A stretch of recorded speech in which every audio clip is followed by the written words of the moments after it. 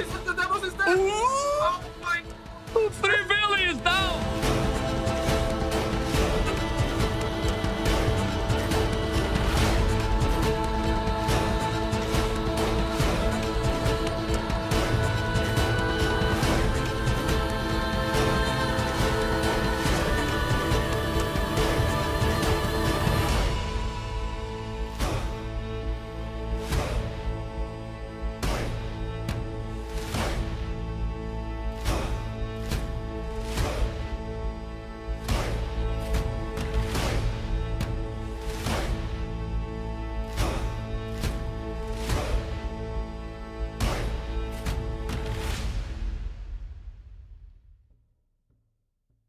Welcome everyone.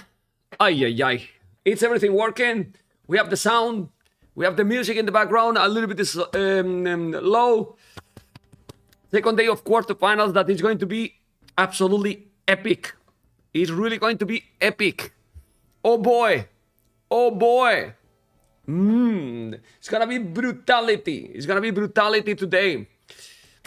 I've been thinking a lot about how it's been the competition, and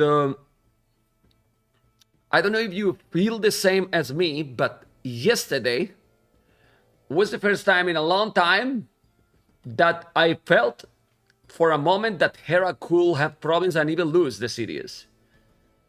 I was even feeling the game number 7 in those series, you know, because the series were really good. And the level in the tournament is being really, really good, you know? Really, really good, you know? He played amazing and Leary too, exactly. Yes. But I was feeling that there was competition, you know? There was the competition. These graphics are sick. I hope so, that everything is sick and great. What? Parliament. Let's get it, man. Austin series ahead. Sweet tournament so far. Let's go, chat. Event the mods. Let's go. Vamos. Total domination. Today... You today. Ooh, you today. What is this? But guys, not only about that, because what is gonna be tomorrow? Guys, thank you for the sub. Look at tomorrow, and we have these graphics because you need to know which one is gonna be the first series. So tomorrow, the first series is going to be the winner of the series today. Okay? The winner of the series today, second series will be Hera versus DauT versus Tatito. Those are the semifinals. Okay? Insane. As you can see, guys, obviously this can change. But so far, we have 2, 4, 6, 8, 10 series in the main event. Only 1 4-0. And we have the most 4-2, then 4-1 and 4-3, you know? So the competition is real, and it could have been closer. For example, the Viper 4-0 to Nikov. Nikov could have won, yes, couple of games, you know? Oh boy, but guys, who you think is going to be for today? It's gonna start in 10 minutes. So, since it's gonna start in 10 minutes, we're gonna start again with one of those beautiful interviews. Listen, because there is some questions that related to the players playing today. Are you ready? Let's watch more from MBL, Cito, Bals, and who was the fourth? Hi. I forgot. Who was the fourth? MBL, Cito, Bals. Tell me, who was the fourth, guys? Do you know it? And Sebastian? No? Sebastian was in the other... Let's go.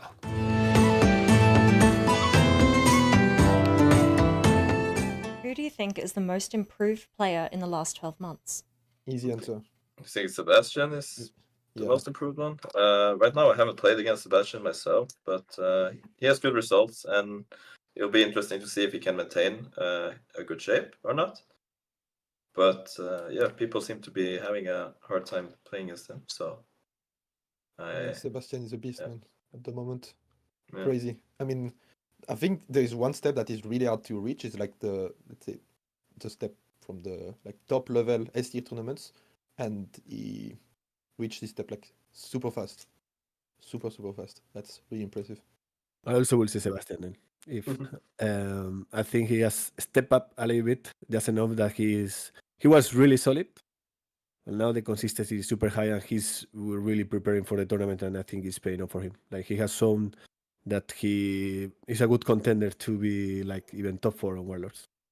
Yeah, I agree, Sebastian. I guess judging by his Thalassocracy Cup win, I'm curious to see how far he will go, if he can like maintain this level or not, because anything can happen, right? So I think the difference between Warlords and Thalassocracy is that people will be a bit more prepared for this, though. But at the same time, he does show a good level. He did qualify. Was it against ACM? I think.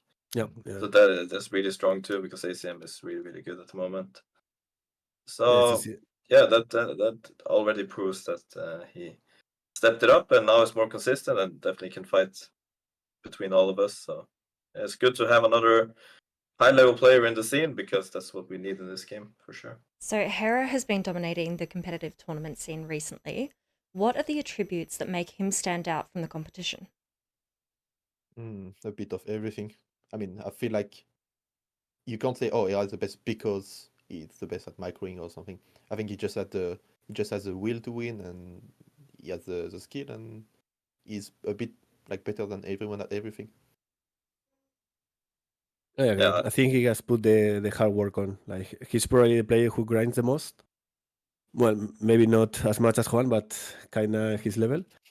But I think he was hungry to be the top 1 player, and he has been working hard for the last years to become, and I think he has achieved that quite in a good fashion. Yeah, I think for sure the confidence and the will to be number 1, as Tasso said, and also all the time he has to grind in the game, and all the like will he has to grind to the game, like not only playing but also watching and learning, and yeah, just basic getting knowledge and drafting everything. Everything he's doing takes time, and there's very few other players that would probably just take all the time he has done into AoE, because for many people it's not worth it, but for him it's for sure worth it, and yeah, he pays off for it 100%. yeah, I would mostly attribute it to his speed and like the work he puts in, because I think his decision making and his drafts are still not that great. So I think he could be even better. Yeah, I think it's for sure the speed, like he puts out his economy, like it's very challenging to keep up. He macros really well, so it's not an easy task, but it's possible for sure.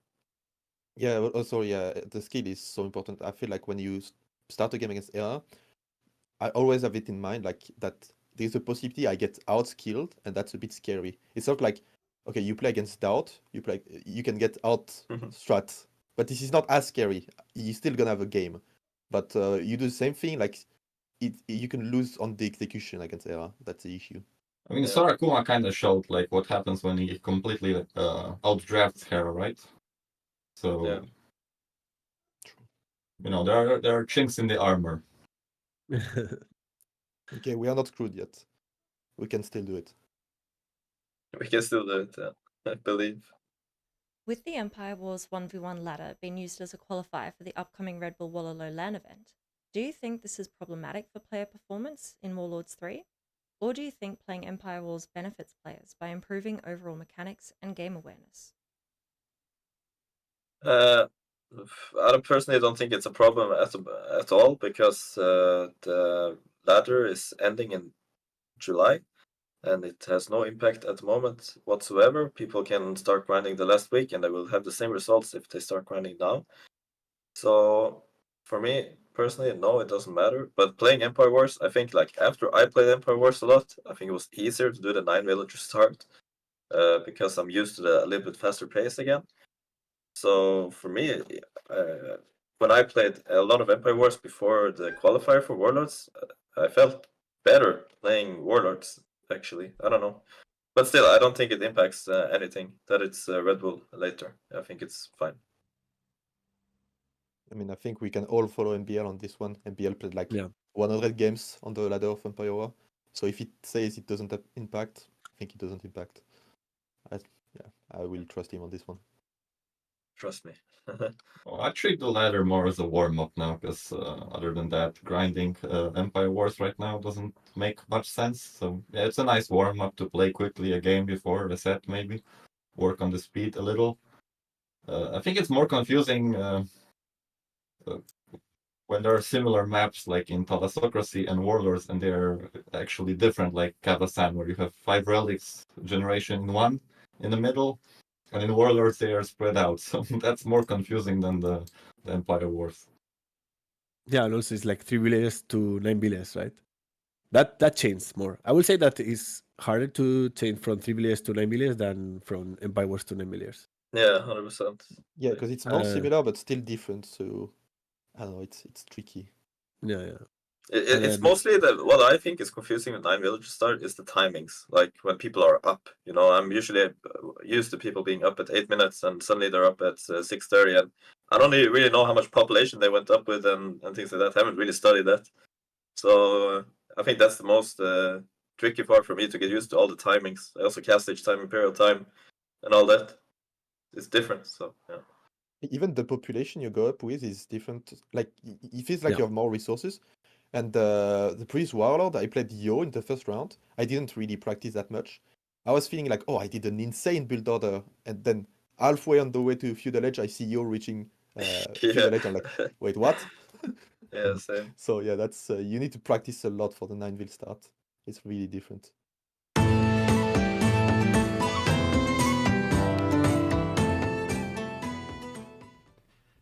It's really different, guys, as you can see, but what is not different is today, or it is different. Ay, ay, ay. Ay, ay, ay. We're gonna start in a moment. Yes, we need to see if the players are ready. Do you want to see if the players are ready?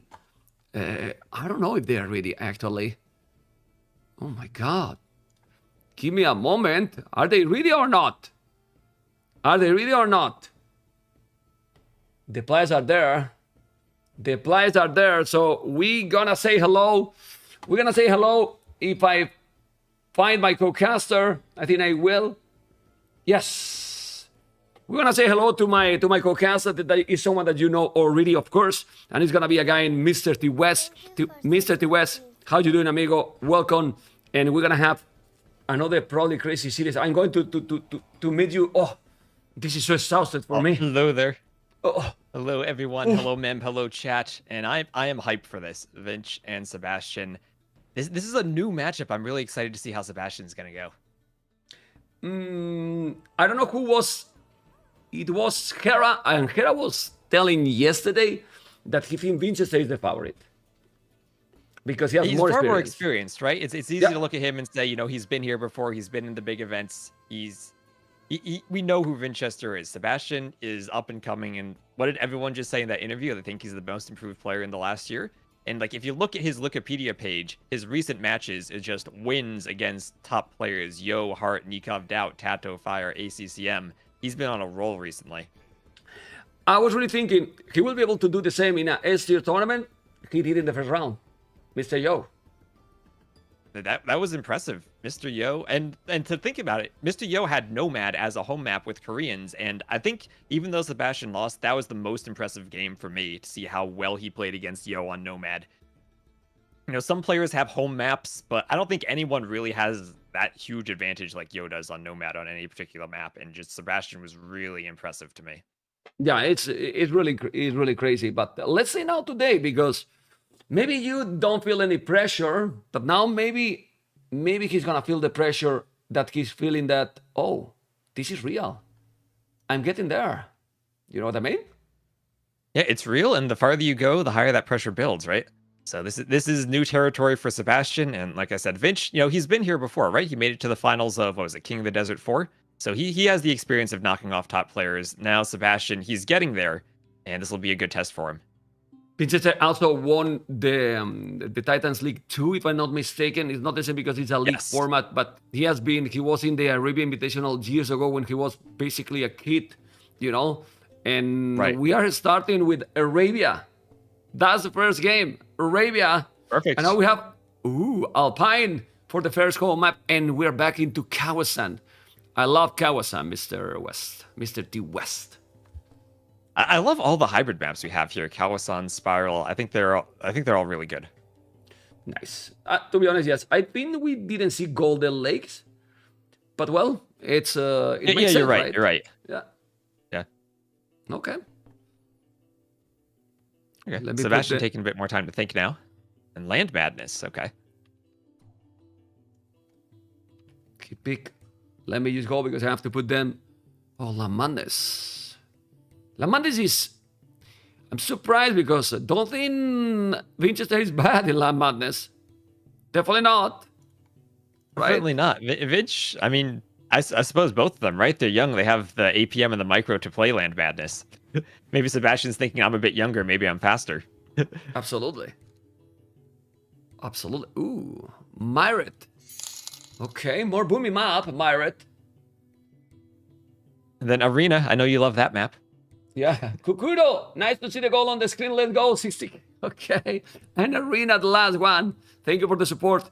Well, I expected Arena, to be honest. Being Winchester, I don't know what you think. Well, I mean, Vinch is experienced, right? He was, second in the most recent Masters of Arena against Tato, and he's the originator of the tower rush on Arena, so he knows what he's doing there. The Nineville start is, of course, a bit different, but he should be very comfortable on that map. Is Sebastian younger than Winchester? I think so. I think Sebastian's 22 and Vinch just turned 26. Yeah, 25, 26, right? Yes. But Winchester has been always looking younger than his age, you know? He's been, like me, 25, you know? Yeah, 25, Forever. right? Yeah, Vinch is, 1 year older than you now, so he's getting up there. He has all that experience now. Okay, we're gonna see the civilizations because they are now doing the bans. This is going smooth, Mr. West. By the way, do you mind that I called you Mr. West? I got some message. Oh, go ahead. Mem, why you take the T from West? Can you say the full nickname like him? And I said, and I answered to him, if he keep coming, it's because he doesn't mind. If you mind, yeah, I don't mind. Please let me know. So okay? some people call me T-West. Some people just call me Travis. I have no idea why people call me one name over another. Whatever you want to do, roll with it. I like how it sounds, Mr. West. It sounds good to me, you know? Oh, go ahead. Like, Mr. West, I like it, you know? Also, I'm not gonna lie, but I have Invisalign in my mouth, in the brackets, you know? And to say Mr. T. West, I have some problems, a lot, right? man. Yeah, I have some problems, man. Okay, this is the bands: Malay, Lithuanians, Incas, Goths, Mongol, Chinese, Persians, Roman, Portuguese, Armenians, Korea, Saracens, Malay, Hindus. Only Malay, the same, right? My goodness. Only Malay, yes. Wow, so many bands. Then we're gonna see then many civilizations, man. Yeah, and I love this draft format, how you have 2 picks that are just free. And I love seeing when players prioritize different civs. Let's see what they're gonna pick. Because, well, they should pick China. No, China is banned. Damn. What they gonna pick? Banned? Byzantines. Byzantines? Well, for what? Pacific Islands. Maybe Japan. Maybe Dravidians. Oh, no! Don't kill me, man. Not Dravidians. I know you love Dravidians as much as everyone does. Okay. Well, for example, my nickname, now that I'm thinking, is membTV, and I prefer Mem, you know? For Mem? Yeah? Well, membTV. What the hell, membTV? Okay, easier to say, right? It's Mem. Oh, Georgians. Okay. Chimera in Japan. Chimera as a hidden. Interesting. Ooh. Don't think it's that. I mean, it's strong, but I don't think it's as powerful to pick as a hidden one. What do you think? Yeah, I really like the Japanese pick. I'm wondering where Sebastian wants to use Khmer, right? Because he has a few different options, maybe Arabia, Alpine, Land Madness. But Japanese just makes sense for either Kawasan or Pacific Islands. Well, Georgians could be also Kawasan. The opening is very strong. Absolutely, yeah. Very strong. Mayans. That's the first pick, the Mayans. Ooh. Okay.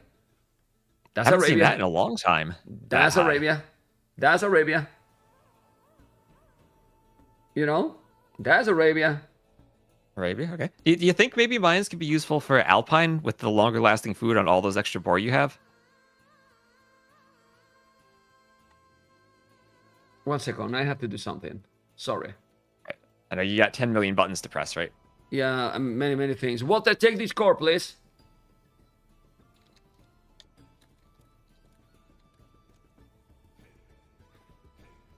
Well, there's that Byzantines Okay, pick for there you go. Vinchester. Byzantines, Japanese, Georgians.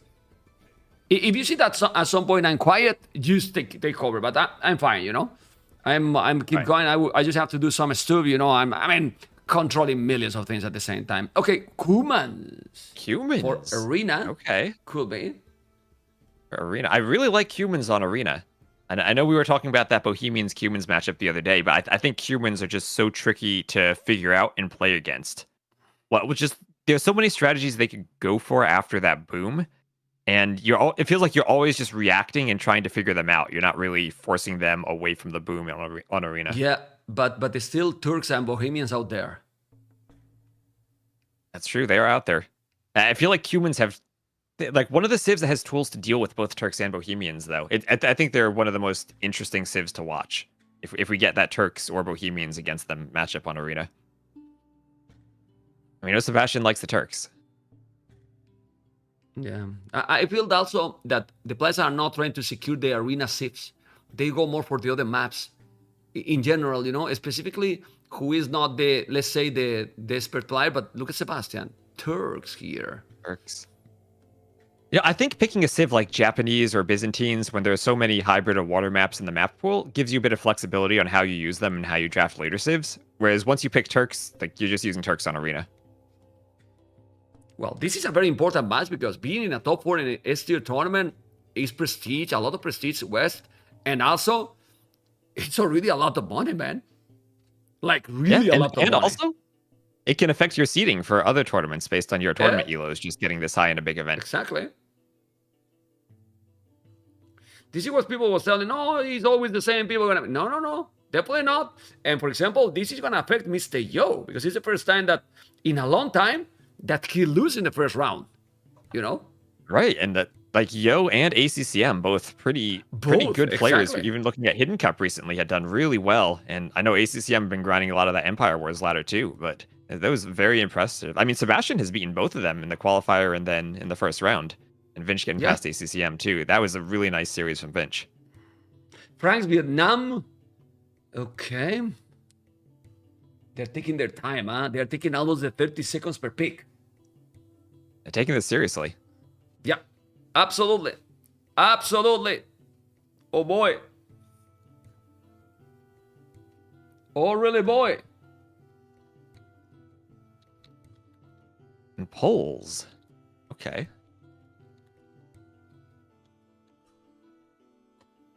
I'm thinking where he wants to use polls. Let me think about polls.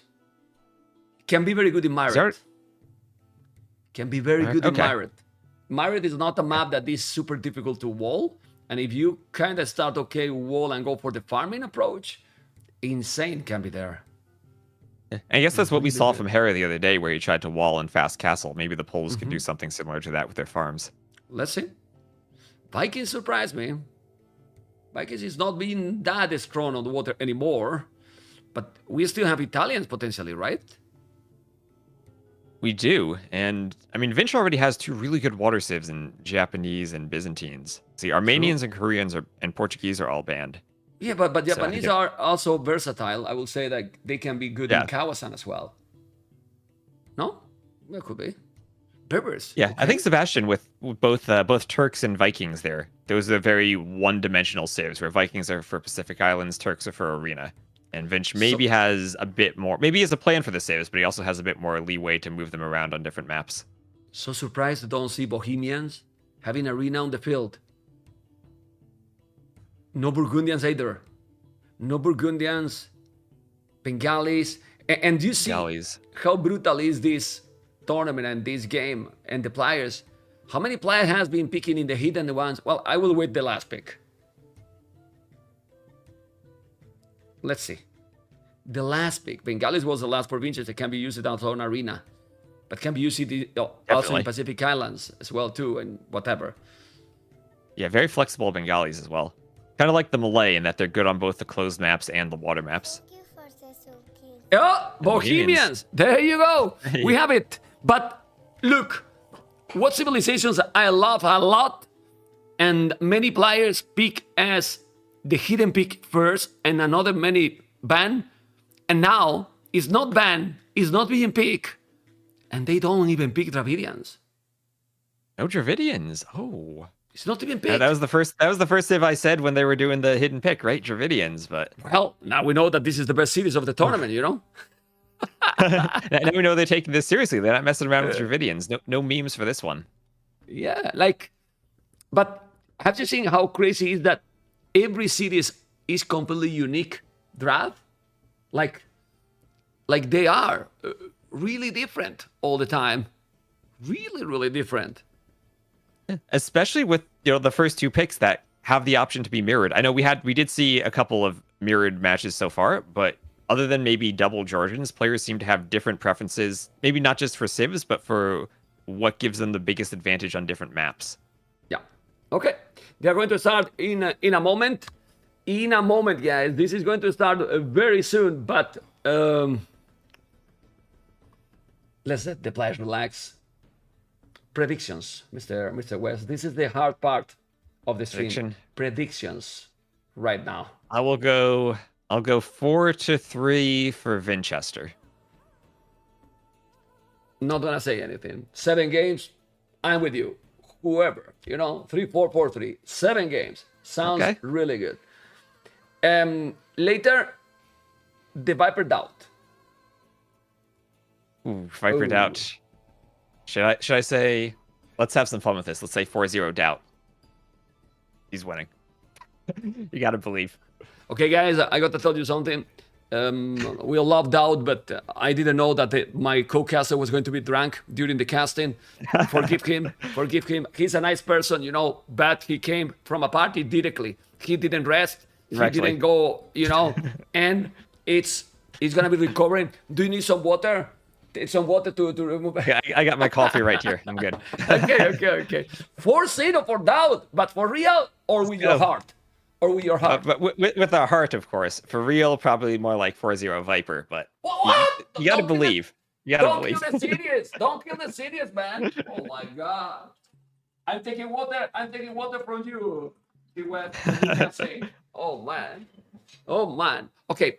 I think Winchester and Viper should be favorite in both series. But if Sebastian keep playing like he's playing, I mean, this is the thing. If you're gonna keep the consistency, Sebastian, this is what is worry to me for today. This is his shot, right? He's young and he's going for it, and he's been doing really well so far. So if there's a set for him to take, he's already gotten past Yo. This is it. Okay.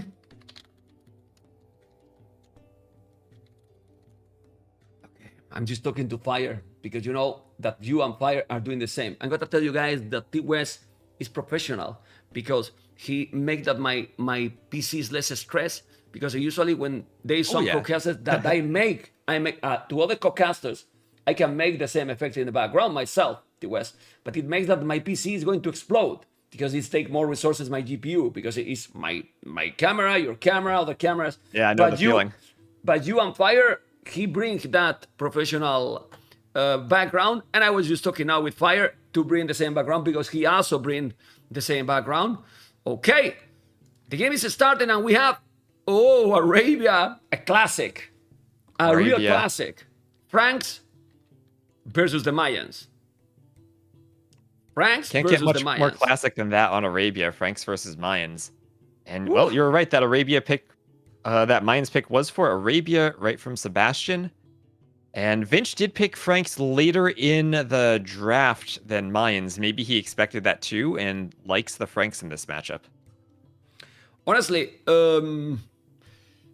anything can happen here. But if the players play as we saw probably yesterday, the cavalry seems to be dominant. I don't know what you think about that.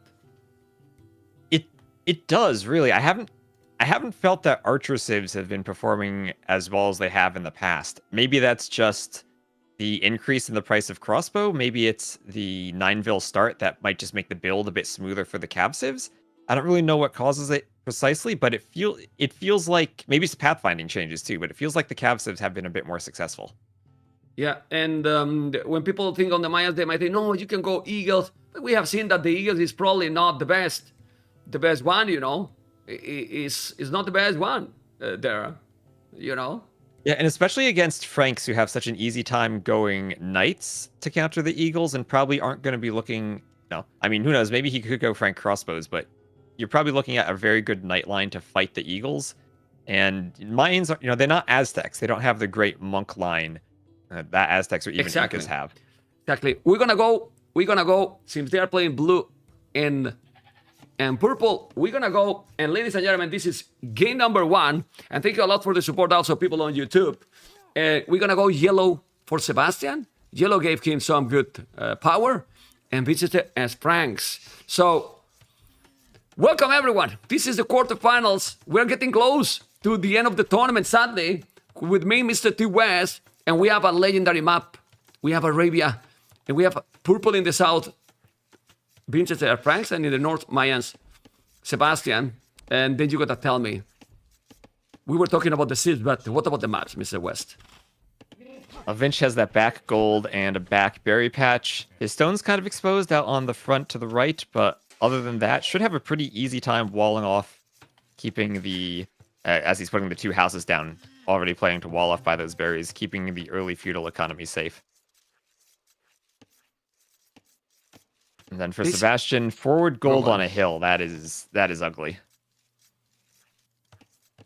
Yeah, but this also open map. I'm checking quite hilly map. It's been, in theory, open and aggressive, but they are walling a lot, right, Sebastian? Well, that's what you see in pretty much every tournament, right? Lots of walling, more so than even on the ranked games. Yeah. Let's see what they're gonna do. He's already going for the berries. Remember also that Franks is, he's gonna go extremely fast up. You can see the 2 villages on wood only. You know, 2 villages on wood only. Yep. So it means that Franks is gonna 2 go on wood. And probably skipping loom, right? We've been seeing that a lot. We might see 1920 pop no loom from Vinch. Yeah. Okay. Okay, gotta be careful here. He sent that bullet from the berries to the TC. Didn't notice that's idle time for Winchester because he just collected the 10 berries before he did the mill. Not a big deal, but you know, everything matters. Yeah, it adds up, right? He was trying to push that ostrich at the same time, but little things like that matter. And maybe sending an extra vil to the berries. He has 5 there. You know, you can't do that as Franks. But sometimes sending that many to berries that early when you still have the hunt can slow you down a bit. But 19 pop up and no loom. Oh my god. No loom against a Meso civilization, right? What time we are now, West? Seriously. I don't know. I remember the good old, you do loom on the way to lowering the boar so your vil was safe, right? The times have changed. Have changed a lot. It's changed really a lot. Anyway, we have 2 lumber camps, which I like it a lot. Tashinapi, thank you, man. Appreciate it. But, Sebastian is going with the 2 militias. But only 2 militias when you have a scout that is France scout, so be okay, right? Yeah. Usually the 2 militia was popular probably a couple years ago, like in King of the Desert 4. I feel like it's kind of fallen a bit out of favor. Players have maybe gotten better at expecting and dealing with it. But interesting choice here to deal with the militia, and Vinch will probably scout it as they're heading forward. Oh, but this is the thing. Vinch can't see it. I mean, at least it was on his view. I think he missed it. No, I think he saw it, right? He had to, if he was paying attention to the scout, he had to have seen it. It looks like he's bringing the scout back to try. Able to do this. 3 militias even. Oh boy. 3 and men at arms. Maybe we'll see men at arms. Okay. Oh wow. And men at arms also something that you don't see as much these days. But against the scouts opening, it does give you some really early pressure before the scouts are able to be trained. And Vinch, we'll see how quickly Vinch tries to swap to an archery range if he tries to fight this, or if he just tries to maybe counter raid with scouts. You don't see as much. You don't see at all. Right? Hit the wall. He's walling. Okay. Now he has the artillery range. And this is kind of the problem with it. Players are so good at walling it out. Oh, but look at the ships. The lane by Sebastian. He take one and now he's limiting another two. I believe that he's gonna kill the eagle now. So it should be okay. Yeah, this is... well, the eagle it was kind of useless at this point, right? So it's okay. He limited at least one ship. Yeah, he had already lost some HP on the eagle, and he gets a goat there, which at least is some damage with it. Okay, double attacks. Coming with more scouts, doing the artillery range. But this is the beauty of this civilization. Franks look so smooth. We saw yesterday with it was Hera Franks on Habub against Incas, right? And Right. if you play them properly, Franks are so good right now. Don't know what you think. Yeah, they're just so easy to play. And here we're going to get that a couple of skirmishers out, and those men-at-arms still walled outside of that wall, unable to break in, and not really doing much damage here.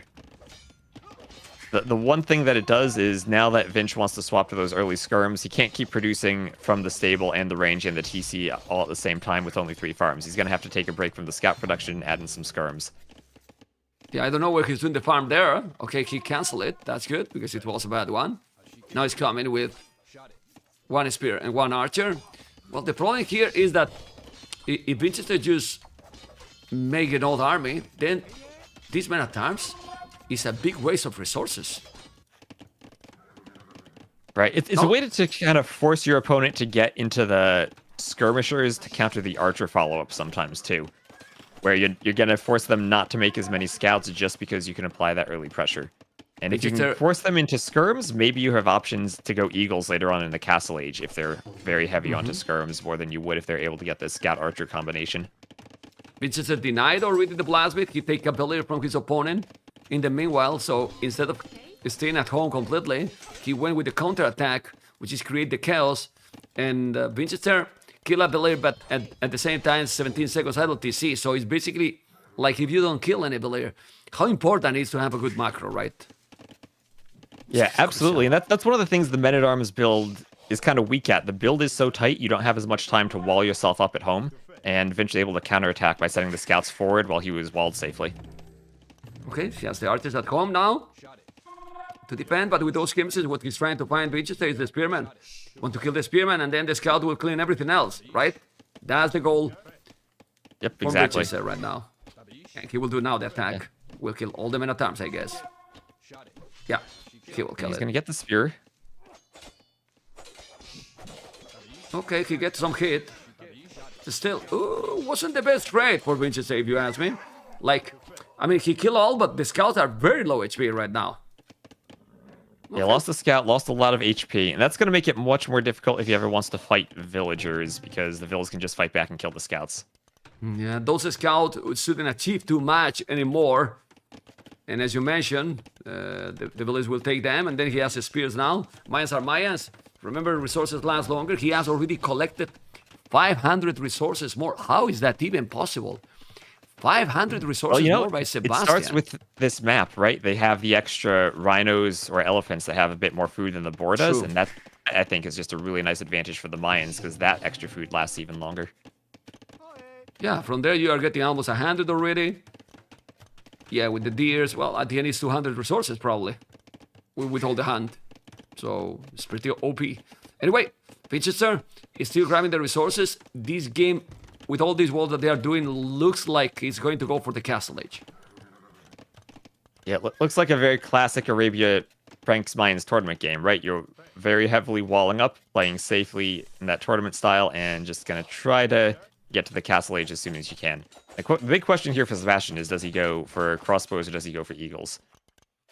Well, I think Sebastian, at some point, he will need a market probably, because look at the resources. Look how smooth Franks are. And now Winchester feel confident enough to don't even make fletching, as you can see. Yeah, he's definitely not doing the fletching. He's walling completely with houses. Doesn't have the market himself, Winchester. And he's gonna click up in a moment. Oh, his sniper ability on the farm. Without needing the market. He killed with the skirmishes, was ability on the farm. Yeah. And he's breaking through the wall. Oh my god, another villager down. Ooh, the start from Winchester is fantastic, but Sebastian click it quicker, which is crazy. It's honestly crazy. These Mayans are just OP for sure. Now he's gonna take some villager there. Oh, he didn't notice. There was a villager there from Winchester. Sebastian just passed because he was focusing on the scout and skills, but check the KD right now. 10-1 for Winchester, and that he just played that army composition so well, using the scouts and the skirms and his walls in combination not to have to take a fight until he was ready, and then once he was ready, just use the mobility of the scouts to pounce on the archers. Oh, finally a raid here from Sebastian though on the wood line.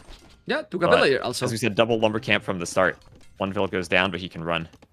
Okay, and he did run.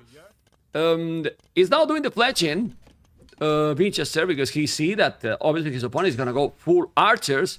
So, knights and skirmishes for a while will be the composition here for Winchester or what? I believe so. Seems like it, especially if he's committing to fletching there. He still has 9 skirms coming back to help deal with the archers. Do you think that he is still alive, Sebastian, at this point, just because of the Mayans? Because with a 10-1 KD, killing few villagers, he shouldn't be even ahead in Castle Age, man. Like, that's because of it's Mayans are Mayans, it's the man. Castle Age timing that really matters, right? Right? The question is going to be, what can Vinch do with the skirms right here? Is he able to pick off those archers maybe before they can get crossbows? And if you are against the Franks player and you have a big mass of archers, forcing them sometimes to invest into elite skirm instead of more armor upgrades for the knights can itself be a bit of a victory, even if you kind of take a loss. Well, he's trying to take those archers before he's doing the upgrade, and that's absolutely great what he's doing. Yeah, but he's losing also many. Another Chromos are there. So I don't know if he really rushed too much about that and probably didn't need it. Because now it's not going to be at least skirmishes. He's going knights, he's doing another town center and force him to make a siege workshop. But this is the beauty of the Winchester economy. 2 extra town centers right away and the siege workshop. But crazy, because Sebastian, with his army, killed all, and now it's the same villages, man. Mayans are so powerful. And the same KD too. Yeah. Even ahead now, Sebastian. So powerful, Mayans, man. Crazy. Really crazy. Yeah, Vinch just trying to trade off those skirms as fast as he could before the crossbow upgrade came in, but nice micro by Sebastian to still win that fight. Yeah, it didn't work. And now he's not an old knight. He's gonna lose a knight. You need to go back. I don't think he's an old. He got more and more archers here. Yeah, he's trying to kill the eagles, but you lose a knight, so it's not a good trade. You need to go back. Winchester is being no patient and oath. Not controlling the army and oath as he should. The Mongol is gonna be there. Obviously, with the siege, everything can change. But he need to go back, and he is going back. The good thing for Winchester is that he should have definitely a better economy because he has 3 TCs and running. Yeah, 3 TCs and already enough farms to keep those TCs running, basically. And with the Mangonel to defend, he should have an opportunity to get a bit of a boom going before he has to make a mid-Castle Age transition for more army. Yeah, not having the market is a problem because right now Vinch is having some idle time. He could balance his echo. He has almost 600 gold. He should do maybe a couple of Scorpions as well. Or what? Oh, he's gonna stay Sebastian defensive, it seems. He's not gonna take any risk. Yeah, and right now Vinch on 1 more TC, so Sebastian is gonna have to make something happen or just kind of slowly fall behind in villagers. Yeah, and Sebastian Eco, not the greatest now. He's doing the 3rd TC, but no horse collar, few farmers. Will have to buy some food because his economy is definitely not gonna be the best. Yeah, and this just all starts from those feudal age openings where if you're the Franks, you're adding in those farms right away to get your scouts going and then to keep your skirms going. If you're going for the men-at-arms as the Mayans, we still don't have horse collar in for Sebastian, and look at his farming eco. He's only got 8 and a lot of spots where empty farms have expired. Yeah. It's not the most efficient for sure. I mean, you still guys how he's 7 villages behind, but he has wheelbarrow. So the idle time for Vintage, it wasn't a lot because he's 3 TCs doing right away, now doing wheelbarrow himself. And what Vintage seems to be doing is to make more and more echo and then maybe start to spam knights. He has 4 knights. Yeah, always a decision if you want to spam knights in Castle Age or if you want to try to beat your opponent to imp and get that extra armor and maybe try to play in a point where the crossbows are only doing 1 damage. That's a big army now for the Mangonel to fend off. Yeah, but look at the economy for Winchester. 900 gold. Market is needed here. Or it is gonna be like 0 food, 0 wood, and then 2,000 gold at this. If he's still going to build his own gold. I mean, he's not doing any army now. He's doing another mango now. So Winchester feel like, let's go with the Echo, because France will kill an Imperial. Do you think France killed an Imperial? I think it all depends on the timings and the eco as you're heading to Imp. I think both civs have their pros and cons for how to play this matchup. Yeah.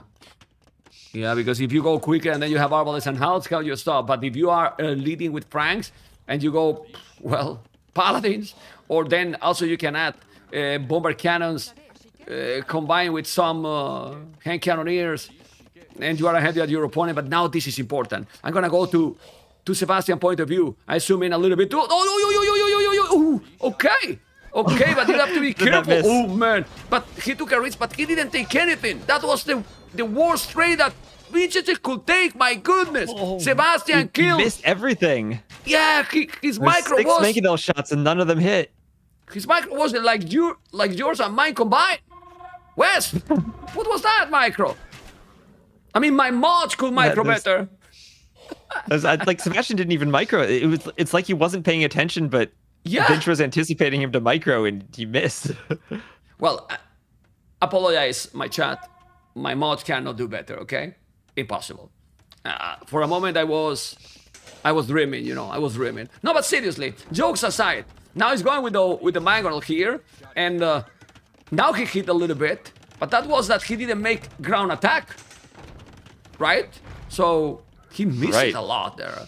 And look at now the population for Sebastian. He has a lot of army. Really a lot of army. If Ichise is not doing a big battle now, he's gonna have troubles, honestly, with so many archers and 5 monks already. Yeah, it just really depends on those Mangonel shots now. Of course, the mines don't have redemption, so they can't convert the Mangonel. And this is a big hill for the Mangonel to try to get a shot from. Yeah, but that's why the Mangonels here are a lot more powerful, because the monks are useless, kinda. No? Yep, Vinch just has to be very careful that he doesn't get a knight converted, because one converted knight basically means the knight's going to pick off the Mangonels. There's no pikemen or monks of his own to defend them. Yeah, maybe Winchester... There was a conversion, I don't know where. Maybe Winchester should make himself monks. A couple of monks will help a lot to heal the knights. And in case that he gets some conversion, what do you think? Yeah, that, and also just to do devotion, just to protect those knights a bit more. Yeah, because also Sebastian has 3 relics already, and that in the long run can be tricky. But look at now, look what Vinci is doing. He's trying to go around and raid because, a lot of army. Sebastian doing all the upgrades.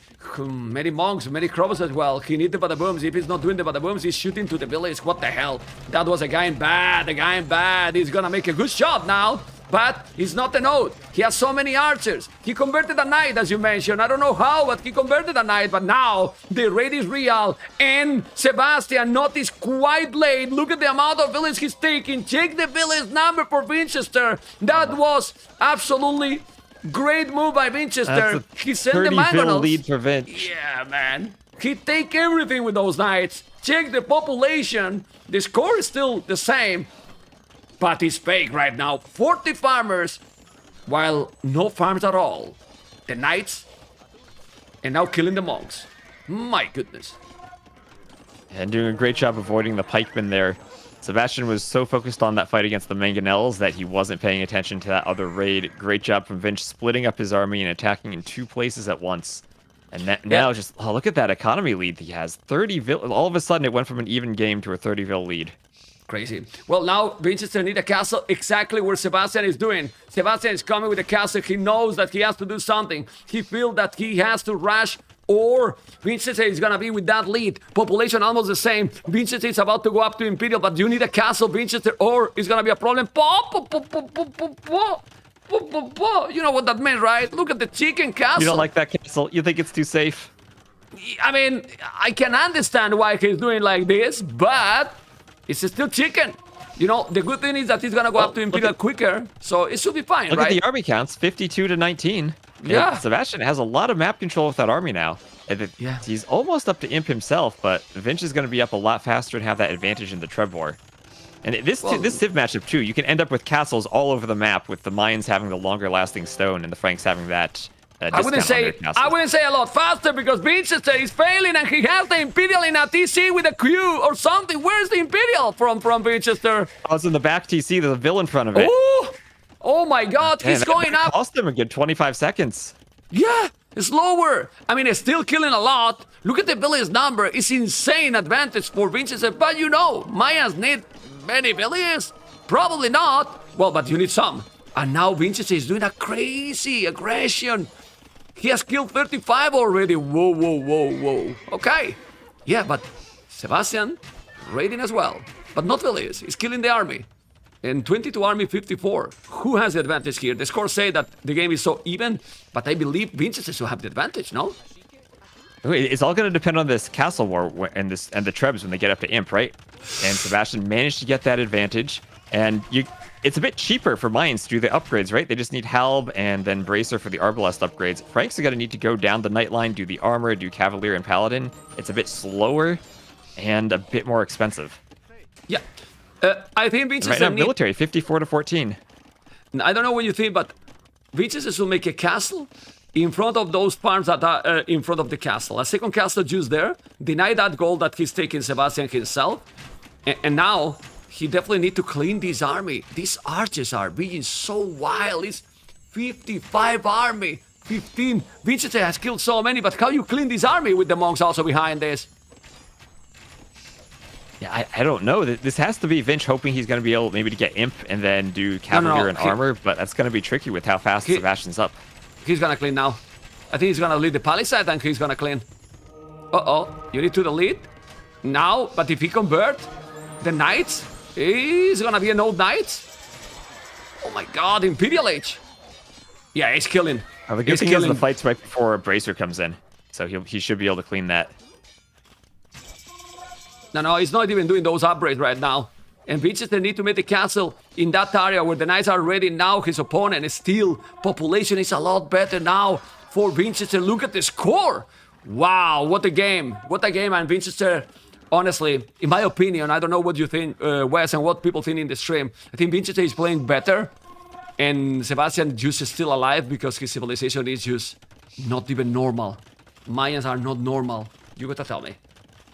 Not normal, but also Vinch doing a great job just showing how the mobility of the Franks can be used against the Mayans, finding those spots to raid, finding those areas where the crossbows and the pikemen are slower than the knights, and you have room to run around. Oh, now they you have room Halbs. to pick off the army that's in the front.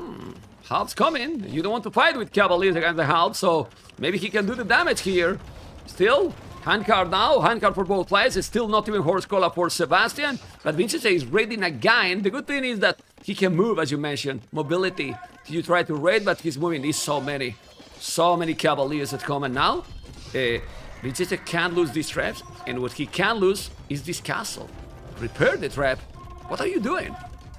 The village on the castle is fine, but you need to repair the trap, which is, oh my God. Ooh.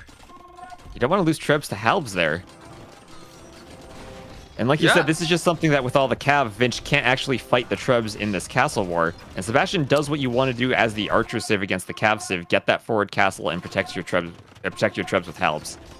How much gold is mining Vinchester right now? People in the chat. How many villages on gold has Vinchester right now? Please, I need you tell me. How many villages on gold? And how much gold does he have? He has 7 gold, 0 vills on gold. And maybe 0 castles soon with those 3 trebs now from Sebastian. Still gonna keep raiding a lot. Sebastian now same population as Vinchester. Sebastian has crazy amount of farming and he's rebooming 97 villages. What? I don't know why Vinchester is not taking that goal in front. Because he's not in the range of the castle. He's doing now his skirmishes. His skirmishes are kind of crap. He's still raiding a lot, but if you lose the Cavaliers that you have in front, you will have nothing at some point. And the Vinchester is not taking any goal. Oh, he found a goal on the right. That saved kinda his game. You see those miners? Oh boy. But the castle, it's down. And he is... Castle's down. And he did still a 4 trade card. trebs. 5 trebs. Vinchester did a trade card. I will follow this trade card very gold. close to see what he's trying to do with the trade card. Maybe he's gonna... My goodness. He's playing Okay. 0 bills on gold. You need to trade. Crazy first game, but he's taking the traps. He's rigging the traps with those Cavaliers. That's a great move here by Winchester. How he put away the Halberdiers, take the traps, but not all them. Still 2 trebuchets alive, and the skirmishers are coming. Population 150, 136. Who is winning the game? Ooh, this is tricky. I think Vinch is still going to struggle to clear those trebs. But at the same time, he's just going to be raiding with the Cavalier, and there's not much Sebastian can do to stop that. He's not walled, and he needs his halbs forward on the trebs, which makes it harder to spend population keeping the halbs in the back to defend at the same time. Yeah, and I also feel that you can't win only with halbs. You need something else. And this is the you need Eagles. something else. Ooh, Eagles, but the Cavaliers are raided again. Oh my god, how many bullets he's killing? So many. Really, really so many. The trade guy is still in a safe position. Okay, a lot of gold now. He should do chemistry. He's not doing chemistry. He still have a lot of resources. He's gonna go paladins? Is Winchester going to do paladin upgrade? Looks like he's saving for it almost. It's gonna be tricky though if he doesn't have chivalry from the castle too to produce them faster or to get the paladin upgrade faster. He's crazy. He's crazy. He's coming with a castle forward. I mean, he didn't clean the forward. And Winchester is standing, don't care. I'm going. You know, and ladies and gentlemen, this is what Leary needed yesterday to do against Hera in that spiral game. And he's bringing 20 bullets forward, not 5 like yesterday. And he's coming with 15, dropping a castle on top of that hill. And with these Cavaliers raiding and the skirmishers defending at home, he should be fine or they are going to trade bases. Tell me, because this is only the first game, and if the rest of the series is gonna be like this, Wes, this is insane. This is insane. Well, he doesn't have that many skirms, right? There's only like 5 or 6 at home. It's a whole bunch of halbs raiding him. And right now, I don't really see a way for Vinch to stop this if Sebastian pushes, but I think Sebastian's more concerned about that castle. Maybe the forward castle is how he defends his base. Now Sebastian has to go and treb it, and that's going to give Vinch a bit of breathing space at home, maybe to reboom, maybe to think about getting his own castle to defend his farms. The trade guy is going for the trade widget. Look. Look. Send in the trade card. Come on, West. Look at the trade card. It's going for the It's market, so annoying. right? He's bringing to the castle the trade. Yeah, no, Okay. it's going for the market. See, he's right-clicked the market with it. It's headed over there. Really? Is he going there, man? Aye. Oh! Okay, he's gonna repair that castle. No, he's not repairing. Oh! But there he's gonna find with the Lumbercamp. He's gonna find probably that gold. He's doing another town center. And now he's massing Cavaliers. The skirmishers will have chemistry in a moment. He's gonna kill those villas. That he's repairing the castle. It's only 3 traps. The trebuchet is gonna be down as well. And with that Lumbercamp, that's so important. There is gold. Lumbercamp and oh! No tone watch, no Lumbercamp, gold and nothing. stone. Gold and stone that he's missing. I can't believe this. I can't believe this. There's an eagle too. Population is still much better for Winchester, and I don't understand how it's even more better population. Because he's getting ready I mean, it's now all a those lot. raids. Look at the Yeah. eco KD. He's killed 109 villagers. Yeah. They can keep going. Look at the castle he's doing now, Winchester. He's still behind in the score. Look at the stables. Man, outposts. How is possible that these players... seriously, I know that there's a lot of happening, but check Winchester POV. He has a corner full non-explore. Yeah, it's crazy. Okay. Yeah, it's the point that you just want outposts, right? You know you're looking for those extra resources and haven't seen them. But both corners kind of not explored yet. Okay, castle. 167, 137. Sebastian is 89 villages. Is too little, no? Too little for any civ other than perhaps the Mayans, right? They really don't need that big of an eco.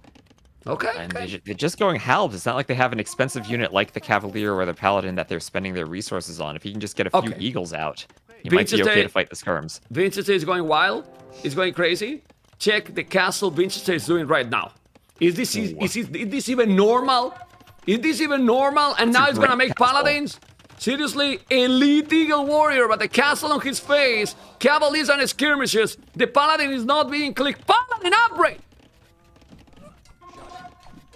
Paladin in, and the great thing about that back castle is it's so far away from Sebastian's forward castle and Trebs, Sebastian doesn't have a way to remove it. He can't stop it, and it's just going to kill that stone mine, or all the vills on that stone, and all the vills on those farms under his starting TC. And that's even going to give Vinch access to stone for more castles.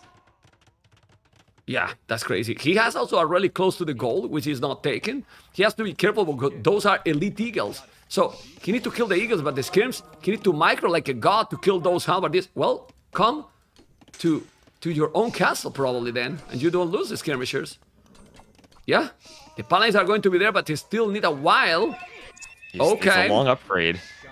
It's a very long upgrade. Still with better population all the time. Now he will have a lot of stone. Winchester, that's good. But the paladins are there. Not yet. 1 minute and 20 seconds. But with the castle, he could fight now, I believe. No? Not sure. He might try to fight. Not sure. But he still needs to run from the halves. Like straight up, he can't take that fight, and the eagles are just going to try to kill the skirms. Oh my god, that nice bringing with the trebuchets. Population is still not that great for Winchester. It's still gold that he could take. And he's taking... Oh, don't pause now. He's like, when I hype. Don't pause when I hype. Seriously. Right, lag. Okay. Cast some lag. Yeah, Winchester has idols, but that's normal. It's the village on the TC, on the castle, sorry.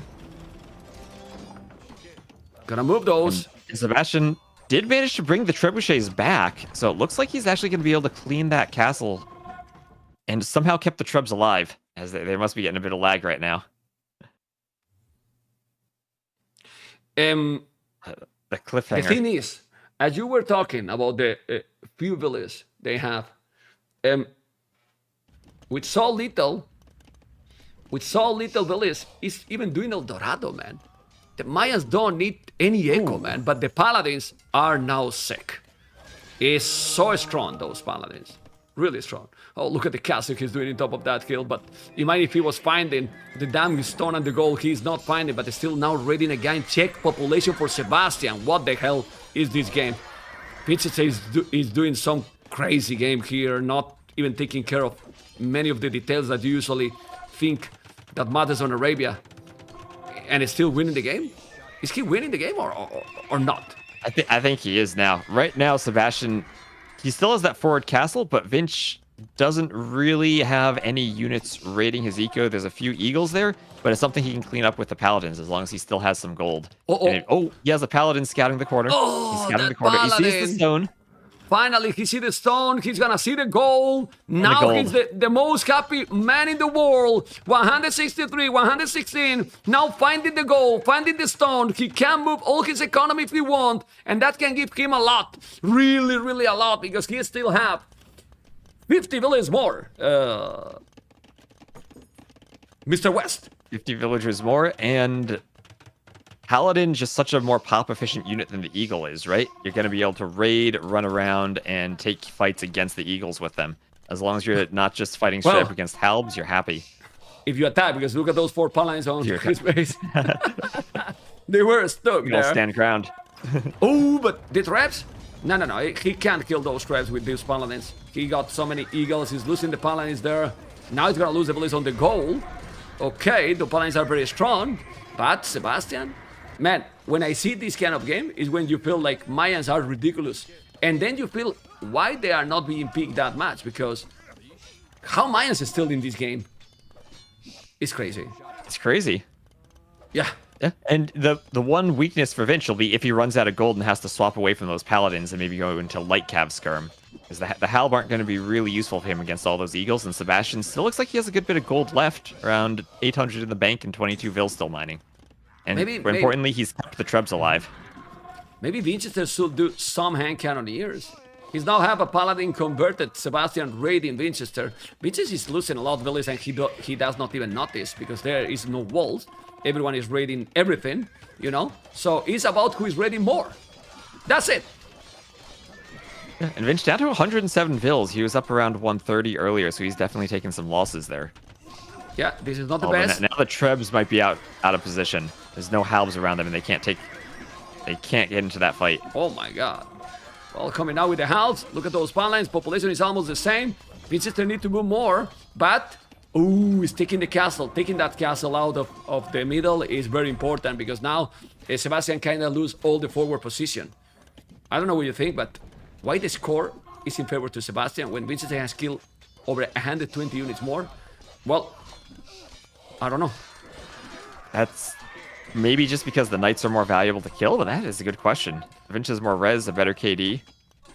Has to be what you said, right? Losing Paladins is give a lot more points to his opponent, right? Right. Oh, but look at the traps! Losing by a Paladin, by a traitor! Oh, and he does not notice. Oh my god! Well, Vincent is losing a lot. Not pay attention. That's expensive at this point. And he doesn't have that much gold left. Sebastian's been just microing those 4 trebs like crazy, keeping them alive all game. And Vinch losing 2 trebs like that is really, really expensive at this point in the game. Really rough. Really, really rough. But the good thing is that Winchester has now Mining Stone in the north, on the right side. I don't know, Popo. This is still now solid. Now the players are kind of doing, I don't like to say because the game is crazy mistakes, but since the game is crazy, there is a moment that you kind of have to lose your focus, right? And this is what is loose now. Like, you don't know where to look anymore. But this battle is good for Winchester because he has the hill. What do you think? He does have the hill, but it still helps against the Paladins. And at this point, you're running out of gold. And I don't think that's a good trade for Vinch. I think that's a good fight for Sebastian. Oh, yeah. Oh, yeah. He's losing the game. I can't believe it. I can't believe it, for the gold, man. too. Yeah, man. No hand cannoneers, by the way. Not doing hand cannoneers can be a mistake here because there's no plumes. And actually, hand cannoneers kill Eagles and Halves. And he's not doing them, the hand cannoneers. Don't you think that some hand cannoneers would be great? I mean, it's expensive on gold again, too. Like, you know, I'm sure he'd love to have Paladin hand cannoneer as his composition, but it's just so hard to get to that when you're spending all your gold on the Paladins. And we see he's even adding the light cap now. That's just a sign that he's running out of gold. But look at the guy. Look at the guy in front with 3 threats, with the Halves, with the Eagles. Sebastian, he's gonna kill now Winchester base. Look at the score. He has 2,000 score ahead because right now Sebastian is microing the army a lot better than Winchester. Don't you agree? A lot better. Yeah, we talked about early game, all that mobility the Franks had. Now the Mayans kind of get mobility just through their population and how cheap it is for them to add units. And there's the GG from Winchester. Sebastian does it. I can't believe it. Sebastian came back in this game. 146 Paladins for nothing. And with 156 Halberdiers and 96 Eagles, he take the game. How is that even possible? Well, in my opinion, Sebastian played just much better in the chaotic situation. Like much better and smarter, I will say here. Yeah, I think the real key for him was just getting the Halbs constantly protecting those trebuchets. The Paladin couldn't pick them off, and no even bombard cannon attempt from Vinch to try to pick them off either. It's just he could run around the map wherever Vinch made a castle, no matter where it was. Sebastian kept the trebs alive, picked it off, and despite all that rating, just the Mayans they don't need the eco that other civs do. Correct. Yeah, that was an incredible game, number 1. Yeah, but instead of that many Paladins, a few hand cannoneers. Without plumes on the field, hand cannoneers will kill everything there. And that was insane. That was really insane. Well, is what it is. Oh, well, wait, guys. I will show you because economy, Winchester lost the game with 13,000 resources more collected. 13,000 resources more collected, but Sebastian got 9K more gold. 9K more gold. 9K gold, right? And 3,000 from the relics. Yeah. Securing those relics early was key. Better play by El Uruguayo. Okay. And he keep going. Now let's see what is going to be in game number 2. We'll play an ad now, amigos, because we don't want ads in the middle of the games. And Well.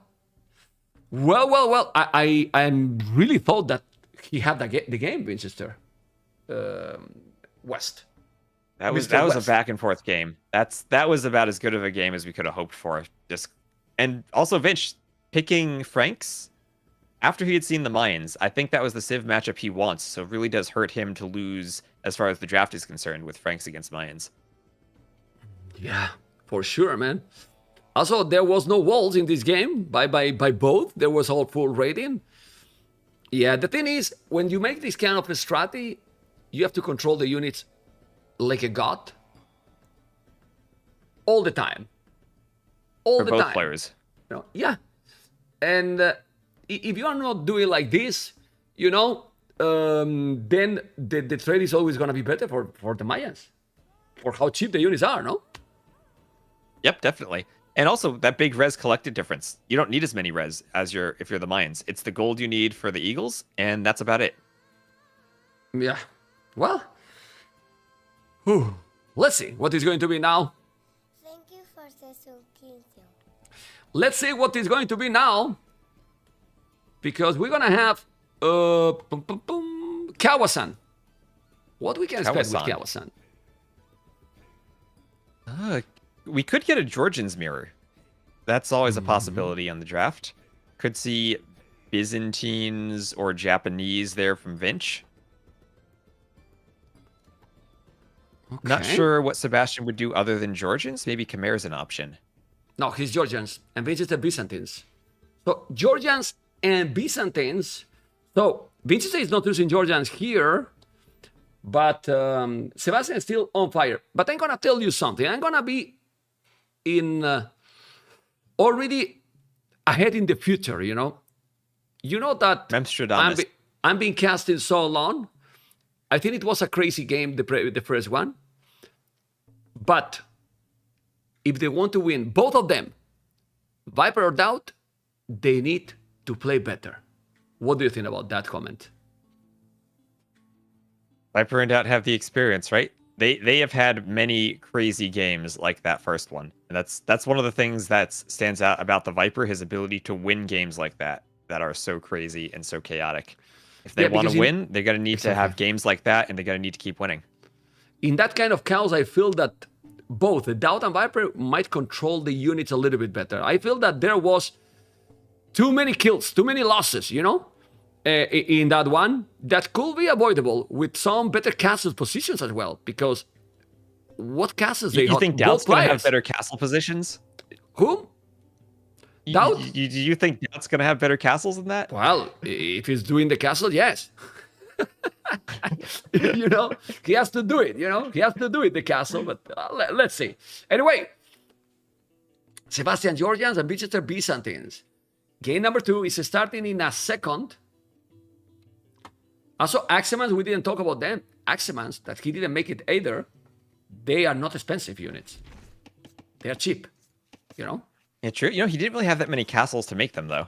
He kept losing the castles defensively. But how can that happen when you have Franks that are the cheapest castles in the game? Right? It's kind of difficult to understand. Anyway, Winchester, Byzantines, Sebastian Georgians, Winchester in the south as purple, and then in the north, Sebastian as a yellow. And let's analyze the map. All on you, Mr. West. What about Sebastian map? Well, he has back gold, backstone, forward berries, and maybe a bit of a better map than Vinch, who basically has the back gold, but also a very forward stone. Always kind of tricky that you want to wall up on this map, but you don't always have the wood to do it right at the start when you go for the dock. But I think Sebastian has some pretty good wood lines if he wants to wall the front of the map and then back towards the TC. Maybe a bit easier than Winchester has too. The front of Vinch's base is pretty wide open. Okay. And both are doing the dock at the same time, which shouldn't happen. Because since you have the Georgians, and you don't have to make a lumber camp, you should make the dock earlier, I believe. No? Well, I mean, it's 2 minutes into the game. They both just kind of went straight to the pond to do the dock. You can't really do it much earlier than this. Yes, and I'm thinking about that this is happening also because he put a lot more values on wood, Winchester.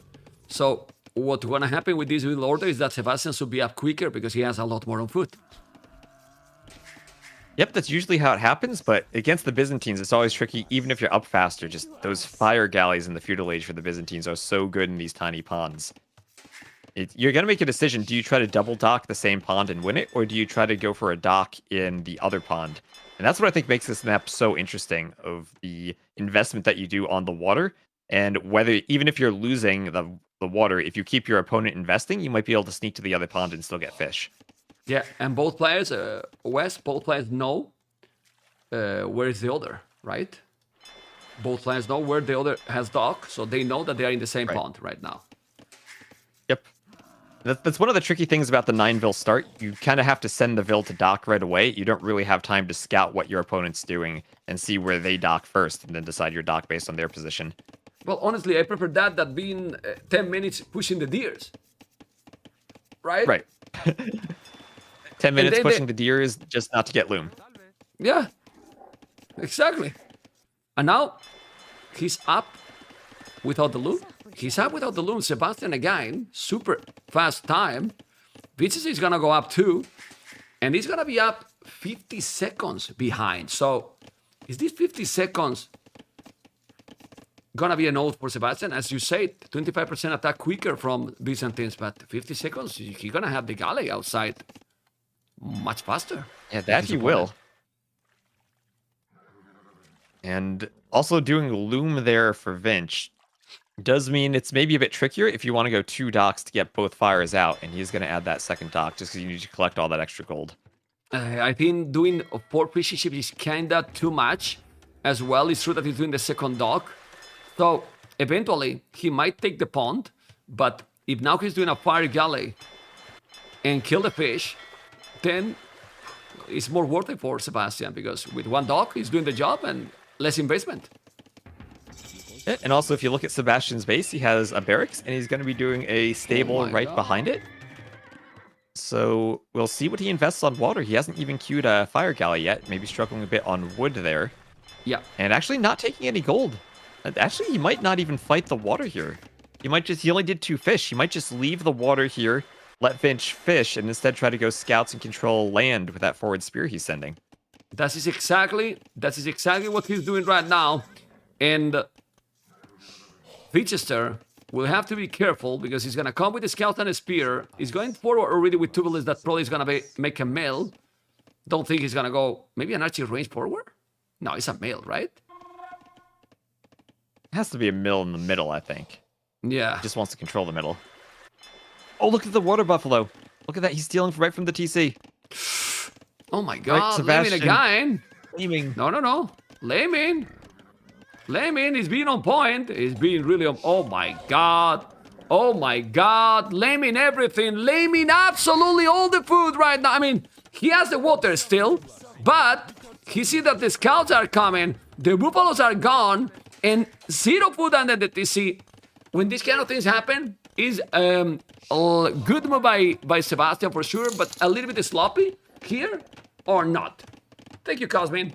Well, I think he recognized Vinch was going for that double dock fire galley play on the water. And if you do that, you're moving all of your vills to wood, all of your vills to gold, and you don't have the vills under your TC. So that was just perfectly planned from him. Okay. And one question now. Why you don't wall your wood when it's so easy and you don't have any military? Any military here? I don't understand. Anyway, he's going to lose a villain? No. Just a lot of micro, I guess. Okay. He's confident with the micro. The spears are coming. Now he's okay. Yes, and he take the pond. Well, having the pond, let's be honest, in Byzantines, it can give you a big economy. Like, not fighting a lot at all. Sorry for the water. I'm not sure. Anyway, he's coming with archers and skirms, you know? And then Vinch is going for the market. Really? Not even... Oh my god, not walling anything. What is Winchester doing here? He's 5 villas ahead, but no army. No, the spearman, but sending so many scouts, and if he's coming with archers... Then Vinch is gonna die. Yeah, Vinch still not walled, even a small wall by that lumber camp. There he goes, finally with the house. Might give him a bit of breathing room there. And is forced to do the tower, so not going to be able to sell stone to go up quickly. You need to go by with the spears. The tower is gonna help a lot. That wood is till the edge of the map, so he's fine. Now the spearman can take the scout, but it's fine. He's gonna make the tower in time, so he is fine. And those... No. He thinks that he's not wall, but he's wall, so he's fine. And he can trap him. If he's... Oh! He could... Oof! If he was fast, he could trap those scouts there, West. Yeah, it's always a risk running into those backs of the wood lines if you get trapped, but Sebastian manages to get out. And we're gonna see a stable from Vinch. As... Well, he's taking a lot of damage, but still has his fish alive. Take a pillar down. Yeah, and Vinch stays really fine thanks to the water. He's now using the market. He bought it a stone. Yeah, want to probably make a tower on the berries or on the gold. Because if he's coming around with the scout and the archers, he's with pledging also. This is so greedy. I like the tower. It's a good It feels tower. like he needs one. Yeah, yeah, But yeah. that tower's also a bit exposed, maybe, if the archers come around. Oh, good quick. Well, oh! Oh, Okay, he failed it. He failed it, and now he's not doing the tower. He's not doing the tower. Winchester's so greedy, and now he's taking everything here. Sebastian going wild, aggressive, killing absolutely everything. Winchester, GG call Sebastian GG. with the total domination, man. And Winchester, Oh, that- so greedy, 2-0. 2-0. Vinch, Bam! double dock, he won the water but died on land. And like all that game, Sebastian realized Vinch didn't have many vills under the TC to garrison it, right? He was stealing the water buffalo and then at the end just running under with his archers to get to that tower. That was so well done. Yeah, well, he couldn't make the tower. The tower wasn't even close to be up. So he's fully dead. Fully dead because now he was going to lose all the villages here and the goal. So he's fully dead. You know, that was absolutely GG. And you know me pretty well, Wes, that when I think they call early GG, you know, I kind of go wild. That was over. That was over. Right, and it's amazing just how fast that was over, right? Vinch had a group of spears patrolling near the tower. He was ready to defend against those scouts, but that decision just to dive the TC and get past the quick walls with the archers just won Sebastian that game. He killed all the spears, and nothing Vinch can do there. He's completely dead.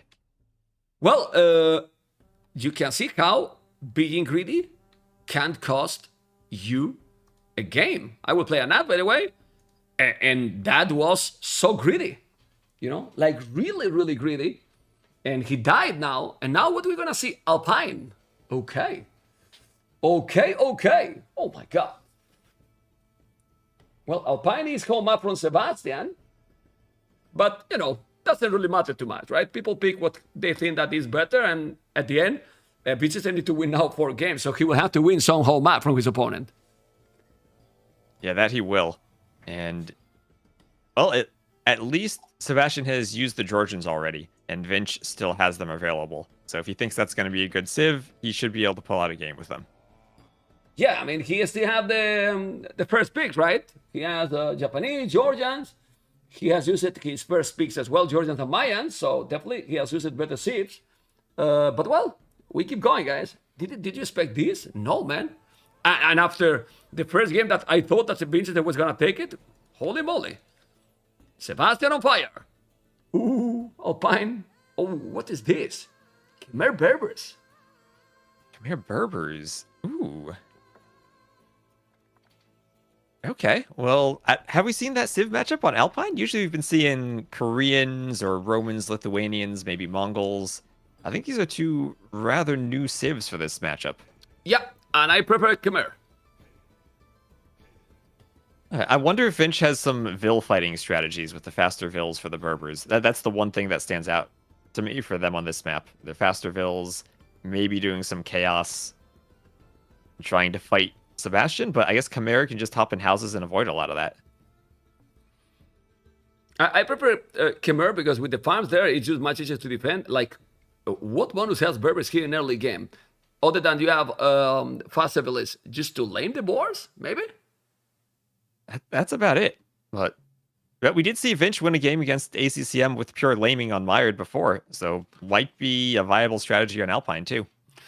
I would prefer Berbers in Alpine a lot more than this. Imagine in Alpine being with Berbers faster, and then you can go kind of boom, or you go Knights Camels, or a Castle and Camel Arches. Very unstoppable. You mean on Mired? Yeah, on Mired, sorry. On Mired. Yeah, Mired, yeah. Yeah. I would prefer Berbers there. But well, he picked that one here. I don't know what other civs got. Let me just check it again. Because he got... Actually, doesn't have... Feels like he doesn't really have a civ for this map. Exactly. I don't see a good civ for this map. I mean, it's not that he cannot win with this, but I don't like it. I don't think it's a great one. Like, if we play great, yes, but don't know. Let's see. There you go. Game number 3. And Salah gives Sebastian maybe to make the series closer another color. It seems that this yellow is giving him a lot, West. Yellow too good? Anyway, here we need to focus mainly in the boards, right? In the start. Yep, That's on the boards. about it. And the horses? Some lane.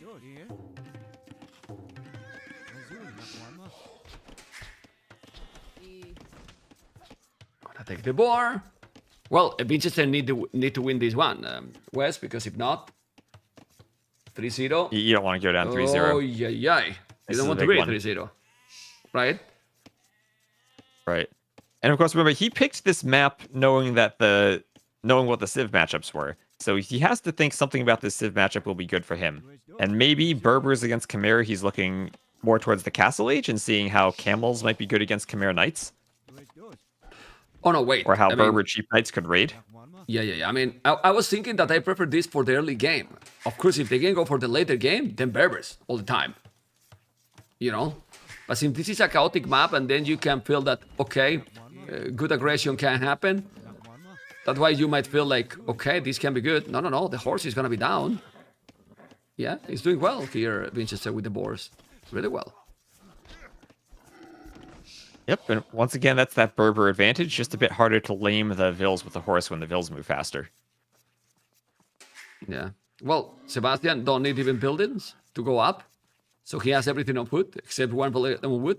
That is going to be a straggler. No, it's going to be Calambricam in the farther wood lane. And how many boards he took? 3 per player, right? Yep. And there's still one We more should each left have, to take, I think. you have 1 board left there for Vinch. No, 2, actually. He's going one in the south and the one that is on the wood. So Vinch has 5, Sebastian 3, because there's 8 boards. That's an Wow, advantage. yeah. So that's the advantage for Vinch, getting Yeah. at least 1 Vil from Sebastian, but Sebastian's still up first. Well, it's normal. You expect Kemer to be up quicker. You don't need buildings. He doesn't have the loom. Now Vinch is going to make the loom or not? He shouldn't, and he didn't. 1 volume more. Okay, super fast up. My goodness, I miss those times. 24, 25 population up was good, man. My goodness. That was a long time ago. It was easier, guys. right? Really long time ago. Oh, yeah. We got 18, 19 pop, no loom now. Of course, you skip loom on the map because the horse isn't gonna... Well, usually the horse doesn't kill villagers. Apparently it can sometimes, but usually you don't need loom. Don't remind me that. Yeah, because of the horse, we lost that day 2,000-3,000 viewers, you know? They blame me like if I made the horse, you know? I'm talking They make serious, the horse man. rigged. Yeah, people was angry at me. I was like, okay, it's my fault. My goodness. But it's what it is. Anyway. Now, I believe Sebastian will do a stable, or do you think he can go archer range? I mean, usually you see a lot of skirms on this map. Yeah. The Chimera can skip the barracks. Usually you see skirm plus spear, but the Chimera might be doing something else without the barracks. I wonder what he's going to He's put down. It stable. will be stable. Okay. Yeah, and he's taking another board. He's definitely having the advantage in that regard. You can see how resources collected are already a little bit higher. And when he dropped the village, the foot from those villages, he's going to have even more. Now doing the loom. And now it's stable as well. Vinchester didn't see yet anything, but he's going to find the stable in a moment. I guess, well, he's doing a spear, so he's expecting a stable, and he's in now the stable. Both scout, obviously now Vinchester will have the advantage, because scouts and spears should be more powerful. You don't have, so Sebastian will need an archer range. Yeah, always the tricky thing about playing the Chimera, and you want to skip that barracks, but it means Yeah. you're not going to have spears against the scouts matchup. And I think this is the first time I've seen just a double scouts opening on this map. Usually it's been the spear skirmisher exchange. Okay, look at those palisades now. He's walling the woodline, Vinchester. He has the spear, so he's fine. Now he should probably go and take the deers, which he's doing. And Sebastian is spamming farms. Why? Because he's Khmer. I mean, obviously the deers are always great, right, Wes? But if you have Khmer, you know that farms are always worthy. And you can be a lot safer just taking them right by the TC instead of needing to expand to the deer. And even if you do want to take the deer, you can build your houses next to them. Yeah, paying attention. The more army for Winchester. He should try to get some advantage here with the spearman. So, if you were now Winchester, full feudal? Aggro? It's always tricky to make that decision with the scouts against the opponent who doesn't have spears. How aggressively you're going to try to attack that versus getting to the castle age first. And usually on this map we see a lot of feudal aggression with the skirms, and I wonder how they're going to transition if they're going to add archery ranges beyond these stables. Okay. Let's see what it's going to be. For now, they almost didn't kill anything. One unit killed, that might be a scout. I missed that one. But, there you go. He's trying to kill that spearman. He's going with Velis, but now he's going away. They're paying attention, huh? To all the details. Some idols from Winchester on the farmers. He got more scout also now in the south. And it's very tricky. I mean, he's going only scout now, Sebastian. So Sebastian is going to go full scouts with the Khmer Echo. This can one of the best work. ecos for it. Yeah. No horse collar, sadly. Sometimes you... Go on, sorry. Okay, yeah, no horse collar is going to make it rough later on, but at least for now, he has the eco to make as many scouts as he wants. And sometimes you can get enough scouts that you can kind of run away from spears and still take fights, as he's trying to do on the gold, but that's so close to the TC.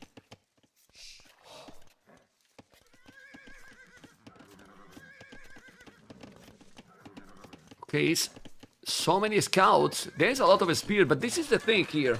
Like, you have spears to kill the scouts, but you also need yourself scouts to make some damage. And right now, he has 4 scouts, okay. And doing the market, is he really trying to rush the castle age? He might be. I mean, he might feel safe with his vills walled in the back, and he doesn't see an archery range. So if he does try to rush it, you need to sell a lot of stone and a lot of wood, but he might actually be able to buy himself up pretty quickly. And then those Berber Knights are so cheap. If you go up fast with little eco, you're probably still able to pump them out at a good rate. Yeah, but you don't want to be greedy. He has his scout. He's doing more. Sebastian is going full army. Doing the market. He's gonna mine a stone. I'm not sure if he has enough military to defend. Is he doing more spearmen? No. And now those 2 spears, I don't know why he has the spears in an area that there's nothing from Vinch. Now he's going back with them. The good thing with the gold in this map is that it's very close to the TC. But now what is Winchester doing? Buying his way to go up, I believe. Because... He's just about up. Not even selling the stone. Okay. Is he gonna castle drop in the middle? He's sending a lot of vills to stone right now. Is what he want. It's definitely what he want, but I don't know if Sebastian is gonna let this happen. 10 scout with forging. Oh man. Well, Sebastian need to do damage now. If he's not doing the damage, then he's in troubles. In real trouble for sure. He's walling a little bit. Yep. Winchester knows what he's going. But he's gonna start to lose villas now. Nope, the gold miner. Okay, good palisade here. Yeah, it's so close to the TC. That's the problem. So the strategy is looking good now for Winchester. Don't know what you think. Well, here comes a tower from Sebastian on that gold. And that's really interesting because if that gold is denied, where is Vinch going to take gold? There are 3 more options near his back base. But with the mobility of the scouts, Sebastian might be able to deny them. I will have go more for the tower in another spot. I don't think that the goal is here the biggest issue here because Winchester will do a castle, but the biggest issue is that he's coming now with the scouts. The spears are there. He's gonna see the tower, and I wouldn't be surprised that Winchester just delete 2 farms, chop that tree, and make the castle there on the TC. No? I feel like you really want the castle to hit Sebastian's TC. If you put it there, you're probably not going to be able to hit the tower. I wonder if you can hit both of them with one castle, but I don't think that's going to be the best position. Yeah, but Winchester didn't see the gold that is close to the relic. He see another gold, so should be fine and take it. But the stone miners need to be defended. The stone is what you cannot lose now. He's going to make the castle. He has a couple of camels. He need to buy the stone, or maybe not. Let's see. Yeah, there's many spearmen. The camels are also gonna eat this army, and now Winchester has the stone, but he's chasing the scouts. The stone miners are now in danger. The castle is absolutely on his face, and that's gonna be really rough because he's gonna take basically all the farms and also the TC. The strategy here for Vincenzo looks OP, really OP. Didn't lose anything yet, so a smooth play by Vincenzo here, doing the blasphemy now. Okay, and we'll start to do camel archers and then you raid. So many spearmen here. Okay, what Sebastian can do now? He's about to go up soon, but you tell me. Camel Archers and Raid, and he has to go up, but is it possible he loses that TC? I know Vinch wants to do the Camel Archers. That part of me wonders maybe a couple of petards here might actually be the right idea just to take out the TC before he goes up. Good point, man. I mean, kill the town center. Why the Camel Archers? Go the petards. You're right. What a cool castle, man. That's just so tricky because you don't know how fast your opponent is up, and if you time that wrong, then all of a sudden you have a bunch of petards that just kind of get wasted. True. Really true. But well, with the score, you might see it, you know? He sold the stone. Right. Now he sold the stone. He's going for to take more stone, but don't lose villages now. Oh my god. Well, he's gonna lose one. Not a big deal. But wall the wood. Wall the wood. The wood is open. Oh my god. And look at those stone miners. What? What is he doing with those villages? Gold. Well, he needs to wall that wood now. He's trying to raid. KD is better here. Okay. Yeah, but the TC, half HP. He should do petas, man. As you mentioned, you take the town center and he's dead. But less than half HP when halfway up. It looks like it's gonna die. The town center is gone. The town center is gonna be gone, I believe. Well, if he loses the TC, it's completely over. He's still open on the wood line. Can't believe that Vincenzo has the wood line. Okay, he wall it now. Okay. TC's down. The TC's going down. No bills to repair. No bill to repair. Now he's doing towers. This is Vinch getting back into the series. Yeah. Okay, 80%, 300. No, he's gonna be up. He's gonna be up. He's gonna be up. He's gonna be up. He's gonna be up or not. Ay, ay, ay. No, he's killing it. So close. He's killing it. He got it. He got it. 98%. My goodness. Okay. There's the GG. What happened in this series, man? 98% and he got it, man. 2-1 now. I've seen TC's 99% to Imp get killed. I don't think I've seen it 99% to Castle get killed before. That was incredible. I honestly think that even if he got up to Castle, it was still over. Don't know what you think. Yeah, it was still over, over, you know? But it was fun, you know? It was really fun there because, well, and the Camel Archers are here, you know? It was only pledging and, well, crazy series again. Wes, what's happening, man? So much fun, man. So much fun, really. Yeah, just well played when he saw... Like, he saw so many scouts from Sebastian, right? So you can kind of tell how much food your opponent is spending on scouts versus saving to go up. And he had just the perfect call to defend with some walls and some spears when he didn't see the archery range, didn't see how he'd get pressured, and just got the castle at the perfect location. That was well done from Vinch. And you know, you were talking about the civs, maybe Khmer doing better early on, but I think Vinch played that perfectly with the Berbers, got that extra boar, and just won from there. He played really well. He played really well for sure. Okay, did they start the next one? Man, I'm having a lot of fun. This series also a lot more different than all. I mean, what is happening in this tournament? And remember, what civilization? I'm gonna play a nat, guys, so you don't have ads in the middle. But what I told you that could be used polls for what map? In the Polls start. from Mired. And Polls we are from in Mired, and we have polls in Vietnam. Interesting Polls civ in Vietnam. matchup. Because Poles, without that final armor upgrade for the Cav, can have a weakness to good archer civs in the late game, even though they still have a really good eco. So this is definitely an interesting civ matchup. Yeah, I'm very curious, you know, to see what's gonna happen here. Now again to the battle of the boars, and well, vamos amigos, and Vincenzo still have T-West. His first two picks. Yep, his first two picks, Georgians and Japanese. Still has Japanese. presumably Japanese for Pacific Islands and Georgians for maybe Land Madness at this point. My goodness. Beautiful. Beautiful. Guys, I want to see a spam in both channels, on YouTube and on Twitch. And you tell me, because we need a spam, man, to feel that we are in a really big tournament. How much you are enjoying from 0 to 10 this damn tournament. Come on, man. Type there a little bit. Some spamming. We need to see some hype. Hype, man. Hype. Come on. Hype. My goodness. My goodness. Because he's being sick. Anyway, we are. And I will read the chat and the spamming. We need more spam, man. This spam is not an oath. It's not an oath, man. We need a spam and everything, man. Anyway, thank you for joining. We have Vietnam doing the TC as soon as possible, both players. He's going super close to the boards. Okay. Interesting. Usually you put the TC on the wood line like Sebastian's doing, but Vinch just going for the TC as fast as possible and really prioritizing those boars. Maybe remembering just how easily he won that game where it was the Mongols mirror last week with the laming. But let's be honest. Look at these 5 boards for Vinch here. Are looking so cool. They are very close. You know, that's why he put the TC there. Just look. Yeah. If he come to try to take some under lane, the range. Exactly. That's why he did the TC there. He already did the Lumbercam, but at the end, you will need the Lumbercam eventually. So why not? Yep. Sometimes you want to delay that Lumbercamp to put it on the thicker wood on the outside, but... Yeah, go on. Sorry. I was checking that village and almost denied. Always tricky not to lose the vills when you're doing this.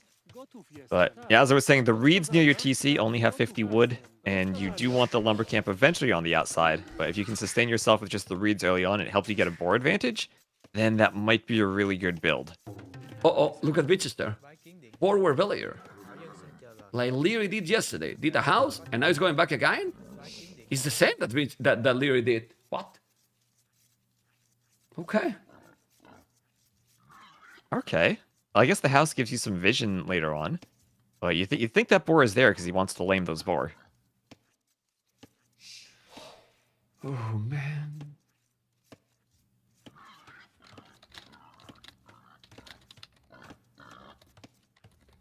And we have a horse from Sebastian, but we've seen Sebastian mess around with the TC so much. Can't do much with a horse in this series, especially when there's no sheep to steal. And there goes that villager. Looking for the boar. Okay. And Vinch is laming.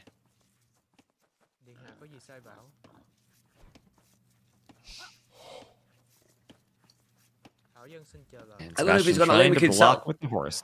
I think he's gonna lame. Oh, he's saving it. He's saving it. But at least he's delaying a little bit that board taken by his opponent. He has another there. He's gonna take it now. And Winchester is taking. What Winchester is doing in this one is taking the boards fully west. Look how he's still to left. But instead of taking, when you are looting like he's doing now 2-3 boards at the same time, you are not getting 100%. While Winchester is getting all the foot and taking one. Oh, he sent it another in the north. He's gonna lose it. That village is gonna be very close, but he's gonna be safe. He's gonna save it. Yeah, he's got it. And I really like what he did there, sending 2 vills to lame separate boar on different sides of the map. So the horse from Sebastian could only block 1 lame at a time. Exactly. Now he's coming with the other, and at the end I think 6 boars for Winchester, 4 for Sebastian. Is that correct? That's it. I think so. And I mean, a 2 boar lead should be absolutely massive on this map. Yeah. He's doing the loom, gonna go up. Remember that you don't need any wood to make upgrades with Vietnam, and that all the arrows become 100% faster, which is pretty sick.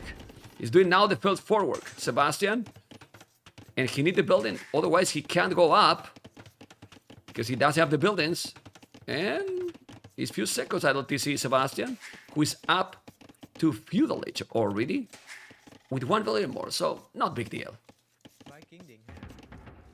Okay. Yep. And no loom for Sebastian either. Gonna skip that, of course, because Vinch only has the horse. Okay. Vinch has the loom already, so then he's fine the uptime. Completely fine. That's why Sebastian has 9 seconds idle TC. Well, when you make that many idle TC time, it's better to do the loom, no? I guess. It can be, yeah. 9 seconds. Loom would be 25 seconds, so probably.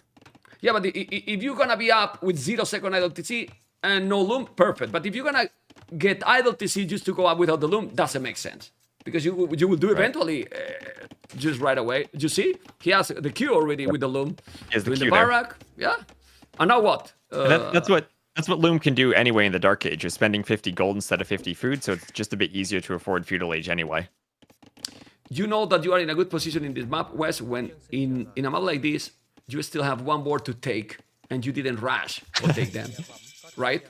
Just look. Right. It's there, the board. It's still. feudal and you still have a boar. Yeah. And look at now, the full work. 4 farmers already, doing the stable. DauT, Horse Collar, doing the loom. Obviously, the forework by Sebastian. That's great food income, but food in the bank. He finished 2 of the farms before Horse Collar, though. That's maybe a bit sloppy there. What'd you say, sorry? I said he finished 2 of the farms on the Folvark before he had finished Horse Collar, Sebastian did. That's not good, yes. But well, he didn't have food, so he has to rush. Just look, he's idle, TC. He has no echo. Yeah, he didn't take the berries, right? He just put the Folvark where he could get farms around it, but he ignored the berries in order to do it. Yeah, because if you do the forward in those berries, it seems that it's very close to the wood, so probably you cannot put those 8 farmers around. Well, now he did it. Tone watch, I like it. But Especially when you're not walled like this, town watch is really important. But look how crazy he took the horse. That's good. But look how crazy might be this forework that Winchester took 6 boars, his opponent 4, and resources collected are the same. Even ahead as a point for Sebastian. Even ahead. Crazy. I think Vinch might still need to drop off some resources from that boar, but yeah, full food on economy once you get the Folvark working is really good. So do you think now he should do arches at some point, or are we gonna see few scouts into Castle Age? Because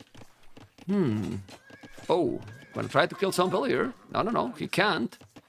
What do you think this is gonna be the approach? I would love to see aggression in feudal, but you know, if they wall, Kind of tricky because you're so far apart and they're mostly walled at this point. In this map, you can really wall yourself pretty easily with all those little patches of reeds. okay.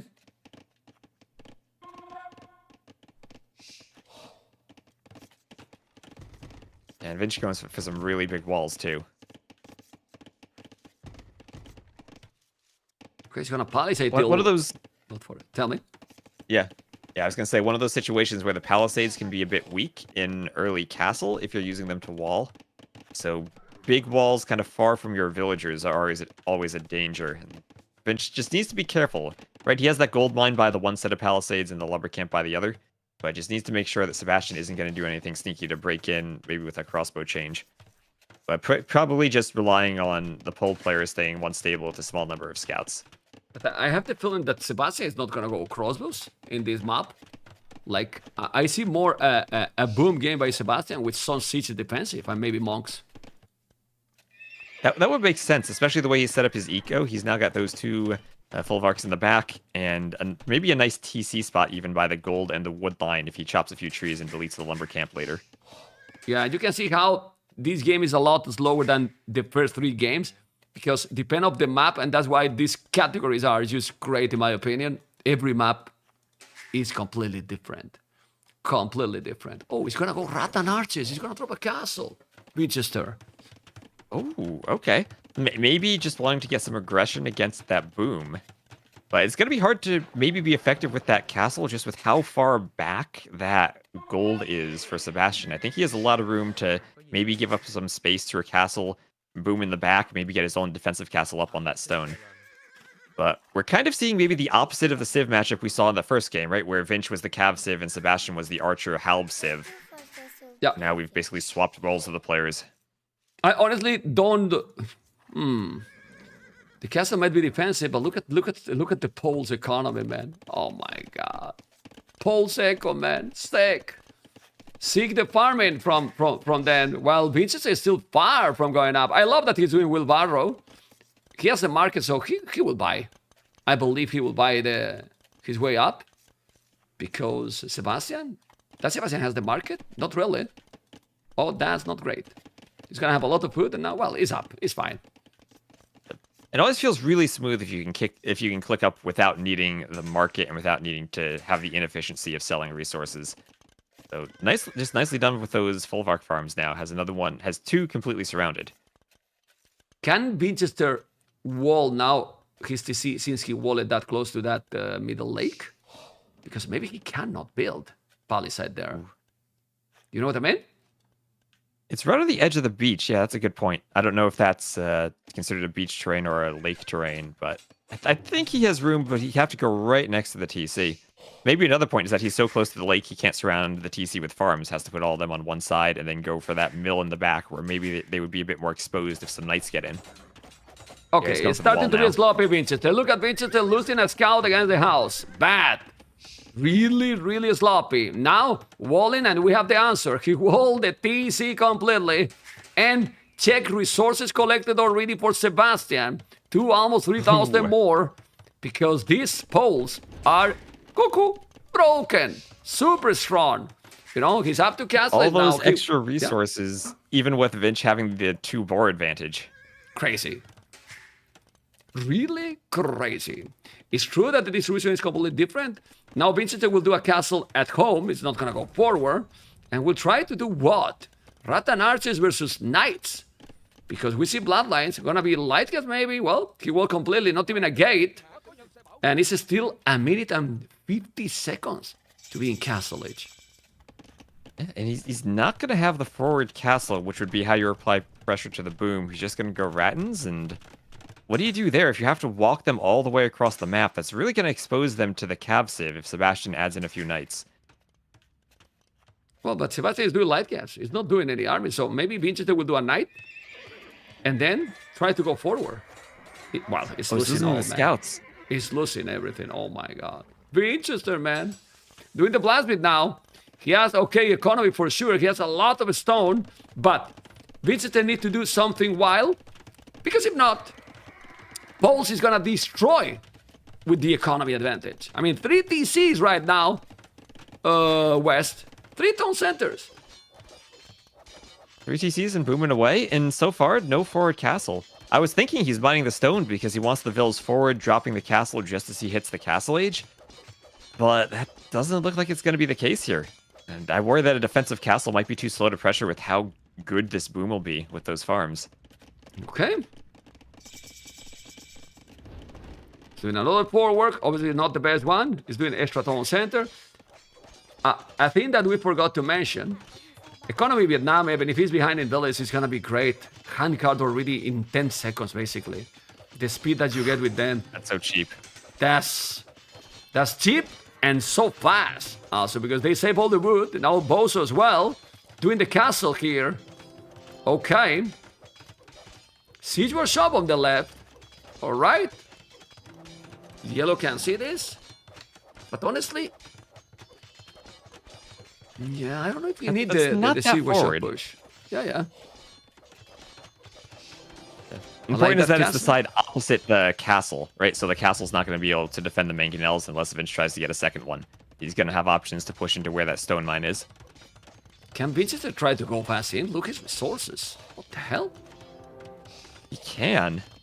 But I feel like if you're going fast in, usually you want that castle forward to protect your trebs, exactly. Right? It's tricky to do it with the castle at home. Yeah, but because you go now up to Imperial into what, right? I mean, it feels like Imperial into trying to get some type of map control just to get another castle forward. He might do Imperial. But it's tricky because he's gonna come siege and light cats, and if you do that, you lose all your economy to West. Yeah, and like if he's trying to go forward, he's gonna be pushed at home. It's not like he can just rely on these palisade walls to keep him safe, and he's putting all of his stone into that castle. He's doing university. He really needs to explore. The Mangonels are coming, and Winchester playing a little bit too greedy, in my opinion. He's on the way to Imperial Age, which is crazy, to be honest. Rattan Archers are there, gonna try to take those. He has pledging only, but the Mangonel is coming. He's gonna need to react so fast. And the Mangonel is there. Let's see his reaction. Insta reaction, which is great. But you need a second castle with this strategy. Otherwise, problems. Botkin arrow. Yeah, otherwise, No stone. And also going for the Rattan Archers, remember, they have one less range than the crossbow line does. It's much harder for them to fight the Mangonels and micro against them. Well, he has a stone in the south, so he can take more stone there. The problem is that all the farms are now denied, so he will need a knight. He's doing the knight. If he takes that siege, Sebastian can be in troubles. Because the +3 gonna be absolutely sick. There's a knight. He need to go quick to take the Mangonels. Oh, Sebastian, that was really bad for Sebastian. Gonna lose the Mangonels, and now Vinch is gonna be in a really solid position. If he kills those, look at the micro here. He's gonna take the Mangonels. There you go. Take both Mangonels. This is really good for Winchester, T-West. Yeah, that's exactly what Vinch needed. Again, it's going for that push with no halbs, no monks to defend the Mangonels from knights. And that's what makes that push tricky. The light cav aren't going to keep the enemy knights away from it. And that was the perfect decision to add one knight just to pick them off. And now the Vills are free to go forward. Yeah, and but he's going without army. But he's going without army. Look at the castle he's doing. He has monks there. He has light gas as well. Villas are 9 villas, not army at all. And now he's sending what? One knight with not a lot of HP. He need to send those Rattan Archers. It's still open. Why is it still open? Why can't he wall, stone wall or something? He can get raided completely. But the Imperial, maybe he's not gonna panic. I don't know. This is another super weird game. 59 population, 97. But ballistic now, and he has nothing at home. Yeah, he's gonna have a forward castle and then traps, but I don't know. Who's winning this? Nothing to defend. Yeah. Nothing to defend, and that Mangonel can just start working on the TCs. Enough light cav, maybe another knight or two could pick it off. Still, there really isn't that group of monks. They're so far up to the north, they haven't entered the base yet. It's gonna be tricky to defend the Mangonel, but also gonna be really tricky for Sebastian to defend Trebs when he's still in the castle age. Okay, he's doing a trap. Now he needs to be careful. Those are with ballistic. There's a Mangonel coming. He needs to do a knight. He has the knight, but where is the knight? I don't know. The light guys are in danger. He can re-wall where the stone is open, but he's not doing it. Now he's gonna have a trap, and the trap is definitely gonna be deadly here. That's for sure. Good resources for Sebastian, yes. But, oh my god, didn't re-wall. Vegeta is doing a very interesting strategy, but some weird moves here to prevent him for the aggression that it could be much easier. He might stonewall that home. It's yeah, game over. Stone walls where those palisades are. Yeah, it will be game over already, right? But still, let's see. And now here come the monks, and the monks are going to do a much better job of defending that Mangonel against any single 1 or 2 knights that Vinch might try to add in. And Vinch, unless he hasn't been mining that stone you pointed out to the bottom of his TC, maybe the solution is he needs another castle at home to defend this push. Oh yeah, because that for army sure. is just going to keep growing over time. See the gold miners. Thing here is that Sebastian is going to try to move his economy, and now he's going to spam knights. He has a lot of food, not a lot of gold, so the +3 is going to help. Now he's going for the stone. Well, he still have mining the stone at home too. Okay. He needs to snipe the monks. This is a situation for Sebastian, whereas the Poles, he's more confident staying in the castle age, in part because he doesn't get that final armor upgrade from Imp. You're not getting as big of a boost. You're only really getting the Cavalier upgrade and the attack upgrade. Here, if you're fighting the Rattans, he's just going to stay castle and try to overwhelm everything with cavalry. Yeah, but it's +3, you know? And ballistic. So you need to micro really good, and then you will never go up to Imperial if Vincent play properly, right? Vincent need to re-wall at home. If he re-wall at home and stabilize, he can do the job. There's only one trap. He's gonna take another town center. 104 village 62. Playing this map like a claw map is kinda weird. Like really weird. He could now send... Okay, light gas is still doing damage, but they're gonna lose. He's gonna lose all the light gas eventually. Still not wall. At the front, Sebastian charging in on Vinch's castle, trying to pick off the Treb, trying to trap the Rattan archers. And he just has such a large castle age army. That pole eco is so good. Yeah, let's see. He put in a really good spot here those Rattan archers. He might now doing murder holes. Just put the Rattan archers on the castle. Okay. Sebastian's he's clearing this mostly. Well, and again, that pole eco is so good. He can lose knights and he's okay with it. It's normal. He just need to do murder holes. And if he's doing murder holes, then he's fine. But now he's coming with more knights and still not wall. It's a good strategy. It's an interesting strategy, but I think Vinch is playing this weird. Weird. I feel like that first castle needed to be more forward, and he just needed to be maybe stonewalled at home. Yeah, Just a that. couple of differences there, right? And that's easier said than done because the pole player is going to have those scouts outside of their base in the feudal age trying to stop that castle. But I mean, these raids have just done so much damage to Vinch at home. Yeah. Well, it didn't kill so many villages in total, but the key is just stonewalls at home, you know? Because right now, what Sebastian is doing is just spamming all the time. He's getting time. Now he's doing his lots of privileges, you know? So, gonna be so difficult. Obviously, And he's he already need another expanded castle. so much that, Yeah. that even with a couple more castles, Vinch wouldn't even pressure too much of that base. I think Sebastian's he's hit the point where he has the eco and he has the spam that Vinch can't really damage him anymore. Yeah, he's trying now with those Rattan Archers, but it's so little units. Not so many. Well, actually 1922, and now with chemistry. But again, he's still not wall at home. Why he's not wall at home? Ladies and gentlemen, why he's not wall in this area? He can get now destroyed. Oh my god. He's gonna make another castle on his face. That's good. But oh my god, this castle What does is it solid. actually hit? Well, many farmers. And DC. Any farmers, but he has a lot more farmers in the back still. Yeah, well, but what he can do, he has to do this, right? Right. It's not like he has many options now. Oh, feels look, like he's it is so a far ram. behind. Okay. The castle is happening. There's so many Rattan Archers. How many knights? 20 and 10 more in the queue. Look at the gate he did. Okay. That's a good gate because he will have to delete the siege workshop. The castle is going to be up and it's going to be interesting. But at home, he need to be walled because if now Sebastian come here to his base, Winchester will lose all his base. And honestly, if I was him, I will just ignore this and destroy him at home. Yeah, I agree. He's got 32 knights right now. And Vinch, I think he's not even walled, right? That house went down, and Sebastian can just run in, nothing to stop him, kill all those farmers in the TCs. Even the castle, so far from the TCs, with 30 plus knights, you can just jump and take TCs at this point. Yeah, look, it's coming with so many. He's gonna delete those, and now the knights and the rams are gonna kill everything. This is over. It's over, and ladies and gentlemen, Sebastian will get the 3-1 because this strategy, that is an interesting one, is a so weird one. Winchester will have to make magic here to kill all these knights. Because when the knights has come... And he doesn't have it. Yeah, everything is gone. Total domination by El Uruguayo. Amazing ram push, and also Imperial Age clicked from Sebastian behind this.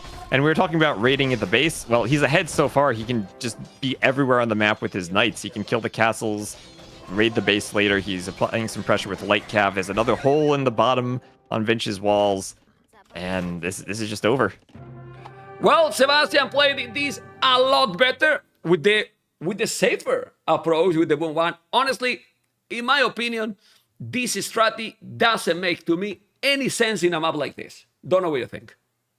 Yeah, I just don't think the castle at home is fast enough to apply the pressure that you want against the poles fear. Yeah, it really seems impossible, this strategy to me, in a map like this. It's a weird one, honestly. And you saw my reaction when I saw that he was doing that. I was like, okay. Yeah, because KD matter, yeah, but check the echo. 20k resources more, almost. Like, yeah, and like with Schlachter privileges, you're going to be down in KD anyway. You don't really care.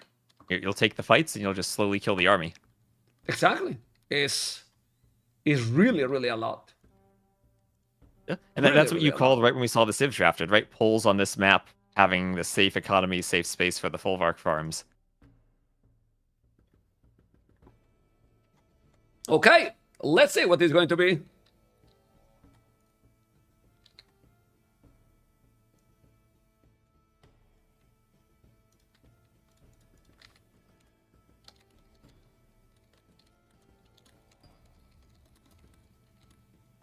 It looks like it's going to be Arena.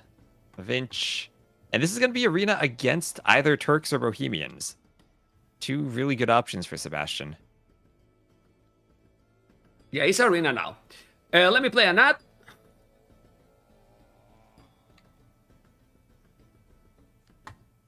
Okay.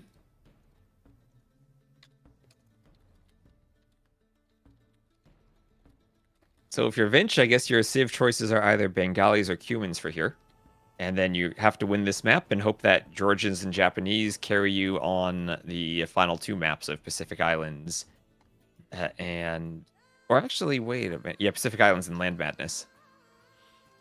I was Bohemians and thinking where he's going to use Bengalis. Georgians there, but on Land Madness. And he didn't pick the Turks. So maybe he just picked the Turks just to make that Vinch is not taken. Oh boy. Oh really? He boy. means Bengalis.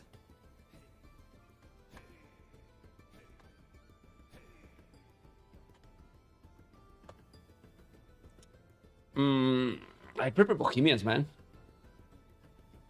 No? Yeah, I mean, even if you get into a big monk war, Bohemians have heresy. Bengalis don't. Yeah. Well, I wouldn't be surprised.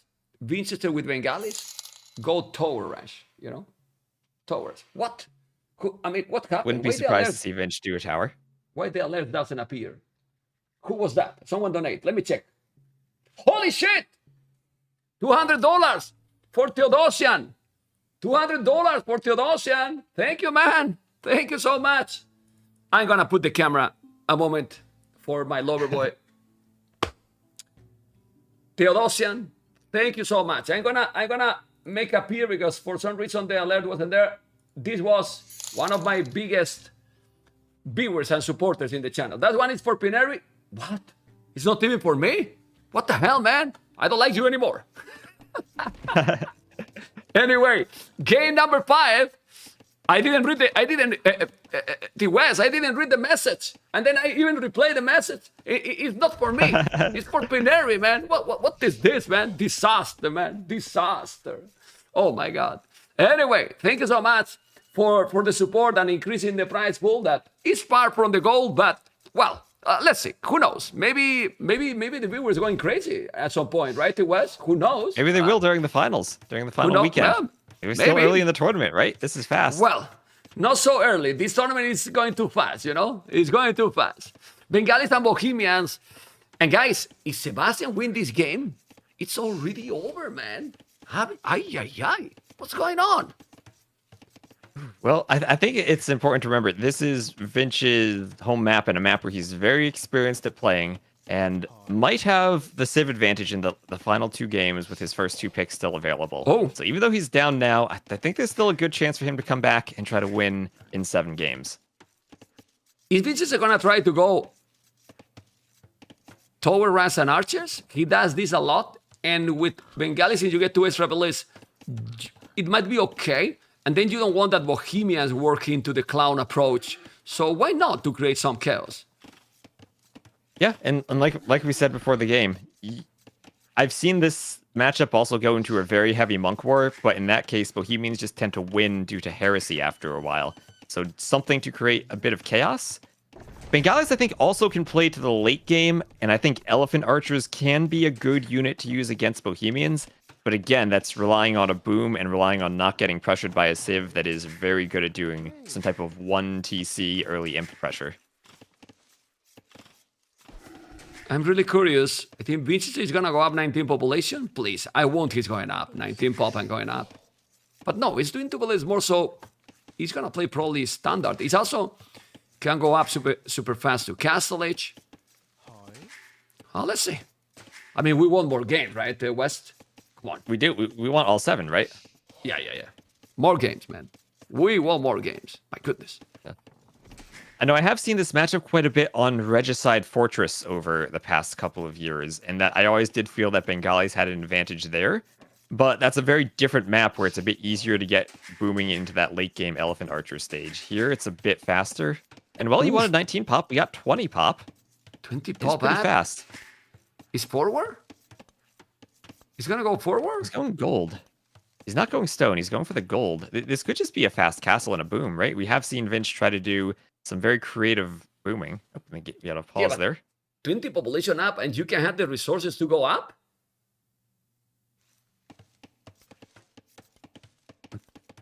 Oh my god. Nope, they go forward Vale, so he's gonna go in pressure. Also, he didn't lure the boar with his scout this game, right? We were talked about that last time he played Arena, luring the boar with his scout. It's full HP, and if Sebastian sees that scout running along his walls and he knows it's Vinchester, he should know that the tower rush is coming forward, or the Vinch archery range plus tower rush. It's going forward. It's going forward. Vinchester, I mean, 20 population is just too much, you know. Nugrolo, thank you so much. Go, go, go, Warlords. Vamos. Vamos, amigos. Do you like that he's doing this strategy? I think I like it. It's the strategy he's most known for on Arena, right? So if you're going to try to play the map, play to your strengths. Yeah. And he's going up without the loom. He need to find the goal. Going for the tower where he's going, it will be unlucky. Because if he's doing the tower just here, where the scout was, it will take the goal, man. I think he should wait to see with the scout if he can explore. But, well, it's still out of range, so it's okay, right? I mean, it would be perfect if he's going to the level a little bit more, but... It's really hard to scout where those resources are. If you could scout them, then you'd have pretty much a perfect tower every time, right? So your first tower often is just... You're picking a spot outside the walls where you're going to be able to break in. Usually next to a gate sometimes, so you can try to break in. You can break the gate sometimes. Some players prefer to do that, but usually you go through one of the walls. And even if the scout going completely on the left, I think it doesn't be on the range. It's not gonna be on the range. No. I think he might be able to see the mining camp, or with the tower he can see it at least now. Nope. When he do the fletching, well, he see the goal, so he know that the goal is there, so it's fine. Well, he's gonna break, but he still have the palisade. But he's hitting the palisade with the tower. I like it. So it's gonna be more or less quick inside. And Sebastian has very good resources to go Castle Age. Okay. And that's often one of the best things you can do against the tower rush if you can get to the Castle Age without having it disrupt your eco too much. And if we see how he's walling, he might lose the main gold, but he'll still have a stone in the back, and he'll still have another gold in the back. And crucially, his berries also will be in the back, so he won't lose his food income on the way up to castle. And I think this map setup is about as good as he could hope for defending against the Trush. Okay. Let's see, because he has already a few archers. The good thing that Vinch has is he has a stone, so he can do another tower. I like that a lot.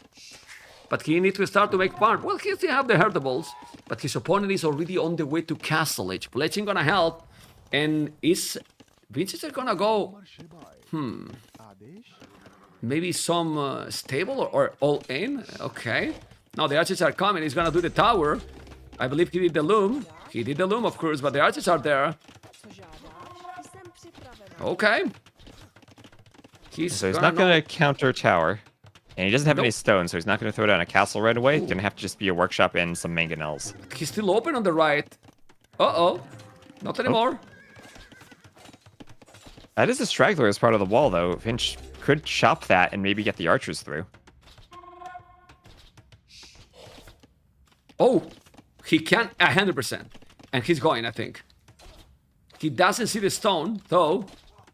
Oh my god, he can chop that tree. He's gonna go, but send the archers. Send the archers. He's gonna make a tower, and when he's doing the tower, he's gonna do exactly what you mentioned. No! Because he noticed. He noticed and he do the palisade. So Sebastian is on point, and he see it, and he's doing the job to avoid that he's getting in. But now he's gonna deny the goal, and that can be a problem.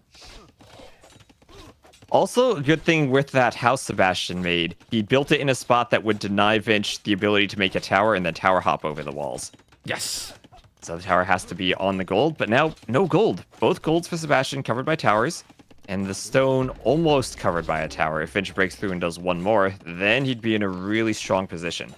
Well, he still have resources to make siege workshop and mangonels, but if I was Vinchester, I will do a second tower right there. Where he's hitting the house. I don't know what you think. Second tower to try to garrison with archers in one, vills in the other, and then fight off the mangonels could be an option. Could be just two towers right next to each other on the gold, too. It's those feudal age watchtowers now have less HP than the Castle Age ones. So it's really hard to fight off mangonels no matter what you do if you're still in feudal. Yeah, but I mean, you need to keep him away from the goal, because if you do, he won't have mangoes forever. He needs to do another tower here. He's not doing, and that's, in my opinion, a mistake. But hey, who am I, right? Only the host of the tournament that have watched 13,000 hours of Age of Empires 2, you know, but that's it. Only 13,000? I think it's more. Is what they say. More. It doesn't count both. It doesn't count Boobly, you know? 13 on Yeah, you gotta count Boobly there. Uh-oh. Careful. Okay. If you lose the mango, if you lose the mango, if you lose the mango, it's terrible. That was really close, actually. Would you make a stable and couple of scouts, or try to go castles as soon as possible? So stable and a few scouts would be mostly to deny monks from picking up relics here from Sebastian, but I think he's tied up so much taking out the towers, it might be better just to go Castle Age. Yeah. I know a stable outside, I like it. Do it. Yeah, and you can always go castle and then queue the light cav or the scouts on your way up. So you don't have to do like the scouts first. Nice micro by both. Nice micro by both. It's 3 micros already. But the resources now are looking smooth here for Winchester. And it's on the way to Castle Age already. The thing is, Sebastian still have a hard work here to take 2 towers more. And now is where you have to make a couple of scouts to don't let him wall. Right? Right. You want to try to keep the walls open and also just deny monks from being able to take relics. So this is also the part where the player who's been in feudal for a while has had more villagers. If you go to the Castle Age and you're tied up making the mangonels and the Siege Workshop and the Monastery, then you're not adding to your eco. We still have only the Feudal Age eco upgrades for Sebastian. So Vinch should have, if you look at the res collected, he's up by about 800 res right now. Yes, but this was a sloppy mistake. You can't lose a scout like this. He's now coming with another scout. He's gonna try to block it, and he's blocking with the market, and he's saying that he doesn't have experience in this map. He's playing amazing. He's playing amazing. He did the market now, take the tower, and now Sebastian is completely fine.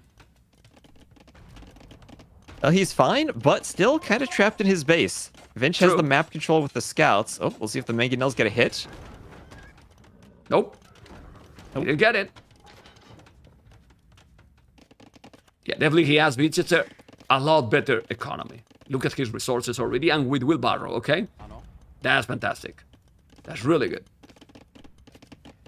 Yep. And so for all that effort cleaning up the towers is really just for Sebastian to try to make sure that Vinch can't get the castle forward. As you look at the stone count, Vinch is at 419 right now, almost in a position where he could do a forward castle and fast imp.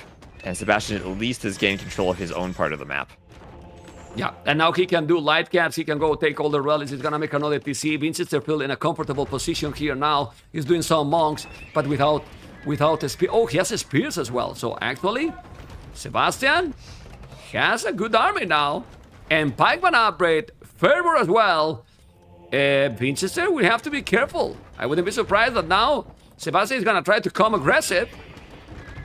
And he might even take the relics. The monastery is in danger, and Sebastian might go all in now.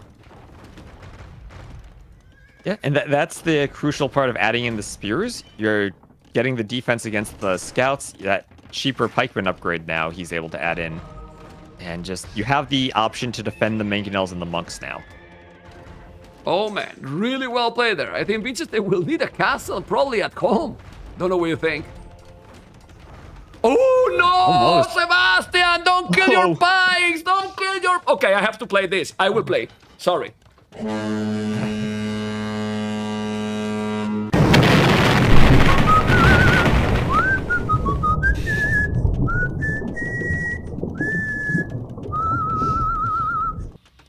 That was honestly disaster. I don't know what you think. That was really absolute disaster there. You got to keep those pikemen on your stand ground stance. That's a horrible mistake to make, and it's a tricky one to like, make sure you're on top of that. But yeah, pikemen attacking the stable is just a mistake. And seriously, wasn't the best. It gave Vinch time to grab that relic, right? He grabbed the relic and moved it back into his base. If the pikemen were alive, he wouldn't have been able to do that. Yeah. Oh, light gap. Okay. Might be able to take it. I don't know. Hopefully the stream is still fine. I think I don't see the chat. Okay, I think it's fine. It's back now. Uh-oh. Well, good resources doing a tournament. And what is Vinch going to do now? Imperial Age directly with 2 TCs? If he does the market, does he have the buildings for that? He might still need a university or workshop to go up. Yeah, he's still without the loom, by the way. What the hell? Never made the loom. That's arena, you don't need loom, right? Well, he was doing Tower Rush, so... Okay. I love the monastery at the back. He has the stone, he's gonna drop the castle. And definitely he has now the economy to go up to Imperial much faster than Sebastian.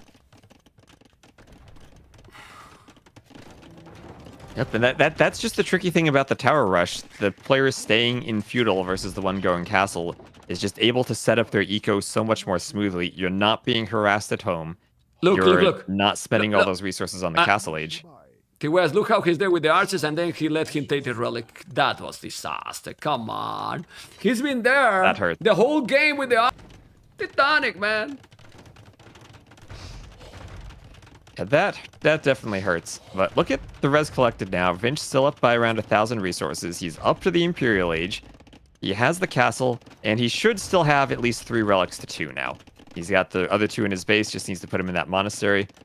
And he's adding in a range, 2 ranges, and a monastery now. So is this going to be elephant archers?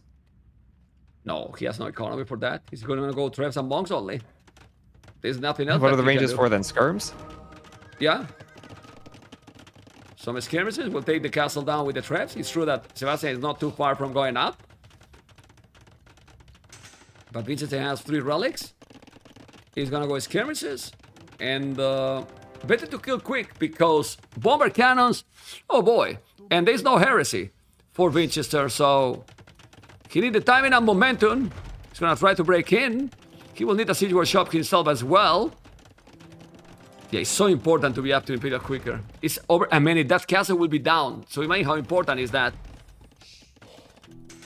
Yep, and he's going to have the skirms and a couple of monks out. So even if Sebastian does chemistry on the way up and tries to get the early cannons, monks still will be there in position to defend.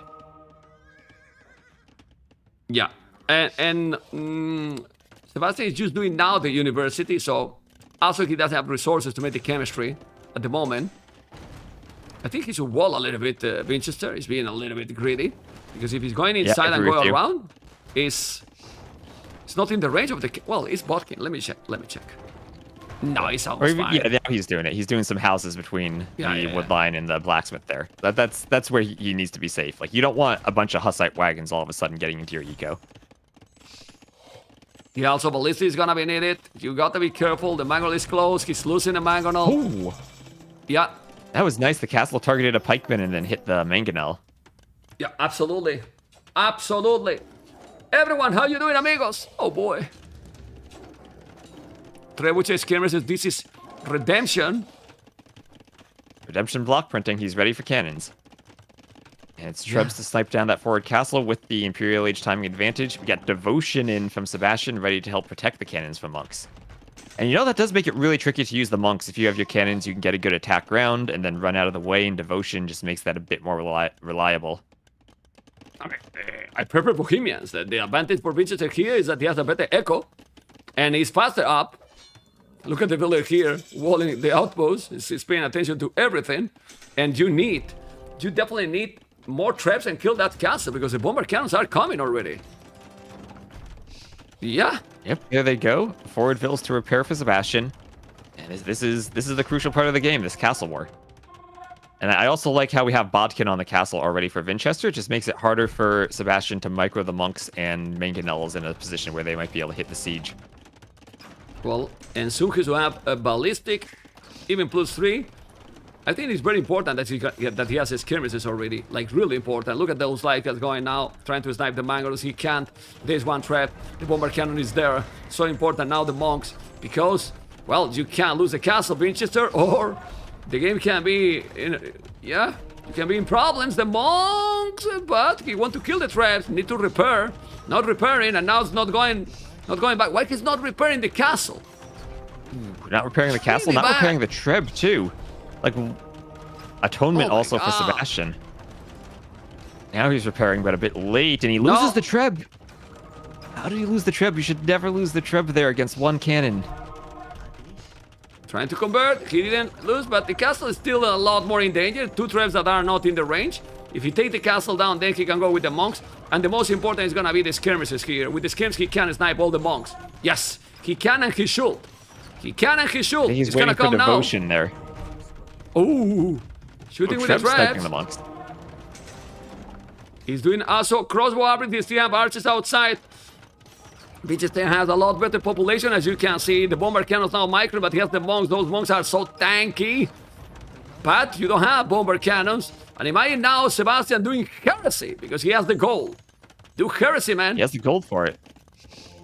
But Heresy you would kind be- of past the point where you're really getting to that monk war if your opponent is getting the skirms, right? Skirms are able to pick off that army just as well. It's more the skirms that are the threat than the monks right now because we don't even true. have atonement. That's why he's doing now the archery ranges. And he bought it a lot of All the resources. The mangonels? mango nails! Ooh. But he's microing good. He's microing good. He's gonna kill those. You gotta be careful. Good micro guy. And the archers is still dancing at the back. Archers from the start. Okay, do and skirms counter mangonels now? yeah, with those upgrades, yeah, yes. But he's killing the monks. This is the best. Ooh! Oh my god, the bomber can. Oh my god, what is Winchester doing? What is Winchester doing with his micro? He has the advantage still, but losing so many skirmishes for nothing. For literally nothing. And now the monks. No, he's going to convert. More skirmishes coming. He convert finally the Got mango mangonel. now. And the bomber cannon. cannon. Oh my god, and the monks now. Now it's game, guys. It's 3-2. I think this should gonna get snowball cannon. badly, right? He got both cannons. He killed the monks. Yeah, it's GG. Which down. He's going to convert, and Vinch is playing this smooth, really smooth. GG call, game number 6. My goodness. GG. Man, another Oof, series. Vinch. Another series in game number 6. Wes, what is this? Awesome. And I think that's just a great example of the tower rush from Vinch and setting up the eco behind it, making sure he was able to boom and get imp and win that castle war against a civ with an army composition that if you have the eco, the bombard cannons early, the monks with heresy as a potential, with more eco, the Bohemians win that. It's just the setup behind the tower rush that Vinch is so good at pulling off that won him that game. Woof. And the players are taking a small break. So if you're gonna take a small break, I need 2 minutes as well. I'll be right back. And everyone, hopefully you enjoy. I'm playing a small ad. Take 2 minutes as well. And we're back really fast, Mr. West.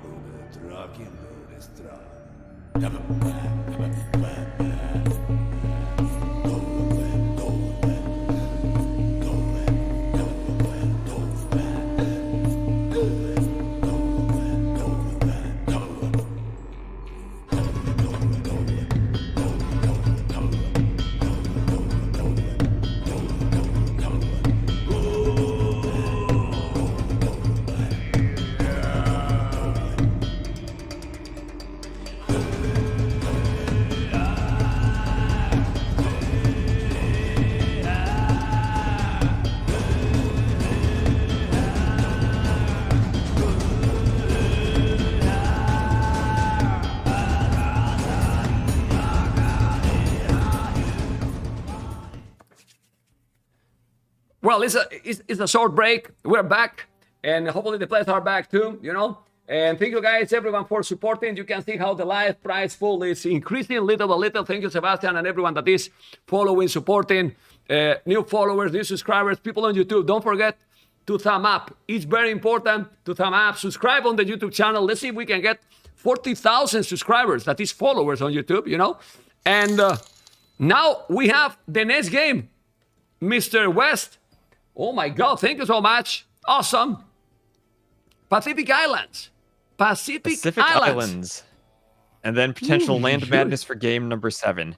These are the players using Vinch. One of his first 2 picks went with Japanese in the Civ draft. Will be against a very low-picked Vikings for Sebastian, second to last, but still a very scary Civ on the water maps if you can control the water with your longboats in the Castle Age. And Pacific Islands, I don't know what you think about this as a water map, but not many fish. Maybe a bit harder for the Japanese to take advantage of their fishing bonus. It's my favorite map out of the water, but depending how the players are going to play, because we have seen yesterday Northern Islands epic games. You know, we saw also a dungeon rush in Northern Islands. I don't know. But I really think that I prefer in this map Japanese. What do you think? It's the one thing that I like about Japanese is I feel like they have really good answers to what the Vikings can do on land. They're just such a good monk civ. If they want to go for that fast, like trebuchet approach, they still have samurai to counter Vikings if they try to go for infantry or berserks.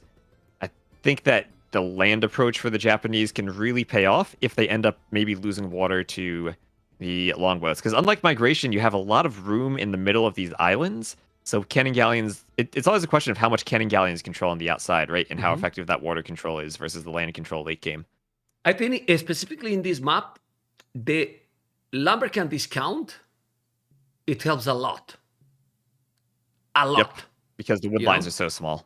Yeah, and you have to move, you have to transport. And ladies and gentlemen, here we are, game number 6. Oh my God, so high. Vikings versus Japanese, Pacific Islands, a beautiful map. You start with a transport ship, you have 1 rhino, many buffaloes, okay. But very important to transport soon and land in the big islands, Mr. West. And make sure that you can scout the big islands too, so you know where you're going to move later on to build your TCs and take the rhinos or golds that are, or even the deer that are in the middle. Yeah, you can see he's doing the lumber camp now, close to that hut. There's a house there. And it's very easy to explore the starting island, like very, very easy, you know? So once you have explored, then you transport, right? The scout. Exactly. And the one thing I remember Sebastian did against ACCM is he transported that scout to his enemy island and tried to steal the buffalo. And we've already seen him trying to steal stuff under TCs in a couple games this set. I want to just keep an eye on him and see if he tries to pull off that trick against Winchester. Okay. Well. Very, very nice. Let's see if they are going to do the job now. And he's going already to transport Sebastian. There you go. And Winchester. He did already.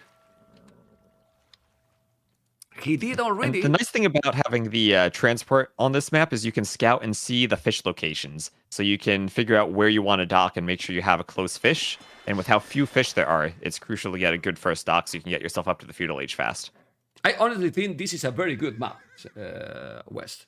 And also with the transport and so on, it's kind of impossible to think like, okay, I have an unfair map here. Because you can explore. You have like 2 scouts. The scout and the transport ship. Right. Like it a lot. Okay. Another fishing ship. Here we go, Sebastian. Bringing the scout near the transport again. I'm just so curious if he has some mischief planned with that. I'm very curious because sometimes they just explore both the same and then they go land to the other. I remember some games here. One game, I think, and Winchester did quite a lot of farming, going at arches in the land, and even like that, he managed to have a great economy to go up, not going too much on the water. Fishing ships are so tanky, so you obviously don't want to lose the Japanese fishing ship. But let's see what is going to be the approach. This map is really seriously complicated, honestly. Loom. There's so many different moving parts, and it's also a lot less played than some of the more well-known water maps. So some of the strategies haven't really been tried as much. Okay, so since Vinch is doing the loom and Sebastian is not, if Sebastian is going to transport now village without the loom, and Vinch is doing, be careful even for a potential village fight. Or Did you even find just it with the transporting scout? into the feudal age scout. Yeah. Gonna make a lumber camp. He's sending 5 villages, so it's gonna be 6. Gonna make a lumber camp. Okay. I mean, it's 20 seconds faster, so should be fine. And then make the loom after. Yeah, it's okay. Shouldn't have a problem. Both in the same island, Mr. West. But this is why this is very good for Winchester. Look how he has already the lumber camp, you know, mining camp. He's now trying to get the wood to get the second lumber camp, Sebastian, so those villages are already idle. You see? This is why Japanese is very good here. Look at those villages. Yep, and it's that easier feudal age transition. The Vikings don't really get an eco bonus until they start getting that free wheelbarrow and trying to adding in their cheaper galleys. Oh, but here he's comes going. Sebastian, transporting to the home island. Oh man, he's gonna lame the buffaloes. He want to lame the buffaloes. He want to lame the buffaloes. He want to lame the buffaloes. He's coming. There Only you go. 2 vills under the TC. Oh my There god. he goes. He's gonna lame all the buffaloes. Those are so many. So many resources. Okay.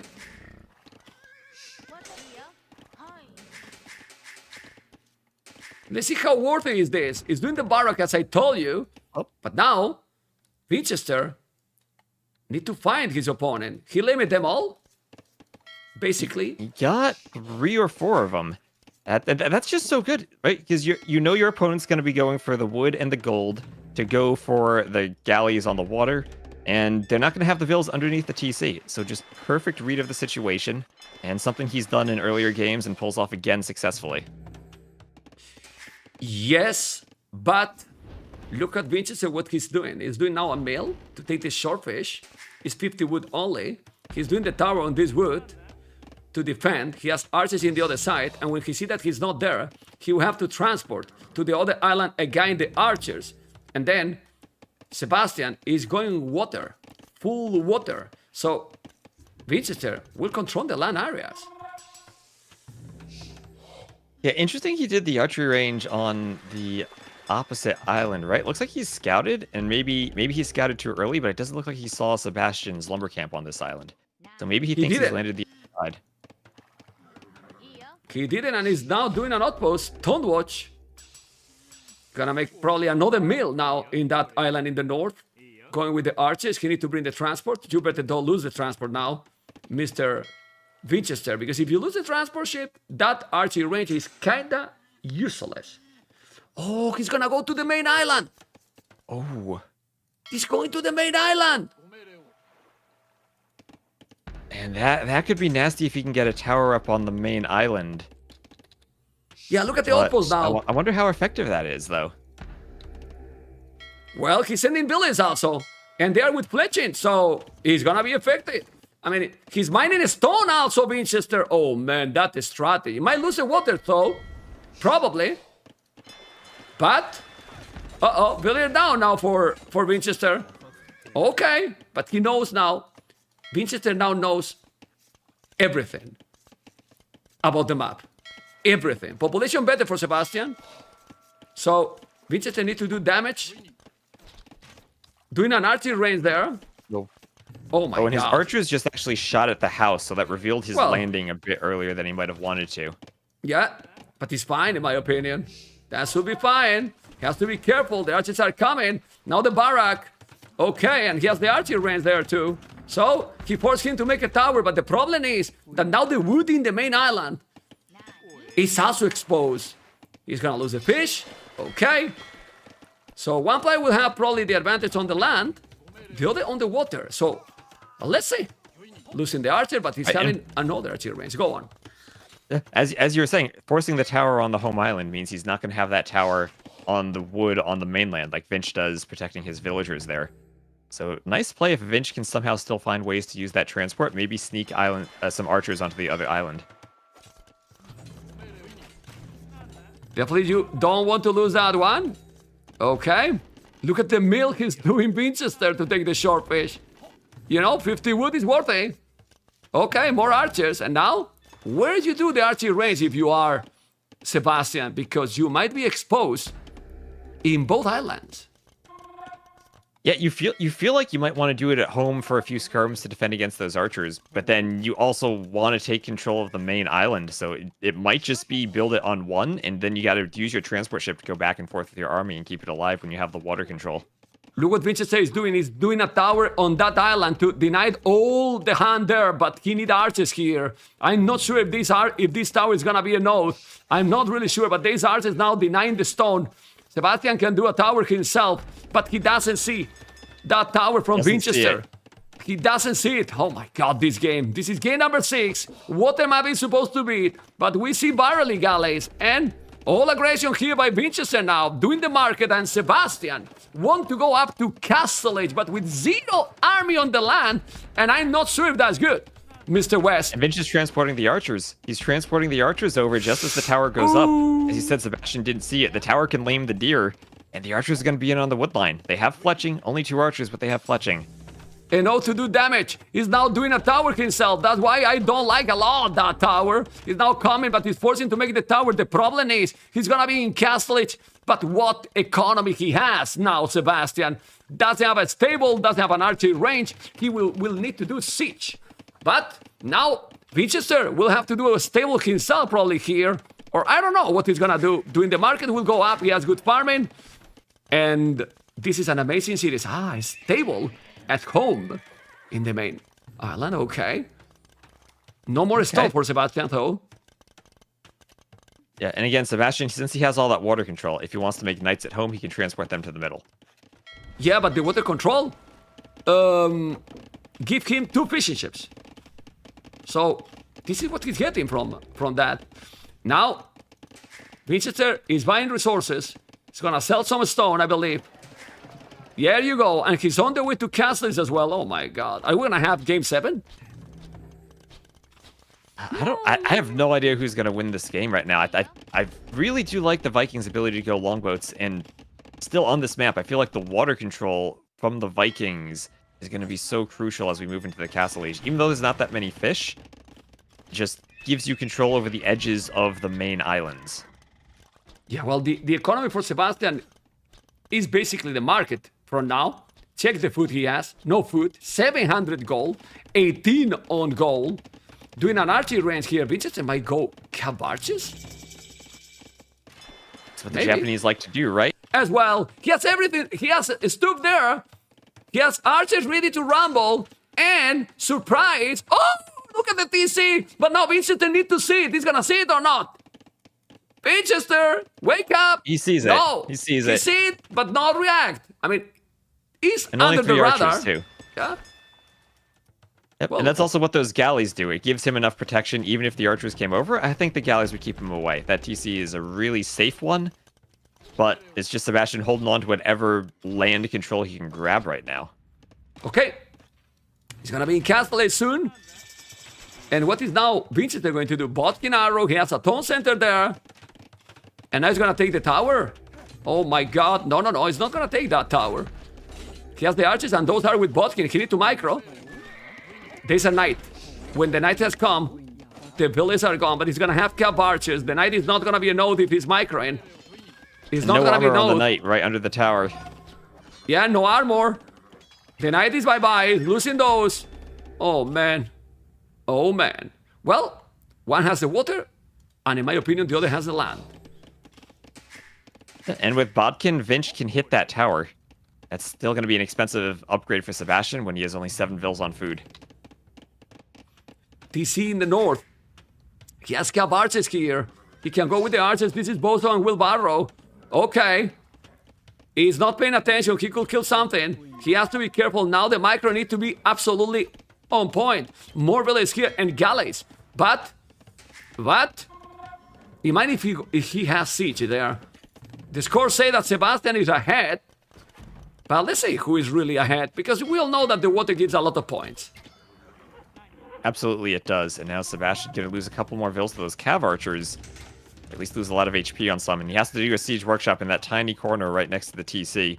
Just using those war galleys, once again, gives himself room to construct that building near the coast. But he's going to need to break out. Vinch has him trapped right now on those wood lines. And the question is, how's he going to get gold? He's just about done with the gold on his main island. West, check the stone from Winchester. He's ready for a castle drop.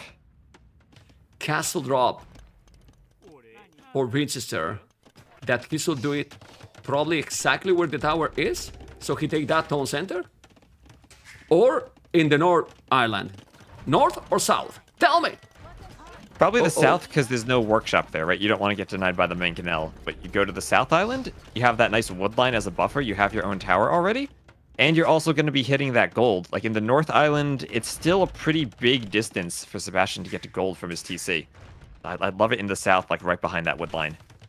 Sebastian still 7 villages more. So, Winchester need to do something. Well, he probably wanna wait when that he has more villages, because this can be tricky. Need, in my opinion, university and ballistic, but he's at the limit with the wood right now. Obviously, the castle can change a lot. It's 800, 900 stone already, and he's coming now with a mangonel. He has to be careful. Does have a knight. Look at the archers. He's gonna be down because he's not paying attention. Oh boy. He's not paying attention, Winchester. I don't know. I mean, he's getting hit in several spots, so he doesn't notice the mangonel, and that's terrible, actually. But hey. Now 2 mangonels.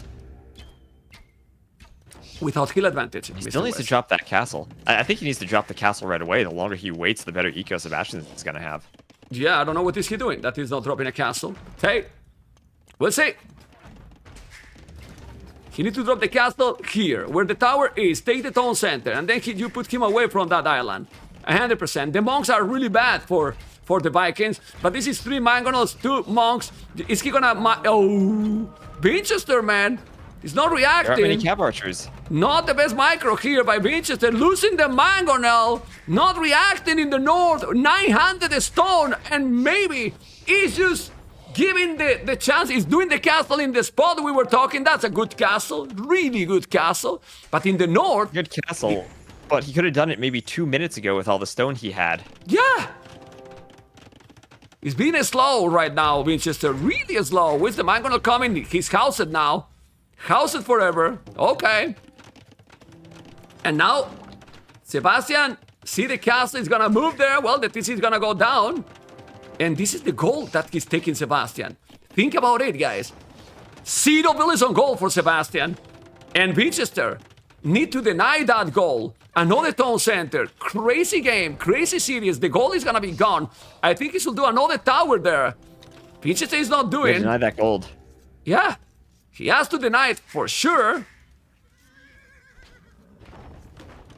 He's not denying it. Mangonels. What is he doing? They're gonna have the hill on that TC in the northern island. But Vinch is playing so slow. He need to deny that goal. Make a tower, send something, send cav archers, doing TC and letting him get the goal when he can't see it. I don't understand. Or even just, that castle need to be a few tiles to the right so it hit the gold. Right here, it's just, Sebastian has 2 tiles, 3 tiles to work with, and it's just enough to mine. He bought the stone to drop another castle now. Oh, look at the castle he's dropping there. Okay. But he need to deny that goal because Sebastian is about to go up to Imperial Age, and that castle is not gonna happen probably. Let's see. Oh, he doesn't see it. He needs to and he's gonna try to kill the siege workshop. He see it now. He see it now. He see it now. It's a DauT castle. He's gonna be a DauT castle. Aye, aye, aye. What is he doing? No, the micro is really bad. And ladies and gentlemen, Sebastian is gonna be in the semifinals because Winchester is not able to react accordingly in the north, and El Uruguayo is doing the job. Or not. 3 TCs at the south. No, it's up to Imperial. It's up to Imperial. He got the game. Sebastian's up. Sebastian has res to click up, and there he goes. Vinch. Vinch is just so far behind at this point. Look at those resources collected, 2,000 more for Sebastian. The water control paid off so much. I only think Vinchester played in this game slow, and Sebastian did all the right moves. You combine both, and that's give him the victory. Don't you think? Yeah, it felt like Vinch, he did a good job controlling the middle islands, but couldn't really control them without the water. I mean, he just need also few light caps. What the Vikings have here? Why he didn't go few light cap, for example? Right? But you know, it's tough on this eco when there are so few fish on the map, and then you lose all of your fishing ships anyway. I think Vinch had one fishing ship working for a while. Wow. It's not like migration where you can add in the light cap and you have the food for it. Yeah, but Vinchester has a lot of farms at home. He's also having like millions of hunters now in the South Islands. He really had the resources. He just didn't use it. His eco was kind of unbalanced, I would say. You know, and then the biggest mistake was having that stone for so long and not use it. So then the Vikings explode the economy. It's true that he's only 7 villages behind, but he's in Imperial. Well, 7 villas behind, but also pre-wheelbarrow and handcart for the Vikings. They have such a good eco once they get up to the castle age that even if the villas are similar, they're just going to outboom you. As long as they can get just a sliver of land there. And I don't know if Vinch realized how bad the gold situation was for Sebastian, but again, that castle maybe 2 minutes earlier and a few tiles to the side just to deny the gold. And then we have a really different game because Sebastian would struggle to get the mangonels and monks out that secured him the Northern Island. Yeah, it is now going to take the gold. It's gonna be an Imperial, and let's see if Vinchester is gonna react. No, he keep trying, but the problem is that Vinchester is so behind. He's not even up to Imperial age. He has some good food now. The good thing is that Sebastian doesn't have yet a castle. Where is he gonna make the castle? Okay, on the shoreline. Well, that's good for Vinchester actually, because he's still booming on the other island. Okay, he's converting few villages on his own island. Now the tower is gonna be up. Gonna put the village. Gonna put the village there. Won't stay up too long. Oh my god! Oh my god! But how is possible? Have you noticed, Vinch West, that Sebastian has won the game just with 3 Mangonels and 2 monks? With the Vikings, 3 Mangonels and 2 monks. With the Vikings. Yeah, who have this army is the Japanese. No? Yeah, I agree. Oh, he wants a castle to end it. Okay. That's a brutal one. Doesn't have any army here. Siege workshop, archery range. Still 16 villages behind. This is chemistry already. The Vikings don't have the greatest economy, but if he buy now some stone, well, he has no resources.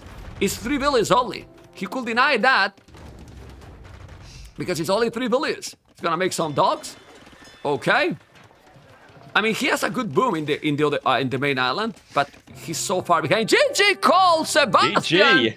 Sebastian doing it. In the semi-final 4-2 with the domination. Oh boy.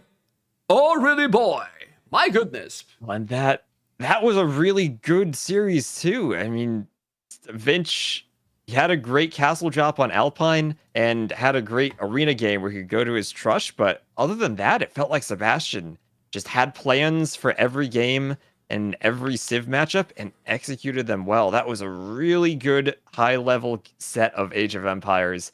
And this 22-year-old will now move on to face one of the 2 legends of Viper DauT who are going to be playing next. Well, they might be scary, you know, because the new blood, as we wanted probably to have, right, is taking over.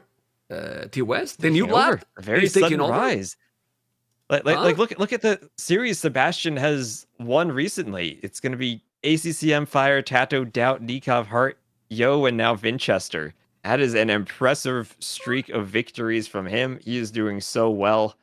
And top 4 finish in an S-tier tournament for the first time for him. And let's see how far he can go. How far he can go from here. It is okay, right? It is okay result. I'm going to interview him. I'll back to you in a moment. Okay, guys, believe it or not, here we are with the most happy person in the world right now. Hello. Yeah, might be. Might be you, right? Might be you. Sebastian, people want to see you And even if it's gonna be awkward for you, you gotta be looking to the webcam because people want to see Yeah, your happiness, right, Mr. Sebas? yeah, for sure. That was insane. Yeah, I know it's shaky. Congratulations, man. Thank you, man. Thank you. That was super close. People want to know your feelings right now. Are you shaking? Are you nervous? Are you excited? How you feel right now? The most important is that. Yeah, I know it's shaky. Like this performance, top 4 is simply insane. Obviously, I'm not done. I will try to give my best in the next match. But yeah, I'm really happy with my performance. So yeah, it's simply insane. Is this really you who is playing? Remove the mask. Who is this player, man? Awesome, man. Really awesome. Is the new blood taking over? Yeah, 22 I don't years, know, like, Sebastian? anything can happen, right? It was super close. Against Mr. Yo, it was super close, and against Vinch as well. So I don't know. I guess I got a bit lucky. I don't know. Don't be humble. Things Don't went be well for humble. me. Yeah. Great play. Don't be humble. First game, Mayans versus Franks. In that game, Oof. after that crazy raid, we can really say that Mayans are Mayans for a good reason? Or not? That game, like, a lot of things went wrong. I'm not sure how I won it. Like, and also had some drops with lag. It was annoying. So, but yeah, I think that game was really important for the series because that was my second pick, Mayans, if I'm not mistaken. So it was like super important for me to win. Yeah, Frank's Mayans, I don't know, it's a classic, right? So yeah, I didn't like the map. It was super open. I think that favored a bit the Franks, mainly in the opening, right? He had like backberries and backwood. Although his map wasn't the best, having those on the back was really good to start the game, right? Because my Menatals didn't do too much. They bought time, but it was tricky, right? But yeah, it was a mess. Yeah. I mean, at some point you were rated 100 villains lost, and you still win that game. Like, what happened, man? What happened? Incredible. Yeah, Mayas. I think those 4 monks I had got like, I don't know how many conversions, but those were the MVPs, right? Correct. 4 monks got like maybe, I don't know, 15 conversions. It was insane. Pretty sick. Who needs water in Kawasan, right? Yeah, well, you better not fight Byzantines, right? what can you do against Byzantines? Yeah. And then all in. Then all in on the land, and one of the quickest game in the tournament because you dominated super fast in that game. Yeah. I did so. Tato doing the same strat, so I saw it was a really good strat, and I did like kind of similar for sure. Because you get a lot of map control, and like spears don't do it because then you add archers. And you have the berries. I'm not sure how important the berries are, but yeah, you have a lot of initiative. And when he forces double dog and double fire, it's like, oof, he invested a lot into like 2 fish. It's tricky. It's tricky. How was I thought it was going to be a mirror. Okay. Sorry. Okay, no, it's fine. I thought you finished already the statement. You thought that this was going to be mirroring that one you said, right? Yeah. Okay. Yeah. Me too. I thought it was going to be Georgians both. I was surprised about that. When you are 2-0 leading, how were you feeling at that moment? Do you remember, or you were focused completely that you didn't even have time? And like, not a little of nerves, obviously, because like I need to win now on 2-0. But no, it was fine. Like I knew the series was not over because there was like Arena. He's really good. Meted, but he played much more than me, so it was going to be tricky. I knew that. Pacific Island, where he had like Japanese second pick, and Japanese is really good because of the lumber camps and all that. So I knew there were a lot. And Land Madness, he had Georgian, so it was super tricky. I knew the series wasn't over. So yeah, I just focus. I wanted to leave Land Madness for the final game because that was the one I felt the more comfortable, let's say. Yeah, but he still have Georgians for that game. So, Yeah. you know. Yeah, good luck. And honestly, well, we will go to that game, and I will tell you my opinion. Alpine Khmer Berbers, you know, did you overcommit with the scout? Did you see the strategy he was doing coming? What do you think it went wrong there? He got an extra board, so he had like 5 boards, and he executed super well because like he didn't take his boards till it was needed, right? He didn't get like 5 boards into his DCs and made a lot of waste. He was really patient, so he had a better start with the extra board, a -1 for me. So like, and then his strategy was really good because like probably with Khmer you want to play a longer feudal age. And like he made a lot of spears to make sure to not get damaged, and then a castle drop. And his unique unit was insane. I'm not totally sure what went wrong. Maybe the boars, maybe I need archers, maybe that's it, right? Maybe it's adding some archers to counter spears and make a. But he cannot tower, so it was tricky. I think it was a really good counter by him. Okay, and now we have 2 games in a row kind of clown because we have Myret, like he go. In my opinion, a very weird strategy. I don't know if that fast imp scare you. When I saw like he evacuated all on the left, I went. My siege push was a bit delayed because I wanted to do on the bottom, and then I saw his castle, so I went on the top. I didn't want to face his castle, obviously. So when I see that he didn't make no fight, he evacuated with all the builds. I kind of had a feeling that it was going to be a fast imp, right? So I just went like full castle age. I don't know. Pulse might be one of the best ships to do that, right? Yeah. You just now with the auto farm, you click 8 farms on the forward. No, don't say that. You don't use it. You don't use the auto farm. No. He doesn't use it, guys. He's doing all the farms manually. He's not using the auto farm. Okay. Okay. I'm not that. Yeah. Okay. And well, that was a brutal economy advantage. And then Arena again getting the tower rats, but this time it wasn't that well. He got some economy advantage with that position. Yeah, I forgot on the right that I didn't plug the gap. So he made a tower, which was really annoying because I got out of gold and I was mainly depending on gold income because I had no eco, right? And I'm Bohemians, so I need the gold or stone. So he made sure to get all my minerals, and then I was in a bad position. Maybe if I walled to the right earlier, I could have been better off. But yeah, he completely dominated me that game. I was a bit clueless on what to do. Yeah. And then in the game number 6, that in my opinion, I prefer Japanese. I don't know if you have that feeling. You took the Vikings there. It depends how you play as well. But were you confident with that one? Because I can tell you, since you don't know both POV, that you saw the castle Vinch did to you, right? He got the stone for that castle like 3 minutes ago, and at that point, that was your only goal. So if he was quicker with that castle, maybe it was going to be a tricky position for you. What do you think? You mean on the top island? In the bottom island. In the bottom island, well, he could do whatever. Island, yeah. He could do whatever because he had the stone longer ago. Yeah. He could took a lot of map control. The CA were unexpected. They were decent, I guess. It was tricky. Yeah, I needed to make sure to get at least one island.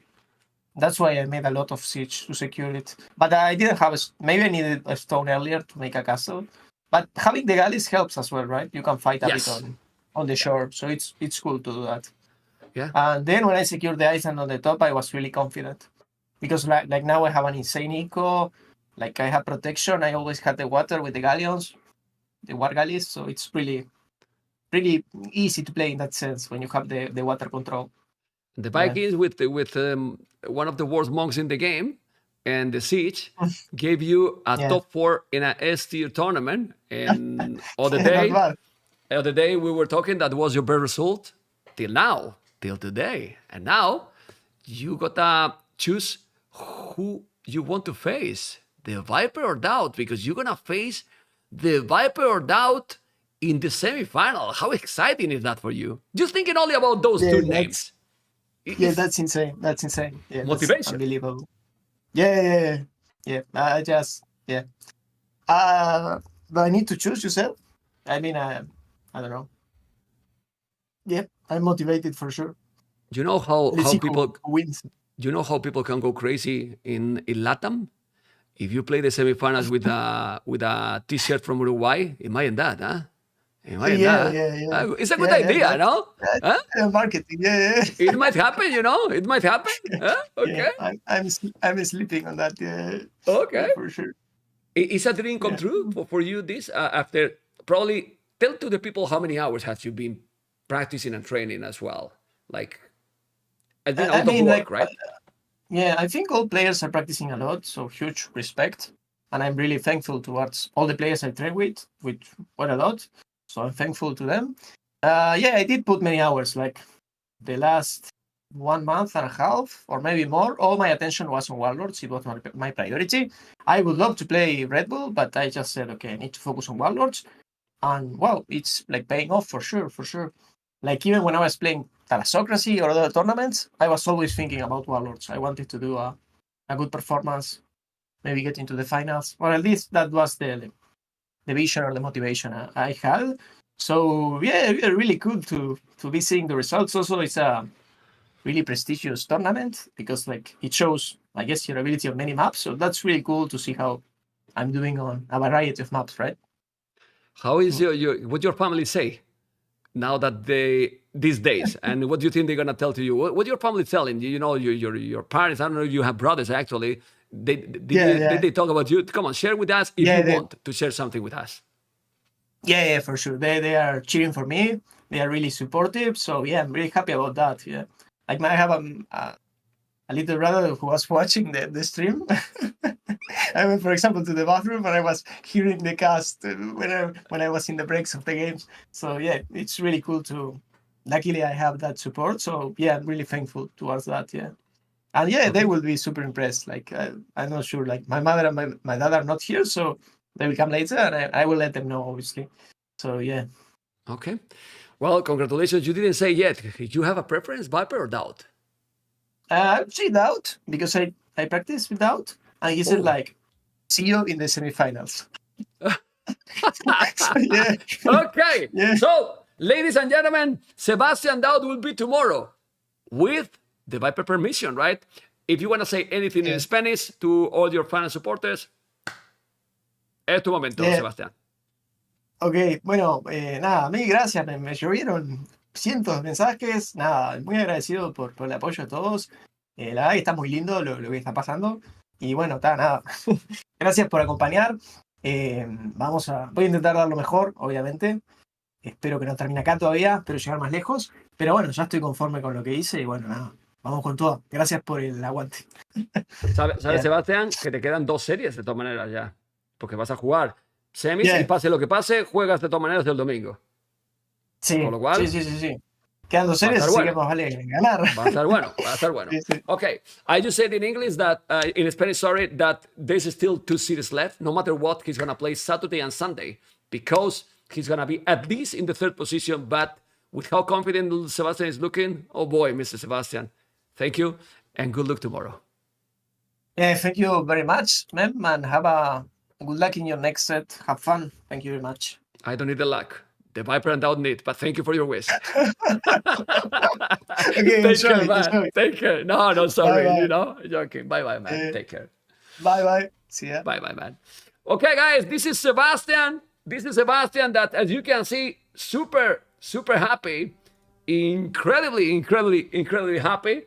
And, whoa, what a happiness, right, Mr. West? This guy is already in the semifinals. Right? Very happy. And he's young. He's going to be there for a long time coming if he keeps working at it, right? This is amazing to see. And as people have been saying, new blood. We've had the same top 4 for a while now. Finally something different. And a good journey to get here, too. Past Yo, past Vinch, and now Viper or DauT is next for him. And also next for you. So that's going to be a hype set. He won DauT, Wes. He won DauT. He wants DauT. Been practicing with DauT, you know? Oh my God. Well, maybe he knows what DauT's going to do then. Maybe he's confident. I've practiced with DauT. I can beat him. Honestly, I think this has been a great series. I really think that Winchester is my opinion, you know. Obviously, I'm not going to say that to him in the interview. I think he threw it a little bit in the last game. And I was thinking with how the game was that we could have game number 7. Seriously. And game 7 with the Georgians on land Mattis would have given him a good shot, right? It's one of those sets where you look at the Civ draft And you look at the last 2 games and think, okay, he's down, but he still might be favored with the civs. So we've had a lot of sets like that, and I think it's really tricky to see. You might be down in score, but still have the civ advantage going into the final games. But this is the thing, right, ladies and gentlemen, TWS. One mistake, one decision going to the right or to the wrong direction, snowball big time. It does. Right? Yeah, big time. It really does. Especially with that civ matchup on that final game with the Vikings having the water control. Once you lose the water, you need to be perfect on the land. Thank you so much, TWS, for coming. How many tournaments we have cast together? Already a lot, right? Quite a few now, right? Yeah. I don't even know. And even before that, we did, the Mangrove Shallows Cup? We did the maps for that. So it's been a while. Yeah. Also, you helped me also in Warlords 1, I think it was. The first one, yeah. In the first one, you helped me a lot with the maps as well. And then you came for sure in that tournament and in King of the Desert. I don't know if we casted in Battle of Africa. I think so too. I don't know. I mean, honestly, it's a big relief for me to cast and not have to have made the maps. So that's always scary. Like, oh no, it's broken and I got to go fix it while casting, right? So you feel better when I call you, hey, ready for dominate? And your answer was directly, obviously. Directly, yes, we dominate. We dominate. If I see only 8 vills on fortified clearing, I know it's not my fault. I'm ready to go, right? Sorry, Crasini. Okay. Well, sorry, thank you so much. Love to Crasini too. He's great, but thank you so I know much. what it's like when stuff breaks. If you want to say anything else, remember that he has also a channel he streams. So if you want to also I'm reminding for you. But that's awesome. Yeah, T-West AOE. If you want to come watch the stream, thank you all for being lovely in the chat. Y'all are great. Mem has such a great community, and you all are awesome. So thanks for having me on, and have fun with Viper and DauT. Thank you, T-West. Stay tuned for more. Take care, man. See ya. Oh, this is T-West. As you have seen, hopefully you have enjoyed. This is how it looks in the playoffs. Hopefully it's updated. I believe it is, but we have now the Viper and DauT. If that was good, the previous series, it might now. Might now. And well, tomorrow, we have already one phase there. It's going to be the Viper DauT versus Sebastian. Here on Tato, the second series. Guys, the semifinals are tomorrow. You cannot go. Man, best tournament by far. Well, what can I say? It's my tournament. So I believe that this tournament is really good. Like really, really good. We have the last quarterfinals. All the quarterfinals 4-2. Honestly, I don't know what you think, but I really believe that 4-2. Obviously, we prefer 4-3, but the series has been really close. Really, really close. Thank you so much, Mildmore. Thank you so much. Increasing the price. Vamos. It's domination. And gonna set up everything, and we're gonna come back really fast. And when I say really fast, it's really, really fast. Okay? I'm gonna set up all the overlays. I'm not even going anywhere. I'm going to set up the overlays, and we're back in a moment, guys. Stay tuned.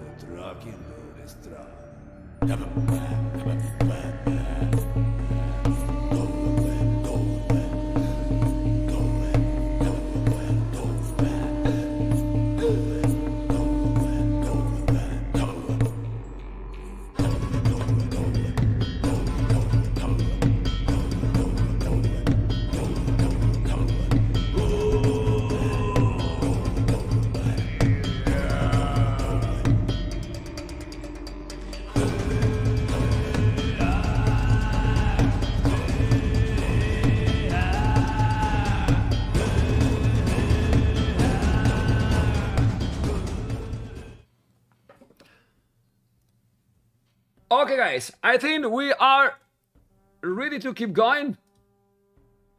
I think Fire, there you go. I think Fire is here with me. Mr. Fire, are you here? I hope that he's here because I see that he's in the casting. He probably is in the channel, but he's muted, so he doesn't listen. He doesn't listen. Fire, hello? Okay, I'm afraid to go to the scene. Let's see.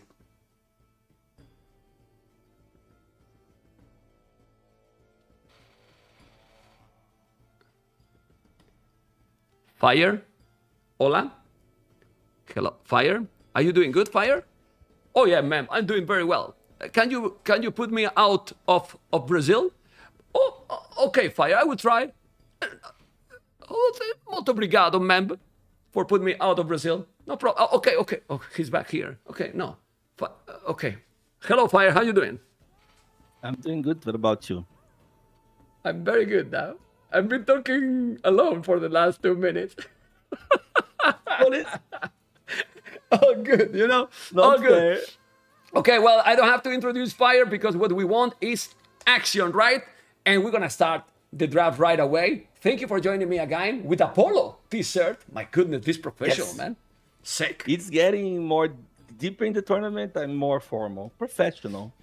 And you know what is gonna hype the viewers, right? This is what is gonna hype the viewers. See these two legends here. Oh, I forgot to change something. Okay, don't worry, guys. The score is not. I forgot to change the flags, but it's okay. It's okay. I will change in a moment. Okay? No problem. It's being changed really fast and unpredictable. Let's go. And now the seed. Because who is this? Oh my God, donations, man. Vamos. Seed 2 and the seeding for DauT, I don't remember. But we have, opening game, Spiral. Opening game, Spiral, and They the both Viper love the Peak. map, right? The Viper Peak Arena as a whole map. I guess it's the best one. It's the more vanilla one as well. It's meta.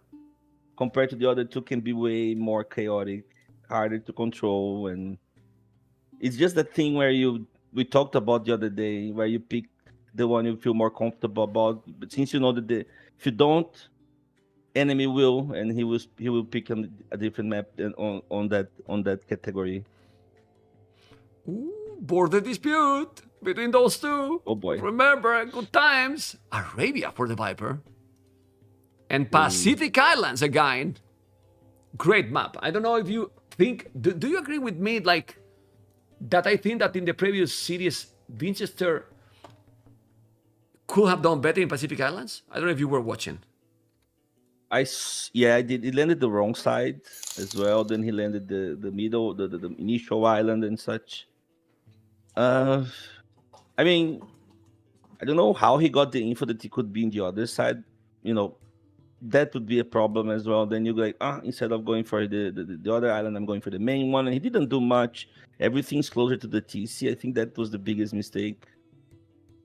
To be honest, he didn't kill a single villager, lost some archers, lost a villager as well, like drop a range. It could be better, but as long as the game goes as well, if the game stabilizes, then you prefer Vikings, right? You gotta prefer Vikings. Better eco, better units, cheaper units. They are so focused. Let's focus on this one because we have the maps. We're gonna start with the Spiral. Someone said that the Spiral is a boring map in the chat. I think just the opposite. I think it's amazing map. Really. I mean, do you remember that Spiral we cast together? What was the one? Was DauT's one? No, I think it was the one with the Camel Arches. It was with you? The one of the Cavalry Archer, Japanese versus Tatars? Yes, it was DauT. Okay. Yeah. I think Spiral is fantastic. Really fantastic. It is. Then we have I agree. DauT pick Habub instead of Sacred Sprint and Land Madness. It makes sense. They are shorter and he might go with some gods, Romans, some even Bulgarians, some strategy, you know, with some early aggression to try to make some chaos into the Viper, right? Also They're easier thinking to about the control, seeds. less variables. Just like Arena for DauT, for Viper. If you think about it, it's just easier. Mm-hmm. And yeah, let's see. So it's Border Dispute Arena. It's a Nomad. I love Nomad. That's cool. Me too. I mean, honestly, Pacific Islands. honestly, all these 7 maps, I love it. I do really love it. Me you too. know? I mean, I would prefer probably Fortified Clearing. I think is the map that I prefer the most in the closest one. Yes, even more than Black Forest. You know, but that's it. You know. Yeah, it's just because obviously again Arena is more, normal, less chaotic. For us to watch is much better. Okay. But so far, yeah, they're going for the Civs now, right? So that's interesting. Let me see if I can find the link on Discord. I can give you. Yes, I do. Rora Rainbow is, yeah, I got it. Rora Rainbow is just a beast. Give you. He's sick, man. Yeah, he sent on the channel already so fast. Very nice. The bands are about to start, and again, all those maps. I really want to watch Arabia. It's very fun. Spiral should be insane to kick things off. I know that some people don't care too much about the cameras. Myself, that I love the human part of this sport and matches. For me, watching right now them drafting is so fun. I mean, I like to see how they are focused, they are thinking, selecting the civilizations. I think for me, this gives a really something special, honestly. No, for me, watching it's this huge part of it. Without cameras and without anything, it's like, okay, well, we see that, but like, did you see how they are focused? I like it, man. Yeah, it's an improvement in my opinion. From like, I want to compare something. I watch a lot of other esports, especially CS2, right? You watch tournaments on CS2 without the camera, never, ever, even if it's online like this one. Because again, this is the biggest aspect. You want to see the rage, you want to see them talking. Sometimes there's some trash talk as well, especially because it's a team game. And bring some diversity as well for our tournaments here on Age of Empires. It's a big plus, in my opinion. For me, man. Anyway, look at the bans. Mongols, Incas, Gujaras, Mayans, Bohemians, Kumans, Romans. He banned Romans, Bohemians, Byzantines, Malay, Chinese, Khmer, Koreans, Portuguese, who he banned very strong seeds out as well. And some are the same. So let's see what is going to be the hidden picks for both.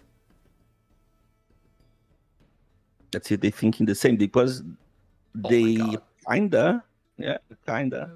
Two Georgians, Bengalis, and Armenians. Okay. Okay, I don't know, Armenians is just, DauT gotta be something. So where Armenians would be here, though, right? On Pacific Islands, maybe? Then DauT is just, he got something else prepared. Oh, let me give some thanks, because I was talking with you, and your voice just captivate me, Fire, and I got 2 donations and didn't say thank you. Great tournament, setting thanks, man. Thank you so much. Philly Reno and Sid Hanstad, $20. Also some bits by Powart. Thank you so much. Go on, Mr. Fire. We need to be grateful with the people. Grateful all the time. Of course. They are amazing. Your community is insane. No Dravidians, that's true. Not yet, but DauT, Viper doesn't, at least Viper won't or wouldn't. That's maybe why DauT is just like, Like he has Armenians, right? Like why Dravidians wouldn't fit in the previous series. He likes Viper likes Armenians on Habub. He likes Armenians on Habub, or Dravidians, sorry, on Habub. So it could be. There you go. See, yeah. There you go. Turks, Persians is good as well. Obviously, one of the best for any hybrid map. For Nomad as well, could be on Nomad. Turks could be on Arena. Bengalis, though, I have no idea where. I'm happy to see DauT. Bengalis and Turks. I'm happy to see DauT because remember when I was doing the interview other day, that he was kind of red faced and he was, maybe I'm getting a virus and something, drop $25, thank you. He looks good. He doesn't look sick or anything. He looks good to play, right? He looks good. He looks just fine. Turks, Mayans for Arabia probably. Okay. Yeah. Yeah, we have some classic map, Arabian Arena, then Habub, that is a crazy one, Spiral as a hybrid, Pacific Islands, a very unique I think we have water map. Three very classic ones, and Nomad as well, right? Should be Nomad, classic. yeah, man. I love it, man. Vietnam, Burgundians, Hindustanis. I'm hyped, Mr. Fire. Seriously. Me I'm too. hyped. Those guys are the right now. They're probably the most experienced ones, right? Playing the game Yeah. still of the pros. The DauT is the probably Viper is the gold, but DauT is the biggest legend. Like so long up there. And was number It was one like at his time. At his most prime, of the time, yeah. let's Like say, on his DauT prime, he was was number one one undisputed. Yeah. For like 10 years at least. in his 20s, let's say. When they were in their 20s, or well, DauT even earlier, you know? Then Italians now for DauT. Earlier, like okay. 16, something like that, Crazy. 17, most likely. I obviously been teammates with him for like 5 years and we're good friends, you know. But the first time I met him, I was like, what the hell? I'm teammate with this guy, and then like 5 months later, I'm meeting him in person in Dubai. Like I was like, whoa! I just want to meet him. In fact, everywhere we went to play tournaments, he was the most famous player, even than TheViper, even more than TheViper. Yeah, for He's sure, like man. a legend. Yeah, like it's It insane. is In a legend. China, everywhere. But in China, for example, there's a biggest It's number of DauT, fans, right? I suppose. It's DauT in China. everywhere. yeah. Just DauT. Okay. Insane. Okay, what do you think about these civilizations then? Who has better sit? Because look, we have the hands as well. So many, and I will bring back to you. Yeah, Let's fun. then relax watching this. Fire. I love the tournament because, guys, tell me, and you must also Fire people in the streams. Tell me a matchup that we have seen repetitive in a map with civilizations. Like, okay, this Not map and now happening the much. same. It's not happening. Yeah. I don't remember Nope. same matchup. Same matchup. Like maybe we see now Franks and Mayans. No, because they didn't pick Franks. Even. You know what I mean? True. Have No. we The seen- games are insane. A bunch of different strategies, and they're trying a lot of different things. They're going for a lot of different things. That also suggests they're practicing a lot for it. So that's why the games are so high level. Like the skill ceiling is like up there, and the games are being insane since day one. Remember with Andy as well? It was like, what? Day one, first game, opening. Very good. Yeah, they're taking their time. Let's see the draft completely because we're gonna start to think on a spiral. And this is also the beauty as well of the cities and the maps, because in a spiral, I think few civilizations could be interesting here. Like Lithuanians and Berbers could work.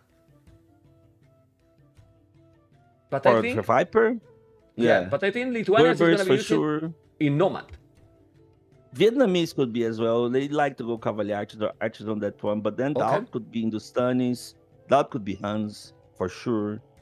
Georgians, both of them could go Georgians. A bunch of hills everywhere on this map, and scouts a big part. Everyone opens scouts and go for different sort of approach most of the time. Mm-hmm. So it could be, but I see Georgians being played on most of the maps as well. Georgians can be played everywhere. So, yeah. I'm excited. I just love the both of them. Okay, And I'm just I checking. want DauT and to do well. Just I'm just checking, and well, not gonna lie. As a host of the tournament, I wouldn't mind to have all the viewers in my channel, because when you have the most viewers, the hype is, you can feel it, you can notice in the chat, you know. But right now, and we didn't start the series, 20,000 viewers across all the channels that's amazing. on a Friday evening, which is not a Saturday and Sunday, and it's not semis and finals. It's not bad, you know. I think we are having It's very good. really good numbers with this tournament, and in a time, I don't know what you think, people in the stream, that is also a good time because we're in June, and in many places it's good weather to go out, you know. So it's Yeah, great. that's summer, right? Many places Yeah. it's summer, and then people are not home that much. It's funny because we don't have here in Brazil. You probably don't have that much also in Spain, right? Like it's summer and people go out. Like here, it's always summer. There's nothing like that. Like, oh, people go out here more than then. But yeah, I agree. Okay, I will tell just in case that, because I don't think they're waiting me, because when I say the 14 to the draft, they can just start whenever they want, you know. And you know another thing that I love it is that the schedule program, we made a estimated schedule program to be at 18 GMT And we are exactly in that time. Oh my God, liquidate product, $50. Thank you, man. Thank you so much. Vamos. I know that is a very ambitious goal, 60,000 for the price, you know. But well, if at least we can get 50 or even 55, I will be happy for sure. But we have to be ambitious, right, Mr. Fire? Because if we don't go to the next level, we don't improve. You gotta man. aim high. Yeah, You gotta go high. Yes. Let's go. Let's go. Anyway, we are going to start. Man, start the game. I want to start. So we are in time. I was talking about the time, and we are in time. But they are thinking, probably they are thinking about civilization, right? Like selecting, all these cities gonna be this map, you know? Yeah. So let's see. They have always, both of them, we all do now. We learn with Kev, but we have like this text file, notepad. Then we put the maps, then the saves, our saves, then what we think it's enemy save for each map. So that's most likely what they were doing a bit and waiting. And, yeah. I know. I got some inside information. They are doing exactly that. They're putting the civilizations with notes in the right map. So they are ready to rumble, and you can feel it that they are ready to rumble. My goodness. Let's go, baby. This is going to start. Straight, shaking it off. Let's go. How happy is Fire to be in a Viper versus DauT? You know? Yes. I'm very happy. Cannot complain, really. And you want that we cast more together? Holy crap! What is this? That was a $106 donation. $8 donation. Damn it. Thank you very much.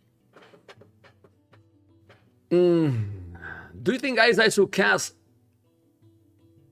Depend how he behaved during the series. We would see if we cast more together in the rest of the tournament. No, wait. Depending? Depend then you're like holding the beast. You need to let me fry. Like you need to free my wings. Like that's not how it works. Depend how he behaved. Today we will see if we cast more the rest of the tournament. Do you think he deserves it, guys? Let's go to the draft. Oh, to the other side. All right. Okay. This is starting, guys. This is starting. Game number 1 is starting in a minute. Georgians TheViper, DauT, Hindustanis. And we're going to keep the colors that they pick. DauT going to be blue and TheViper going to be yellow, okay? That's the trademarks. And that's going to be the colors for this series, Mr. Fire. And it's Hindustanis and Georgians. Give me your thoughts. Yeah, Georgians and Hindustanis again. That's Viper's first pick and DauT 4th, 5th even. Let me check. Yeah, it's 5th, 6th pick. So no pressure for DauT. On the other hand, if Viper loses this one, oh boy, oh boy, oh boy. Okay, both are with the GL t-shirt. Well, one t-shirt, the other is one with how to call it? The Viper is with. It is hot. It is cold in Germany. Because Maybe here. got the AC. Okay, sweater. Yeah, but today we have in my city 38 degrees again. That in Fahrenheit is like 98, 99. Or almost 100. So it's cold in Germany. Here is so hot, guys. Really, really hot. Okay, ladies and gentlemen, game number 1 is starting finally. And oh my God, the Viper Georgians, DauT Hindustanis, this is a Spiral. With me is Mr. Fire. And we're going to dominate this casting because the players are going to play hopefully a great series. And who is the favorite, Mr. Fire? And then we go and check them out because this generation is the one that I love the most. Yeah, that's the one that gotta make them work for the water. And then you can see some water shenanigans ever, like people docking on the same side and such. So this one is more the chaotic one. Obviously, Viper is the... But first, this is gonna be incredible. Because checking the stream, guys, I think I forgot in the previous series to play, but look at this. Look at this all-time face to face the Viper and DauT because thanks God DauT cannot see this. Check the games and the series won by the Viper. Holy and moly. Insane. Insane. You know? Insane. And that was a 54 donation. Also seen so far. Hope DauT has confused the snake with weird strategy. Well, maybe, man. Maybe for sure. Oh, man. The Viper, Georgians, do you know really the dog? You were talking about the map generation. And do you also like this map generation? I really don't mind. Like from my practices, I used to like the other one more. The one with the water close? Yeah. Okay. But to watch, yeah, definitely this one is better to watch. But Viper is definitely the favorite. I was about to say that their encounters, like, is most of the time Viper winning. They know each other so well, and basically they think kind of the same. And Viper is just better a bit on everything. Usually. Oh. But DauT is getting the herdables. Both. That's cool. Viper don't go for it anyways, and you saw how faster the docks Viper's dock was. He's already going for the second fishing ship. DauT is just building the first. That's just Georgian start right there. So good. On the other hand, you have Hindustanis that got cheaper villagers. Used to be top 3, right, ma'am? For a while. Then they nerfed it. They nerfed it consistently. They nerfed the villagers on the shorefish. They nerfed the villager pricing. They nerfed a bunch of things. And eventually they buffed it again, so it's kind of good again. He's lucky, man. And on Imperial Age, one of the best ships. It is, yeah. Awareness. He finded the herdables, man. That's crazy. You got the third eye. Yeah. Already up. They're up at the same time. Better pop for Viper for a while. Until DauT gets a couple of extra fishing ships. Maybe 1, maybe 2. But DauT is going for it as well. He wants to take those back. Bam. Yeah, but he took now the small advantage now with the scout. And now he cannot take the battle. Yeah. He could never take the battle anyway against Georgians. And the weirdest thing about Georgians is that, like, Spearman he's blocking as well. Look at Viper blocking. Good job. Oh my God. He's blocking with the fishing ship, man. Oh my Lord. Okay. Well, Fire is paying attention. Definitely is paying attention. Holy moly, man. Can you give me 1 second? Like, there's like my puppies are fighting. I'm going to take them to the living room. I'm really sorry. Just a second. Yeah, go. Don't worry.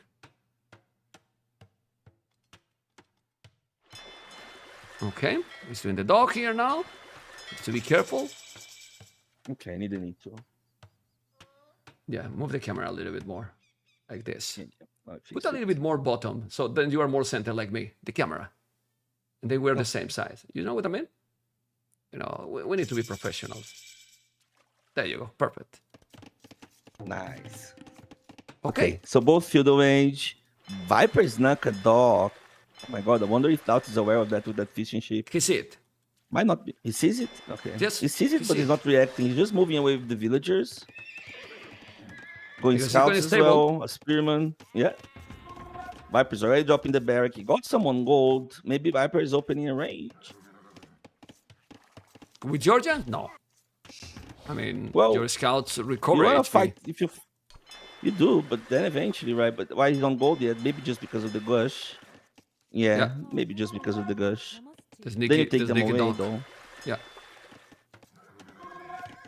Yeah, he want to defend. Is there. Want to defend a little bit, and then he will be fine. He's doing the mill now on the berries. He has to scout. There's several spearmen. Okay. And the fish is gonna be gone. So the Viper is getting a small advantage economically talking, but you know, he can snipe also now with army because he has the scouts. And DauT has a discount on the village with Hindustani, so he should be still fine. Vipers is starting to wall. And as we were talking, he's doing now the stable, the snake. Stable. And will wall the left side. It is no, it's wall completely, okay. Oh, he recovered the cow. He'll be fully walled eventually. He did? Oh, yeah, look at the cow. I mean, it was destiny.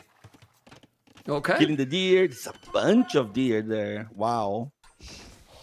Scout going forward. DauT sees immediately the spearman, runs away.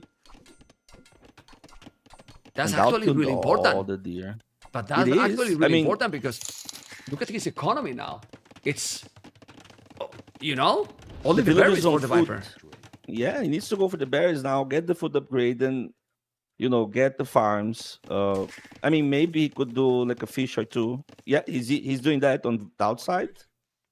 That's a help. That helps, and he's micromanaging there on the first dock. They're very inefficient, so DauT is actually being annoying. That being said, still resources 200 more for Viper.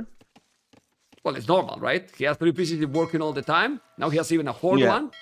You know, he has to Yeah. be careful. He's doing a demo on his pawn on the left. Now the scouts are coming here on the left. He's gonna try to get the battle Viper, but he has one less.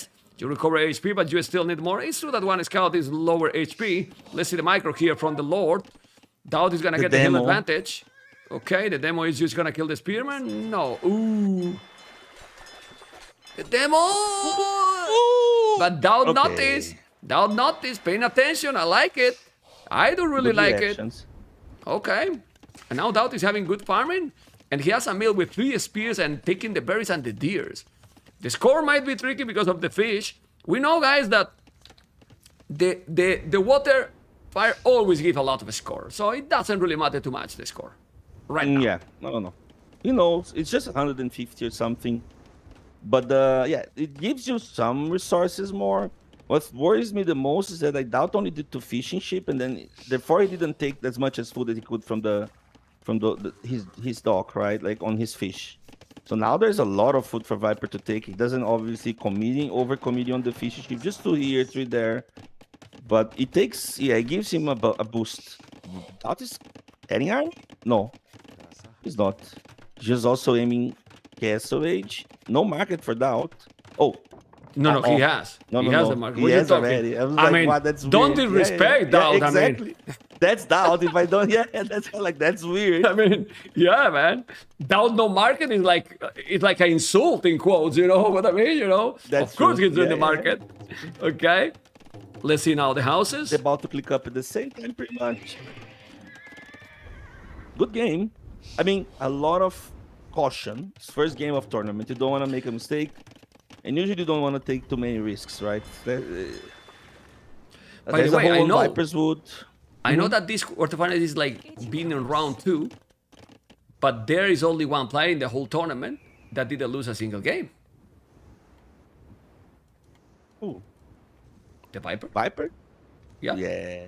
He's the only one who won in the first round in round of 16 4-0. Everyone else has dropped some games. But now both players are going up and DauT is going up quicker. But into what? He's gonna go camels? Boom. Just because camels? Some camels, maybe good, light right? cav. I mean, camels is fine. Usually camels are more of a defensive unit. They don't kill villagers, really. And maybe boom, some light cav monks. Okay. I wonder what he would do in Imperial Age. I mean, he got hand cannoneers. We saw what they do yesterday on DauT's game. Was yesterday? No, they did it before, right? The hand cannoneers with Yeah. on that Nomad game against Bars, I believe. Yeah, against Bars. But look at the micro ward there on the right. That's cool. Oh man. But Viper bought a lot of time, really. Oh, there's a galley. He has to be careful. He's gonna lose it. He's taking the galley with the scout. He's on point, man. He's on point. The For Viper free. 49 population, DauT 41 right now. He's ahead 2 castles, but now the Lord will do extra TCs. Where? The TC, I love that town center. A lot of deer as well, close to the middle. And the third one, let's see, would upgrade monastery maybe? Should be I the mean, third monastery one. not that like, camo. Should be the third one on the right, on the stone goal, or just on the left, trying to go in other spawn area True. with the gold, stone, and berries to expand. Let's see, because Viper. Oh, but this is the Georgians, man. Triple 45 church, insane. Oh my god. 345 charge before the tone sentence. That gives economy, remember. What the hell? Okay. That's new for me. The demo killed 2 scouts, but didn't take the camel. And now he also protect, you know? It's not a great protection, but still. Now, it's true that Against DauT Camels has... is more than enough, right? Okay. 3 TCs for DauT. Okay. What happened? This is for What I Viper missed? as well. No, he's just fighting under the TC there. Viper was about to lose some light cap, but he didn't. He noticed. Blacksmith, a third TC, a third TC for the Viper. Good. Please, Fire, Same check place. resources collected for the Viper right now. Yeah, it's insane. It was already up there, and now it's Oh my god. Okay. They both Steel? won't be able to finish each other like that fast, so that's not the biggest advantage. For sure. Not now. Won't snowball, but it's already a big indicative of the water. Now the 4 TCs. See, 4 TCs, man. What the hell? Why? I mean, again, camels don't kill villagers. If you have a bunch of TCs, you are safe. So this is And why then I'm Viper has surprised. some light cap around. I'm surprised that he's not going Cav Archers. He's gonna mine a stone now, DauT. But honestly, DauT going Cavalier Archers? Yeah, why not? No, I'm telling that why not Because going of- Cav Archers? Yeah, because of the 45 chunks. There's nothing you can do with Cavalier Archers. True. But they don't really kill a lot. You need to put also villains inside, otherwise they don't do a lot of but damage. it's like a But tower, still. really. Like, Yeah. Tower don't kill a lot as well, and then you have like those towers that generate extra resources or more efficiency plus monks. It's insane. See, like camels are going inside and don't do anything. Oh, they're inside. There's You're a gonna kill a villager kill, villager? maybe. Okay, we'll kill one. Kill one. Nice. DauT has killed now 4-3. So he's ahead in population. The question is, if the game go for the late game, don't you prefer Hindustani? Monaspa? Yeah, I prefer him Monaspa? to. I really don't know how Monaspa do against those hand cannoneers. I really don't Not only know. that, imagine camels and hand cannoneers combined. Yeah, and there's a lot of resources on this map, right? Yeah, you're right. Yeah. Okay. How is Oh, the not the percentage villagers? cheaper? How is the percentage cheaper for the Hindustanis? It gets better and better the longer the game goes. Now in castles, this will be, well, a lot more cheaper than feudal and dark. Ooh, holes! No, man. DauT, if you are moving like this, you need to avoid exactly this. 1 village down, 2 villages down. Still DauT is ahead in villages, but, you know, this is a gift. 2 villages gifted for his opponent. For free? Yeah. Yeah, Just like for that. nothing. To be honest, Viper also gave a couple of Well, villagers for nothing. Well, there. But why he's not walling? Well, okay. Well, it's 2 hole actually. He was open on the barrack and on the right. But now that house doesn't make sense. Anyway, lighters are coming. Camels are going to be there. Population DauT is still ahead. But, well, ahead. It's the same, basically. But now he's raiding with light same. cap, man. Yeah. But TC those number light cap found a lot 4. of damage as well. And this score is scary, but it's just all exploration. You can see Viper's point of view. He Doc? sees most of the map. DauT in the middle? Oh, that's fun. Oh, DauT is going to see. Oh. He need to go, but he's not going. Aye. He sees it now. Let's see Viper's reaction with the stone ball like there. Nope. No. He's gonna lose a villager. Denied. Lost it and denied. The score is also a lot about exploration. DauT has explored a Yeah. lot less than the Viper. You can see how the Viper has explored everything already, basically, and already taking the relics. Taking the relics. Viper's Population already is bringing home Yeah. the 3rd and almost the 4th there. He's about to find the 4th. That's a huge advantage overall as well. Not obviously definitive advantage, won't give him the win, but as long as the game goes, better and better. He's upgrading his monks as well, like Fervor now. He already has Sanctity. Going for the Dock finally, and that one DauT cannot deny anymore. There's like 4 monks around the Spearman. and another charge. And a 45 church as well. Oh, he's gonna kill it. DauT. I missed it. Okay. No. He's gonna kill a few monks. 1 monk will. down, another monk down. This is a lot of camels. Now he's gonna. Oh, he converted the camel. He converted the camel, but now he's taking the spear. He's gonna kill the villager. Oh! Is Viper gonna save this? No, saves that lose one. it. Lose it. No. Nice. Okay. I mean, these quick walls all the time cannot be, man. Cannot be. Thank you guys for the Yeah. support. Pikeman upgrade, handcart. But population for DauT is still solid. And TC number 5. Finally on gold. He runs out of gold now. He has Oh! the stone. Bada boom! With the demo Bada boom. in the Oh, he got camels. like 2? Okay. He took 2 and a lot of damage in the others. But DauT So the has castle's 0 coming villains for on gold. DauT. 0 villains on it gold was at the weird, moment. right? Like the first TCs, I guess because there was scouts around, he didn't feel maybe comfortable going for the corners. Also, ooh, DauT is going there. You expect them to go for the gold right away, right? So, but I like it. DauT sees it. Oh. He's going, but he's walling the Viper, and he's gonna be fine, of course. But he knows where it is. He's doing now a skill bar and armor hand card. The game is getting now in the most interesting part of the game because now we're getting closer to go Imperial and the battle will begin. The big battle will begin, but we need to see, DauT need to see a castle probably to deny this goal in the middle.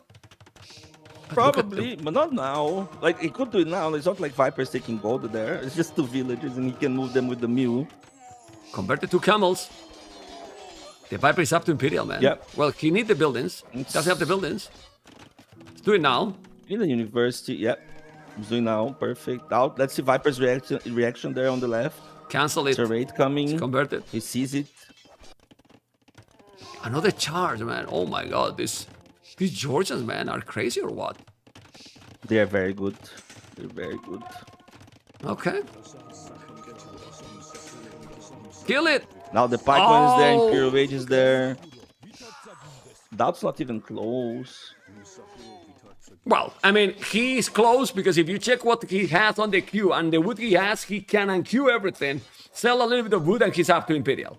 He has a lot of farms, 42 farms, 113 villages, 10 villages more. He has a stone to drop a castle, and I hope he's gonna drop it there in the center to deny that goal. But the problem is that the timing, Fire, and the momentum is for the snake. Agreed. No? I believe There's so. a castle. Yeah. And there's a castle coming soon for DauT, I suppose. Yeah. Yes, on the hill on the left between two You like that? stones. I don't think it's That position? not with his position, right? Then he's not the best. Because he's not going up, then Viper's counter-attacking already, counter-Imperial already, a counter-castle. Some pikemen as well. It's very annoying. Forced to fight. Well, I think he's gonna make the castle. Those camels attack fast. He's on the way to Imperial now. DauT as well. Population is still ahead, DauT, but need to make that castle. Don't tell me that in the first game of the series is gonna be a DauT castle. I mean, cannot be. Wait a little bit, at least for the third game, right? No. He's gonna make it. He got. Nah, he shouldn't. Oh no. Really? DauT! No, more Nah, camels he's are waiting coming. The conversion. No, he's doing. He's He's just doing. waiting for the conversions. He's fine. He's fine, for sure. But problem is that the Viper is gonna be in Imperial and check his resources already. It's not that the resources for DauT are bad, because they are not bad, but also try to kill those castles with the hills. And he's doing already Span Tower. My goodness. Okay, careful. He cancel it. He cancel it to get the trap. He did? Okay, good He point. did. Yeah. Priorities. How many conversions has done the Viper in this game? A lot of conversions. Did a lot of conversions indeed. Rating on the left side as well. I mean, DauT is having a good boom. Relic. Fire, DauT is having a good boom because against this civilization, having only 2,000 resources more, the Viper, it means that DauT is booming great. But the Snake is coming with another castle now forward, and it's taking a lot of map control. This is looking now scary, I would say. Yeah.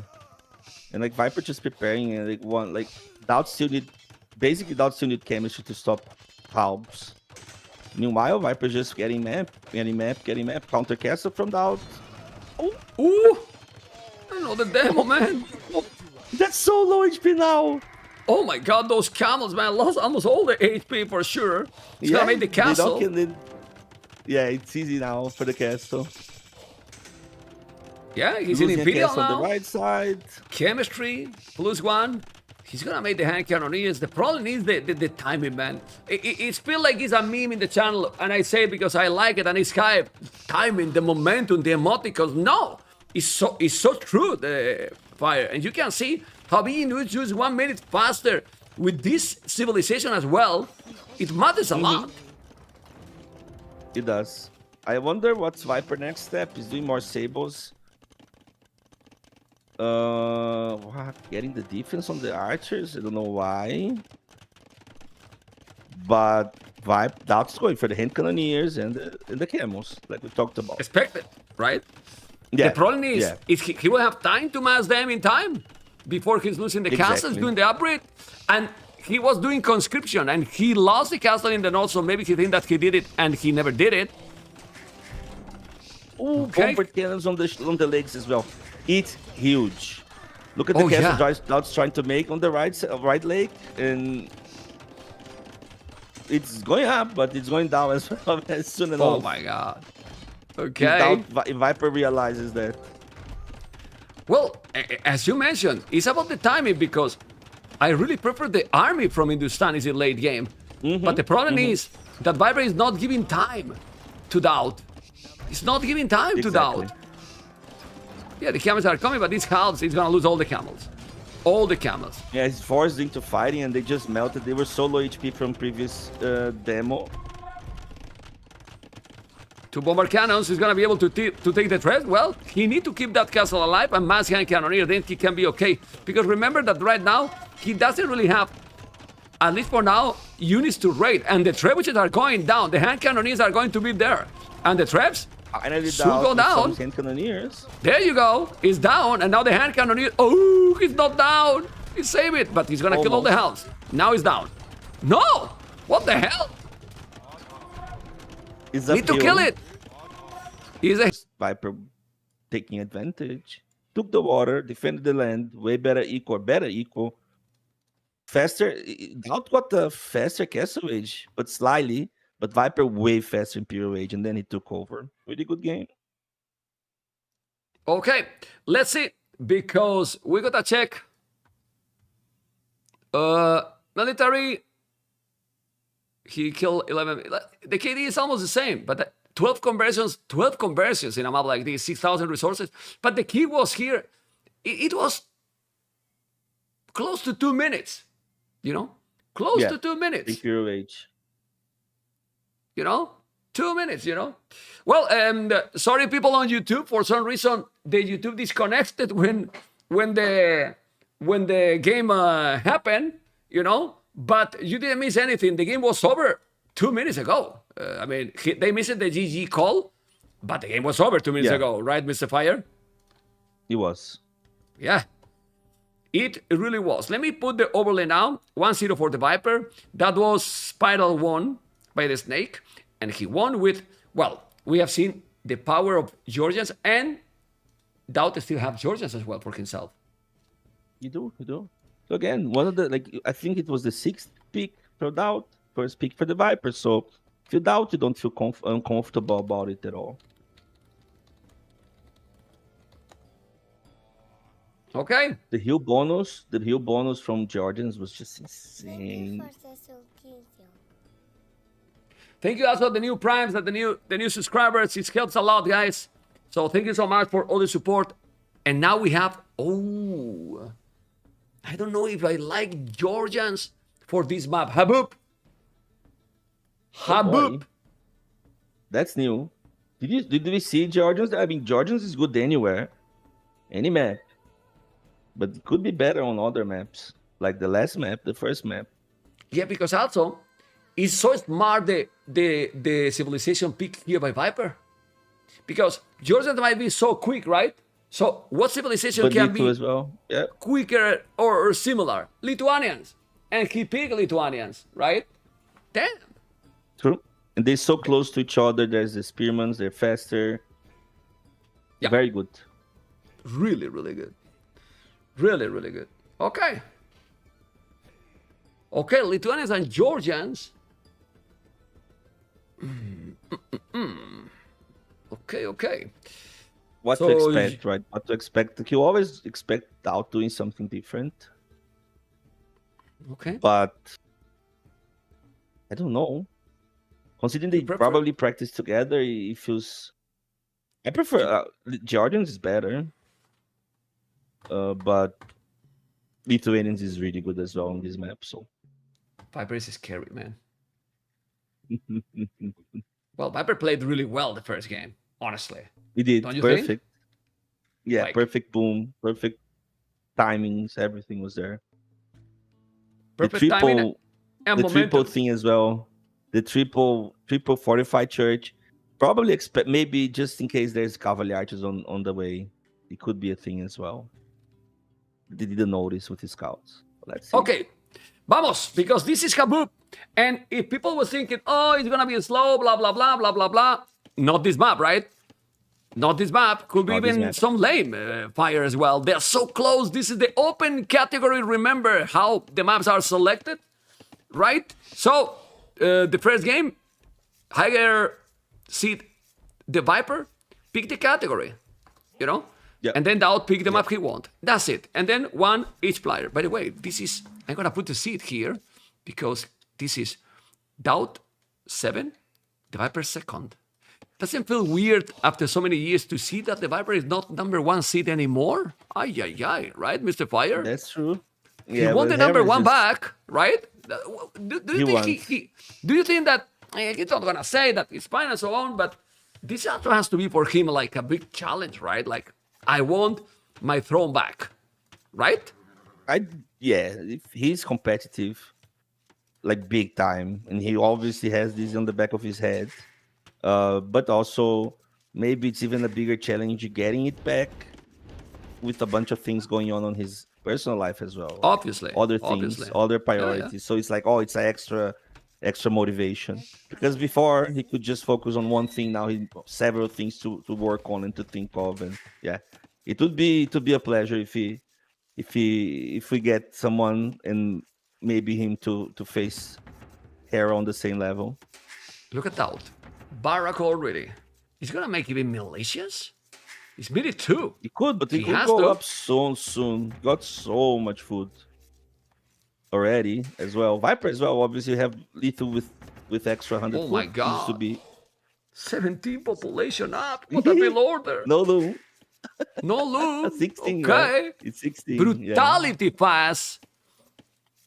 Time to do militias now, or he will do scouts. What do you think?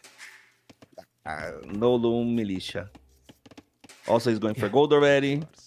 Taking some extra gold while going up. That's men at arms, I guess. With the brutality, Georgia. Archers right away? Oh my god, it could be archers right away. That's so weird, because if you do archers right away, against lethal makes no sense. Yeah, it makes no sense against lethal. Better skirmishers, faster skirmishers. That's confusing. Yeah. He's not doing militias. He's going on goal. But well, maybe he's gonna try to masterpiece the Viper, because Viper also will never think that he's gonna go archers. True. And Viper was still home luring some deer. DauT knows. I think he saw the villagers going to the back on the wood, so he knows the wood is in the back. He didn't see the lumber camps. Probably saw the village, but he didn't see the lumber camp, but he saw the villagers. Yeah, I think he saw the villagers. See Viper small walling. He knows men at arms might be a thing. He sees the barrack. He's out waiting to see if there's a range. There is the range. He doesn't want to make it. DauT didn't want to make it, you see? But now the Viper is coming back to see the archery range. Okay. And now the snake. Oh, but the snake is doing the barrack now. But then that's fine. Yeah. He's fine with it because it's so late archers, and if he's going skirmishes, then it's even they don't do anything at all, right? In theory, right away. So, and you can build them fast as well. I don't know if Viper. Let me see if Viper noticed the guys on gold. He did not. He's waiting to see what's going on. The archers again is very weird. I don't know why archers there. He knows better, but archers against see the range. DauT didn't notice. Very easy to count. DauT didn't notice that he has the wood at the back. He's still trying to find the wood. Look. Oh boy. He didn't notice. That's true. He didn't notice. Now he's doing the archery range. So what is he gonna do now with archers against skirmishers from Lithuanians? Tricky move for sure. Oh, it's stable now. Oh, that's changed a lot. That's changed a lot. Yeah. I like it. Because now he dominates. Now he can dominate. Viper don't realize and just spam on like one spearman and a bunch of skirmishes, then he can be caught off guard. And Viper, he sees it. He's almost went too deep with the spearman there. Now Vipers might see the stable. Yeah, but doesn't matter. Viper cannot do too much because he doesn't have wood for a stable himself. Yeah, no. But you won't go for a stable, then you go for extra spearmen and extra skirmishers. You just trade. The scouts are very expensive. Archers are very expensive. Then you can just go deeper on the spearmen. So See, important. if The there's no micro now. stable there, you need only one to spearmen. Now he's doing a third, eventually a fourth, a fifth. But look how Just fast they numbers. are. Those spearmen are so fast. They're Speedy Gonzalez fire. They're so fast, man. What the hell? They kill the archers so easily. The strategy Oh my idea, I like God. it, but look how fast they are. 1.06 speed, the spearmen. Yeah. 1.10. They are so fast. He's gonna be wall. Ooh, in the last second. Okay. But he will have now a lot of scout and few archers. Problem is that Viper is spamming like if it was Byzantines. Yeah, Basically. makes sense. Let's see if he's going to wall there, if the scouts are going to go through. Ooh. No. That was a good one. But now, Don't know what Still he's doing now. He's going to be out of berries as well, which is huge. He got like only 4 farms. And Viper's completely safe at home. And if DauT leaves with those archers, those skirmishers catch up so fast. oh, this is bad. This is really bad. Losing the scout like this. Sorry, Fire, but I was checking the scout on Viper's the base. berries. And he lost one really easily. He has to be careful. The Viper has a lot of army. Well, you can see this is a RTS game, right? It's not only about the mechanics, but about decisions, civilizations. When I saw Georgians, here I was like, oh, she's using Georgian for this map, okay, can be good. But when you see that the counter is Lithuanians, you saw my reaction, Fire. And Lithuanians Agreed. look so good here. It looks much better. Again, especially if you open archers, it's like expensive unit, slow creation, and you have the skirmishers that are faster in the other side. Viper got all the info. Oh, another hit on the scout. At least they regenerate, right? That's not the biggest problem. True. But the problem now, fletching already for the snake. Will Barrow as well. The scout, gonna lose the scout. Almost, no, he went away. He has so many archers on the field, but without fletching, and that amount of spears and skirmishes, oh boy, you need a tower there, DauT. On the goal, maybe. Oh, he's gonna make a counter attack. I like it. But he need to find the wood. Did he find the wood? No! But now he has to did guess not. where he is, right? Oh. Well, if Viper sees all those archers going around, then he might rush a tower himself elsewhere. He sees it because he wants to wall. Oh, he sees it. The tower. Where, Viper? On the wood. On the wood? Yeah. Just rushing the tower. Viper, DauT also rushing the tower. On his own wood. Yep. Yeah. Viper got through barrel already. That's worth noticing and pointing out. He's going around with the scout with the archers. The tower is there. Skirmishes. Yeah. Look at the KD, by the way. Now he's going to kill something, DauT. But it's the first unit that DauT is killing. Till now, it was 0-3. You know, now he's gonna move those. He's taking another now. He's gonna kill finally Sovelis or not. The spears and the skirmishes is still on DauT base, but now DauT might kill those spearmen. But you need to micro so smooth, really smooth fire. It has to be. And for now, he can take those fights like on an easier way because the skirmishers have no defense.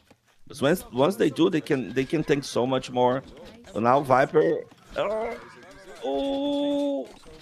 That's No, he will take a good battle. He will take the spear. Not that great because you don't want to lose the archers. If you lose the archers, you don't kill the police, you know? True. Yeah, he put oh him my God, away, he but lost actually. Yeah, just one alive. That was not good at all. Not good at all. Scout recover, and now he's going for the stone. No, losing the scout. You don't want to fight close to the TC when the scouts are so low HP. Now you have to be careful. No. He's gonna lose that one. Another One archer scout. is not having a good micro DauT. That's the problem here. No. He's not having a good micro. But it's hard. We love him, Those but units are so much faster. And the Yeah. other units that he got left, they were low HP. So he lost like a very low HP scout to the TC, a very low HP scout to a village on stone. And obviously he's being rated home, so it's not the easiest thing. Absolutely. Sure. But we have to point out that that's being the key right now. True. No matter what. True. You know? And Yes, of course. Scout, archers, and skirmishes. Be careful with the spearmen. Army numbers is not that big difference anymore. It's going around, going to the left. Let me just check DauT point of view. He's gonna see it coming, but the Viper is starting to mine gold now, and the food in the bank is very, very solid. Resources collected, the same for both, Mr. Fire. And population, almost the same. But the micro, again, and you gotta tell me, this is a bad micro because the multitasking, sadly, is not being OP for the Lord. And he's gifting so many units and expensive units. And that's what is costing him the game. Yeah, losing 2 scouts for nothing now. Those are first full HP scouts for free. Losing villagers on gold. Viper is going to see that tower coming, or those villagers going to drop a tower himself. Yep. And that's all she wrote, I suppose, on this game. Viper is about to pick up. Yeah, DauT is trying to be aggressive here, but this aggression is kinda late because the snake is already on the way to castle, which is a very, very good micro as he's used to do it. Now the tower is there, he need to go back. The tower is up, okay, might take a couple of farms, so he might delete it if he's annoying. No problem. And he's still being annoying on the gold. This is looking the 2-0, Mr. Fire. It is. Yeah. Viper is on stone heavily. Might want a castle drop and go for lighties, which makes sense. But like at this point, since Viper is going up and DauT is stuck on Feudal Age, he could go even for knights. Right, and it should be fine. Food upgrade, still not there. Forging, for sure. Now food upgrade. Perfect. And yeah, Viper wants the castle. The tower he has forging. Yeah, he can do... Well, he's mining a lot of stone. And as you mentioned, one is stable now. Then he might do the castle latest, or even without latest, he's fine. Yeah, it is. Definitely. Like, these timings are, like, too far apart from each other. Like, again, if DauT click it up right now, even, it would be late. And he's not even fast enough. Like, there is like 10 food on the bank. 90 now. 10 again. Yeah. So DauT is committed to fulfill, though.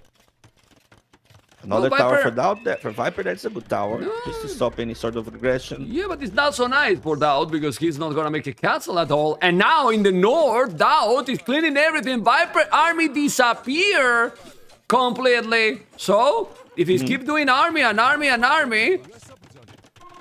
the Viper cannot do damage now to DauT. Definitely could work. Yeah. He need to go back. He should wall that tower, to be honest. But even if he's going to the wood now, he has to. Oh. Viper has 0 army. 0 army right now. There's a tower. But look at the tower. Oh. Okay. That's a good one for DauT. Okay, so we have a game. No, but don't lose the army. But Fire, don't lose the army, man. The army. Oh my God, losing all the army against the tower when he's doing another tower disaster. You need to keep the units, man. Need to keep the units. Army to 0, now it's 6. And the knights will dominate. Yeah, because he lost all the army with that tower. Now the knights are going to take those villages for sure. He's doing a second tower. And DauT has 900 wood. He needs to sell everything to try to go up. And, man, Viper took 2 of the forward towers used with villages because DauT didn't make a single wall. Yeah. You have to wall, man. We all forget about walling those. Walling those towers. We all forget. It's annoying. How many games you probably lost because you didn't do this over your life in the game and you keep doing it? Yeah. Me never. I never lose games like this. I lose earlier. Okay, let's see. Before that, you know. Anyway, he's gonna lose those. Oh. Well, he's up to Castle Age. Okay. But he's the up to villagers Castle is still Age. like, oh my God, look at the villager numbers, 11-0. The Kills. KD. Yeah.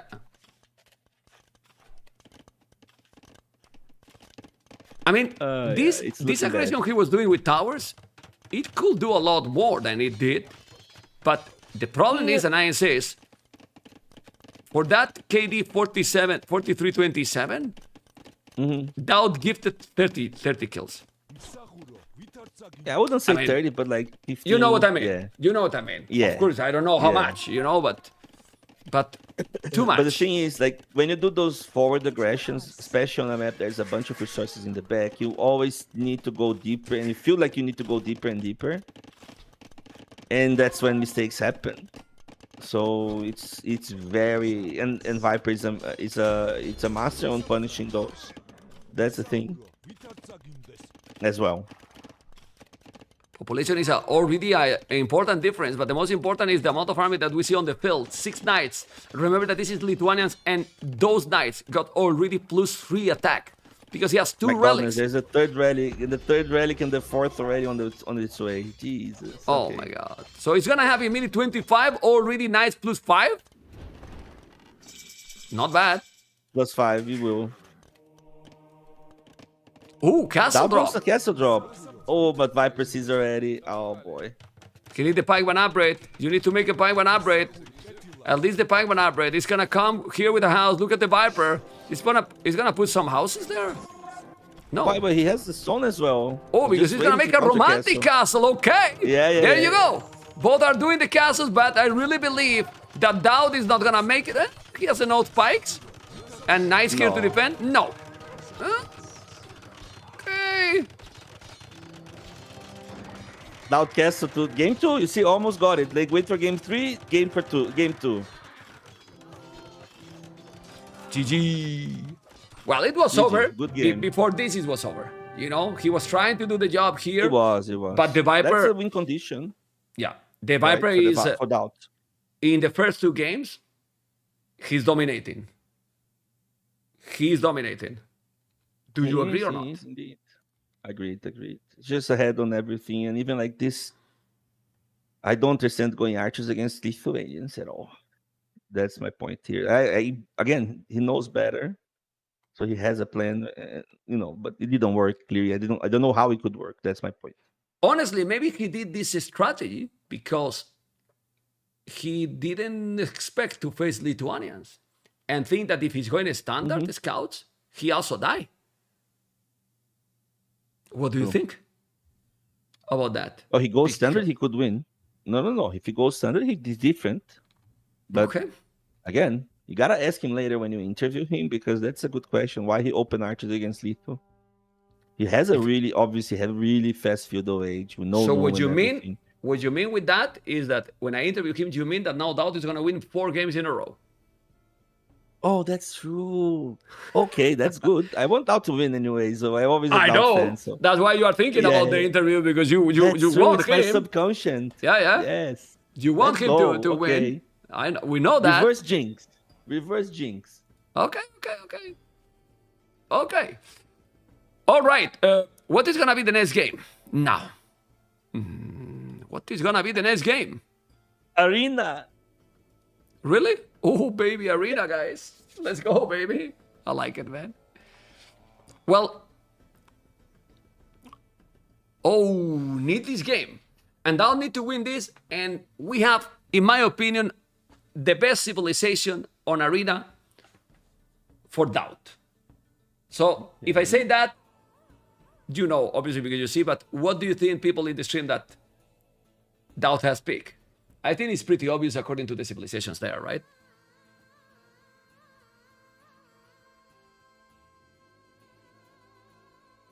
Turks, exactly. Turks versus what? Turks versus Burgundians here. The problem is, well, he will have to play perfect because Viper macro, oh man. Yep. We know, right, Fire? Perfect fights, perfect castle placement, whatever. Gotta be, little to no mistakes. Look at their faces. 50 seconds, guys. They're going to start in a moment, because remember that these cameras are with delayed. Yes. Here we have this small delayed. By the way, people on YouTube, we have almost 2,000 viewers, not even 1,000 thumb ups. What is this, guys? What is this? Come on. If you love DauT, thumb up. If you love the Viper, thumb up twice. Can you do that? And this is for free. Johnny Warlords, 38 months. Thank you, guys. Vamos. Well, everyone on Twitch, go to the YouTube channel, thumb up there, and that's it. And come back, okay? That helps a lot, too. Thank you for the Prime. And also, everyone subscribe if you like the co-caster. Is that a good thing? Or maybe I'm putting you in a bad position here, Fire, because you might end up now people No, don't subscribe. they might like me. Hopefully. Let's I hope so too. What? Oh, I mean, like, let's go, guys. Let's subscribe, okay? Subscribe. Anyway, I'm a sub. back in the you are a subscriber? Of course, 14 months. 14 gift. Anyway, Does it matter? and he smile. No, it's fine. It's really appreciated for people who give you the subs all the time. Thank you very much. I'm a 14-month sub. You can't say much, okay? Yeah, You don't know how many of those were gifted as well. Okay? I can check. Half. Let's say half. You can't? Oh, no. Okay, I'm in trouble now. Half. Let's say half. Half. Anyway, Turks and Burgundians. What do you prefer? I prefer Burgundians, but again, both are amazing. I really like, it's just how you want to play it. How you You need to prefer play it. Burgundians, Like, really? Yeah. I like it. The eco is just good. But yeah, obviously, you're going to take a cast on its face, and it's a lot of macro and micro involved as well. But I prefer, it just feels good. Burgundians. Honestly, DauT has a better map than the Viper. Because if DauT went aggressive, the gold and the stone, which it matters a lot, is exposed for the Viper. I mean, there's always one goal kind of exposed, right? And then you have one goal at the back, almost 100%. What changes the stone, and that the stone is exposed. But do you see DauT going for a forward castle? What is DauT going to do here? There's a lot of I think possibility he with will. Turks. Forward? Yeah, I think he should. It's so close. It's very close. He's not looking for it yet, right? Because you might look. He's looking very fast, so he might look for it very shortly. Okay. But they're close. He will know it, and he will know in time as well. He's learning faster than I thought he would, but again, like, you don't want to waste any food under the TC, but I don't think he is anyways. He got 3 on wood. Not 4. Don't think it matters much, but yeah, just pointing out. Viper has 4, and I'm surprised because he has also have double attacks. Oh yeah. No, you do 2, then you leave 2, then you do wood upgrade, then you send 2 more. No problem. Food upgrade as well, already hitting, so he might start farming soon. Okay, he's waiting. You see that Viper always waiting, way more careful with his food. That DauT is just doing everything already. DauT no, Viper no. Just waits a bit, go back, go forward. It's just a deer whisper right there. The definition of it. Taking his time.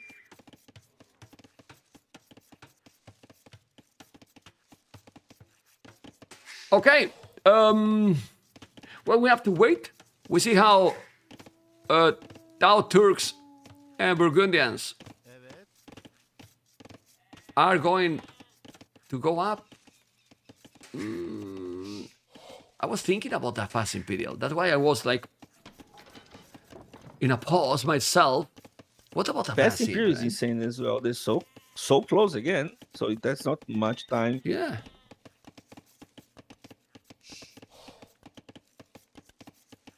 See, but DauT is up 22 plus 1. Oh boy, that's a all-in strategy right That there. doesn't sound like a fast imp. Oh, he's doing the barrack. That's the barrack. A tower. Shit, that's weird. Okay, give me a second. Let me close the doors here. No, it's not going to go that. But I'm thinking about well, fast castle with a barrack and then a castle with a stone. But if DauT is going standard, barrack and stable, he will lose the game.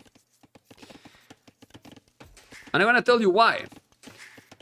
Because Viper, we have seen his micro in the previous games, and he's past the APM. And if you have to micro against the relics and so on, then Burgundians will have a better economy. I don't know. Hopefully he's not gonna play standard, but looks like he's gonna be playing the standard here. To control the relics, but remember that the light cap upgrade is also cheaper for Burgundians, so he will have light caps as well. Okay, we'll see.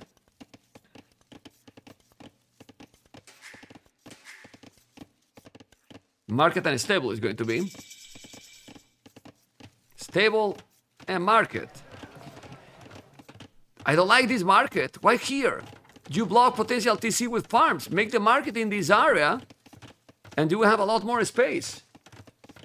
I don't know what you think, Mr. Fire. Welcome back, but the market is taking a lot of ground. Just make close to the houses.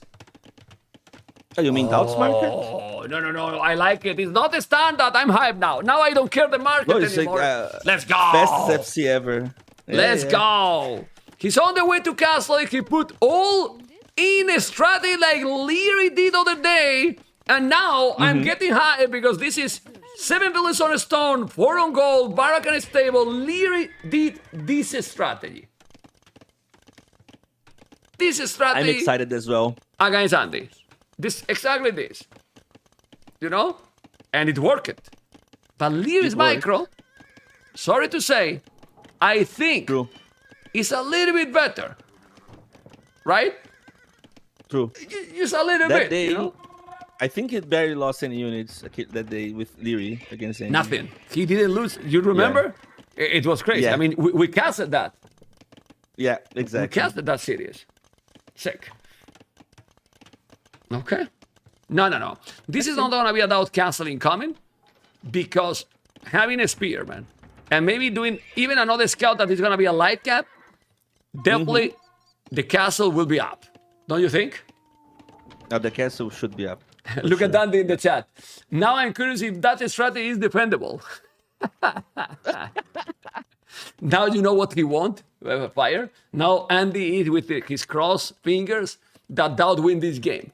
Because if you see so that then it's he's like, okay, defendable, see, you know, no one gonna- can stop this. You see? it's gonna fall in depression. And I can tell you from here, the co-casters that I'm gonna have for tomorrow, guys, for the semifinals, and one is gonna be Andy, and the other is gonna be Cito. I'm gonna have Andy and Cito tomorrow again for the semifinals, you know, in that order. Very Andy cool. first, Cito later. Okay. Viper sees the villagers. Nothing much he can do about it. That's why Viper has the goal. Is mining the goal at the back. And the castle is forward as expected. Let's see what is going to be Viper reaction. He's going to mine a stone himself. The Viper, light Well, cap, it's very monastery. exposed. He might drop a TC there, but it's very dangerous. Well, he's doing right now, if I'm not mistaken, the same that Andy did. Extra TC. Is that correct? You remember? Fire? Yeah, I think so. That's true. And a monastery, right? Yeah.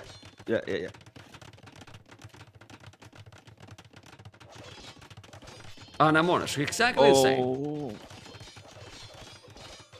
Well, with a difference. He's killing here a few villages. No, he didn't kill any. He got a spear, right? Yeah, only the spearman. what? He's sending the villagers back home? Mine is stone or gold, right? Yeah. That's interesting. No, that's bad. Not interesting. Yeah. Sorry, you know. Be more polited. You gotta be polited. No, I'm straight. I'm always been. I will never change that. I mean, I'm 47 years old. You think I can change that? No, I'm 47. That's No, I'm 46. Damn it. I'm not 47 yet. What? Oh, okay, wait. No, I'm 40. What? I don't know how many years I have. I was born in 77. Can you tell me, guys? Oh, shit. 27. I'm 46. I will be 47. Disaster, man. Okay, that's the weird. Like, there's gold right there. He was scared of getting picked apart, I guess. Then he goes back to his base. Very weird. Well, you want on gold those villages, you know. That's why the castle should be, in my opinion, on the left. To take that gold and then you keep those mining camps there, those villages there.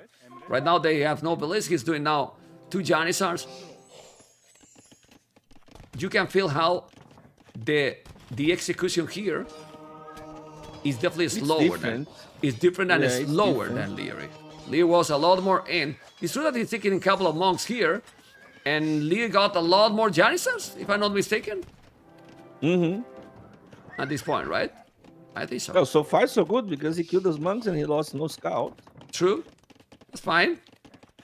IDOTC is like 130. It's not the worst considering how much those villagers walked around. And he's adding taking extra relics. farms now. Yeah, he took 2 already. Cool. Viper's doing now the loom. Will Barrow is gonna mine a stone. I don't know. Giannis says he's not mining a stone. Why he didn't mine a stone here with those bullets and probably could make a second castle even inside? He mined a The way second Viper's castle. playing, he's planning to do army, Viper. Oh, Lot of army. Maybe Yes. Cavaliers, I don't know. uh-oh. You gotta be careful. Might need some upgrades then for the cavalry. But second is stable, Oh, yeah. so he's planning to do more and more army. Not gonna be greedy stable, since the isn't it? snake, right? No. There's no DauT is second taking- castle from DauT. No. DauT want to be annoying, keep him inside, get the rallies and go Imperial. That's his plan. Mm-hmm. It seems. Cavalier! Cavalier. Fire! Oh, what a co-caster, man. I can't believe it, man. Yeah. Oh my god.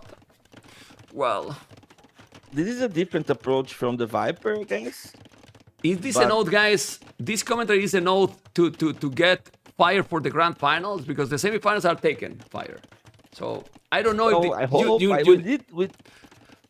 need to do how we better. did on the last final. We did a grand final already. It was really good. What's Like, I don't want to okay. sell myself. Like I don't want to be a sellout. But it was good. People enjoyed. Okay. That's true. Overall feedback was decent. That's true. The viewers enjoyed. I didn't, but they did. That's how you do it. Oh. Okay. Yeah. I'm tired. Okay. Everyone is just mock me. Okay. At least chat likes me. Okay. Chat. Okay, the Loca. Thank you for the 25, but the Viper is doing a definitely different approach what Andy did. DauT is getting the resources to go up to Imperial, but that can happen something. That the Viper is gonna spam now Cavaliers, probably +2, and then clean all the army. And if you clean all the army, a following siege workshop and clean the castle can happen. And honestly, I smell this is exactly what the Viper is going to do. Fire, don't know what you think. Yeah. No. That's what he's planning. Let's see if DauT's going to see, because Viper is not even doing army with the front and stable anymore. Just doing with the back ones. You see? 4 stable in the back. Got +1 defense already, +1 attack. Shortly, I suppose. Imperial Age is there. Oof, I don't know. Gonna lose the monk. Lost the monk. Viper he got it. He did it. Viper should commit with the +2 devotion. Why devotion? Why devotion? Feared DauT monks. but DauT has no monks. And DauT has no idea. I don't know why DauT didn't get one of those. There's a villager with a with a workshop as Counterattack. well, right? He's gonna make a counterattack, the Viper. What the hell? Oh my god. He's gonna try Like, to it's break weird because in. DauT is not going in with one scout to see what's going on the other side. Because if you see all those guys, then he's like retreating under his castle immediately. Well, let's see. Remember that he's gonna be in Imperial in 1 minute and 30 seconds. This is open. He can go in with the light caps. The Cavaliers are coming. He's gonna clean everything. He's gonna clean everything. He's gonna clean everything. And he's gonna ignore the castle. Now those light caps and Janissars are going to be down. Taking absolutely all the units. The Janissars are going to be in the damn hell. And this is not looking good for the Lord. The Viper is now doing rams. He's gonna break in inside. And Andy, you know how to stop this strategy. My goodness. Why you loud? You're an ass. Oh, it's arena now. Yeah, now it's not arena anymore. He deleted all the walls. Ladies and gentlemen, he's coming with the rams and the snake is ready to rumble. Because DauT, well, he has 8 Janissars, but he has so many Cavaliers, 16 Cavaliers already, and now is where devotion is gonna work.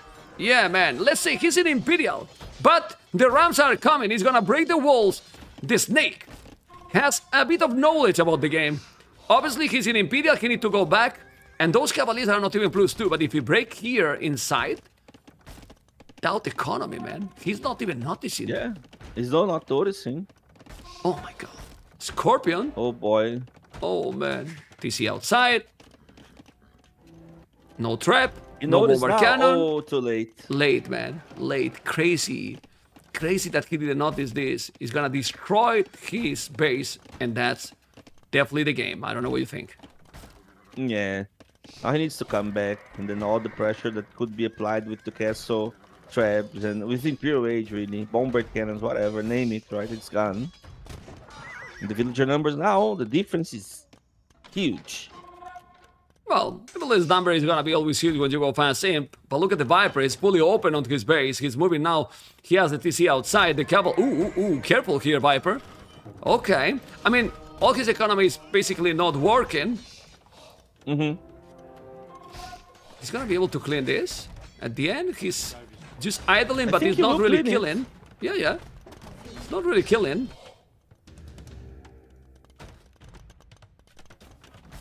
House is completely fire. The ram is taking the houses. Goodness, that's true. Oh, so many idle villagers. And he's housing now. He realizes that even further a bit. Let's see, Viper's trying to snipe that monk. Ooh, saved. 1 HP. Finally walled it back. Viper, though, is all over the map. Now, extra TC outside. He escaped. And yeah, let's see. 20 army versus 14, but yeah, almost double the villagers. He's in Imperial. He's gonna make traps. He has 5 monks already. I know that he has devotion. DauT should still be in a okay position or not. I believe so. But the micro man, another monk down. Yeah. Well, the Janissars, he can do. He's doing a couple of bomber cannons. Gonna lose more Janissars. There you go. Yeah, no, you really don't want to lose those. Good save. Good save by the Lord.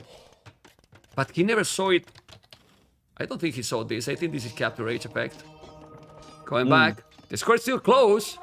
But now Viper is not close to go up. So... yeah, until he's not Imperial Age, I guess there's a chance. But biggest problem is that DauT's not on stone as well. And if he loses traps here and there, then he... oh, he got a no village. That's not having it all. Okay. But yeah, the not having stone means that if you lose a trap here and there, then it's like... so let's see. Okay, he's trying to commit. There's more army. Boys. There's more army for DauT. There's more army for DauT. The conversion is gonna try to kill those, but he's microing there. The devotion help. He's taking the 1 cavalier. He need to go back. The Viper is not able to clean this. Now it's not looking that good anymore. And he's coming with the traps. Viper, the snake is in some troubles. Wow, the tools are so strong. Look how now. That's insane. Yeah, look how he's looking now. The game, you know. What is he gonna do, the Viper? Gonna drop a castle forward or what? But he's gonna lose his base. The Janissars are He wants crazy. a castle forward, apparently. Viper's gonna drop a castle. Just to take his base. Yeah. Wanna switch bases? What is this game, man? Oh my god. No, he's gonna make all his... so good right now. I thought it was over. Yeah. But DauT can't do the job there. Look at the castle he's doing. Oh my god. Just make a bomber cannon. Siege workshop and a bomber cannon and no problem. Imagine that. Tough, right? Like, he doesn't have resources for that. But you really don't want to lose those 4 monks for nothing. My god, for 4 villages, like Viper has 100 villages. You really don't care anymore, like that much. He converted, but the monks go back. He's now gonna go for the goal outside. What's happening here? The castle is gonna be up, and now you're gonna have the village? No. And you're gonna lose all the monks. This is make no sense. Anyway, he's trying to get inside with the cavaliers, with the Janissars. What's happening? Well. He's bailing. Trying to take the TC, but what Viper is doing is just moving outside. With more villages moving outside. And more gold too here. Okay. Ooh, he's ready now, the Viper. 95 village, 47. More army for DauT. He got 3 Cavaliers converted, 1 trap, but it's gonna go in, and now his economy is gonna melt. Well, what economy now? Oi, oi, oi. He's going in. Oh, man. He moved away for a while already. Yeah, but those Viper's waiting Janissars. there, so- Fire. Now the Janissars, look at the score. It's switching for a moment, but now the Cavaliers are coming. Please, DauT, defend a little. No, it's not defending. Oh, I don't want to check that. I don't want to see it. I don't want to see it. Not gonna. Okay, I have to check. Oh, DauT. DauT. Now he realized that he's inside. He didn't notice he's inside or what? He noticed. He migrated, but he's losing those villagers as well, like close to the castle. Let's see. The game is still competitive, but Viper is like with 100 villages, and DauT is like losing villagers. It's just 40 now, 35. DauT is defeated, but 34. it doesn't make sense. He could do 1 siege workshop and 1 bomber cannon. Only 1 bomber cannon at home to deny the castle. Okay, it's gonna come with the Janissars. 22 villages, 37 army. Gonna take the castle, but the DauT is gonna be defeated, man. What is going on? Oh, yeah. Oh no! DauT noticing, no village on wood, no village on food. What's going on here? Oh, man. Crazy. He still have a lot of army, but 11 villages. 11 is a curious number in Age of Empires. He's doing a town center. Okay. He's doing a And he's going to TC. raid with Cavalier. Okay. Well, if he keeps those crevices alive, can do the job, maybe? I don't know. Cavaliers, now he can raid. Good, I guess. Now he can raid, but raid the villages, man. He's gonna raid? Yes, 9 he will. villagers.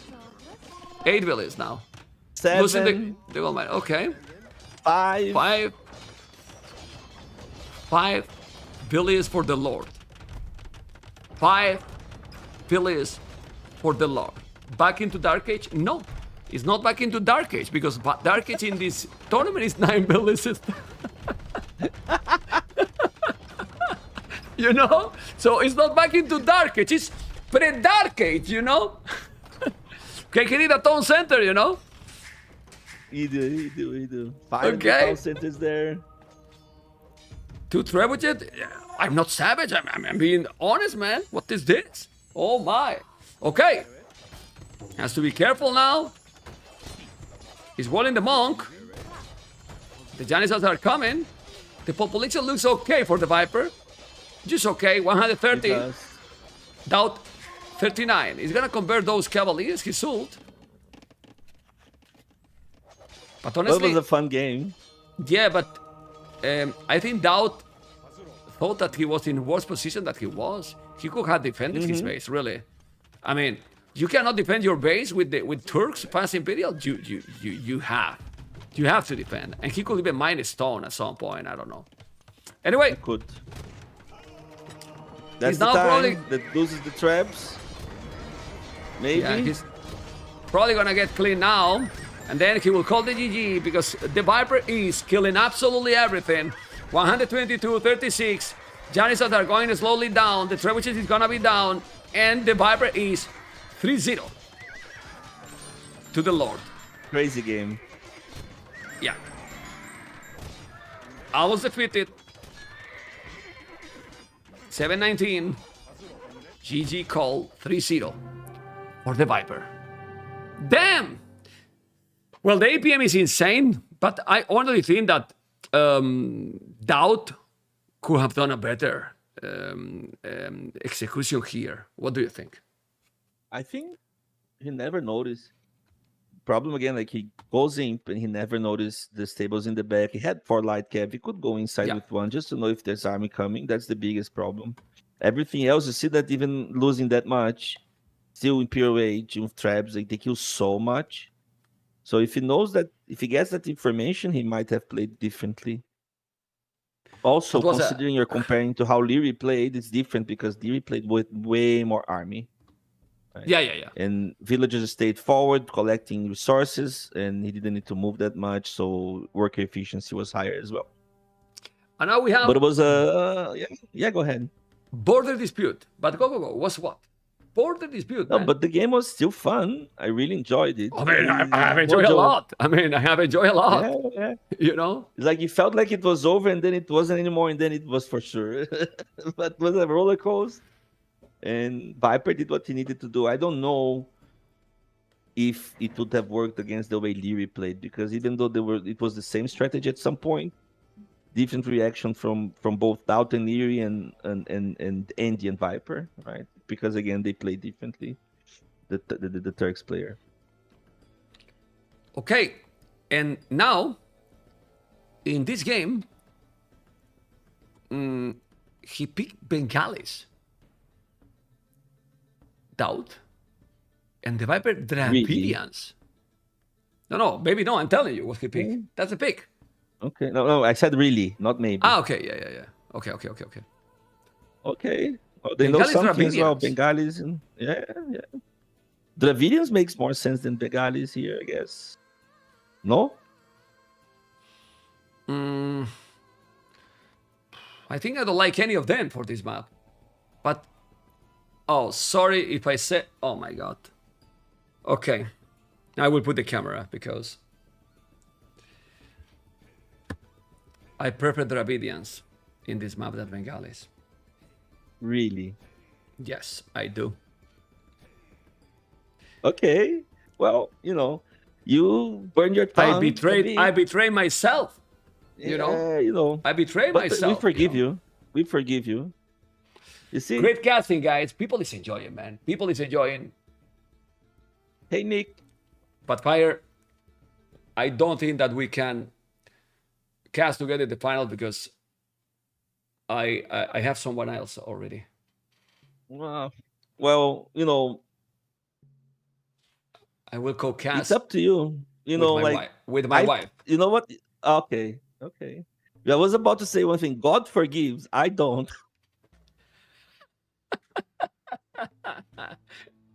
I remember. Game number 4. Remember, I wanted a douche here, but if you go for the middle, he's doing the dock already with 5 bullets. This is sick. And TheViper is not even trying to get the boards. Oh man, that's true. confident. That house give also extra. That dock give also extra house. That's good. But the map, And those guys Fire, have one detail that people probably have not noticed is limit now to shift the Viper. It's going wild, but the map is less chaotic, less crazy than the Warlords 1 edition. Because look at now, didn't take the boards and DauT cannot see the board. So it's border dispute, but it's a little bit less crazy, Less Healy as well in the back. Way less Healy. And he still didn't take the much boards, better. man. Well, Oh my God. Viper got the bonus, right, of the Villains. They collect faster and carry longer or more resources. So that's why, most likely. It's a really good bonus for the initial shortfish in the middle there. You gotta remember that. I forgot about it for a second. So now he's getting the 2 boards right away. Gonna have a great bonus here. What is he gonna try with the Bengalis in this map? Really don't know. Like, the Villains make sense here. Bengalis don't know yet. I mean, you get 2 bullets extra. He's gonna make the dock now. He's gonna build a fight now. So many. What? Why is he doing a dock that fast? All the food is collected, most of it at least. We'll fight. Yeah, Let's we'll go. fight. He's doing Let's the loop now. go. Oh. Oh. Scout is down. Oh my god. Oh my god. Okay. God. Scout and Billy are down already. Okay. Oh, he's taking the board. Oh, Well- board heist. Oh. Well. Maybe That's it's worth good. That's good. I mean, yeah, now Viper doesn't have a lot of resources. So taking the board, it's And really no loom as big well. at this point. Now he's gonna make the loom. And taking the board is kind of huge now because he doesn't have the shortfish, no board. But doesn't matter, Viper is up.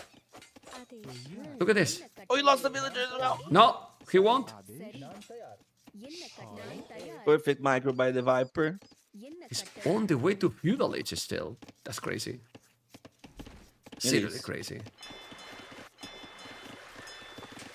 But I don't think it's worth it. By losing Scout and the Villager for one board, not at No, all. no, no, no, no. Definitely not. And you can notice people that is watching, you guys can see how it's strong, the short is taken by Dravidian. I was reading, and it's faster, it's better, the short is than the board. Well, the Dravidians won for sure. No? It is, with the bonus they have. I feel like, yeah, Dravidians makes way more sense. That's for sure. If you're gonna open with that demo now, the Viper? Well, as soon as he's up, DauT needs to evacuate the place. Yeah, that's for sure. There's always the fear. But DauT's not even up. He's finally up. So whoa, okay. 1 minute 30 2 minutes seconds. later. 1 minute 30 Yeah, seconds 1:30. later. That's sick because now it looks like the Viper doesn't have resources, but 200 wood extra in a moment with Dravidians, which is crazy. He will do RT range, He can of afford course. to drop the barrack. He can drop the barrack. He can drop the range, the range and the mule, and he's not even. Yeah. It's very good. Wood upgrade. Oh my god, he's doing a 3 demo, villages in man. the kills too. He's doing a demo. He's doing a demo, and DauT is not going away. He's doing a demo, and DauT is not going away. Now he's going away. Nah, he Okay. will. He will. Okay. Thanks God.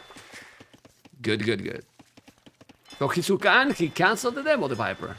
Nice by both. Paying real attention. Both. DauT evacuate? Come on. It's a proper language. I'm very polite now. I'm learning new English words as well. Like someone that owns the channel asked me to be polite, and I'm way more polite. I'm losing a polo shirt. As well. Liar. You are Yes. never polite. Castlage for DauT? That would be cool. 10 monks and something like that. That would be cool. He need to do that. Otherwise, market and blast. Yeah, Come on. he would be too behind. Vamos, market and blast here. bit. But not there, man. Yeah, you just make the market blast bit like Horn, like close to the TC if it's needed even. Yeah, man. Not like one. Come on. No. You gotta be proper stuff. You don't want to do the things on the wrong way. Need to be quick. The key of this strategy, you have to be so fast. Really fast. Now the Blasmith. But the problem is that he's not having the resources. He's gonna make a tower. Now the Blasmith. The tower is coming. He's gonna have a skirmish with an archer. DauT has no army. House it already. Counter tower himself. Gonna lose this villager. He's gonna make another tower a little bit more forward. Okay. But he's housed already for 30 seconds. Probably even more. Castle H coming. Idle TC. Good walls.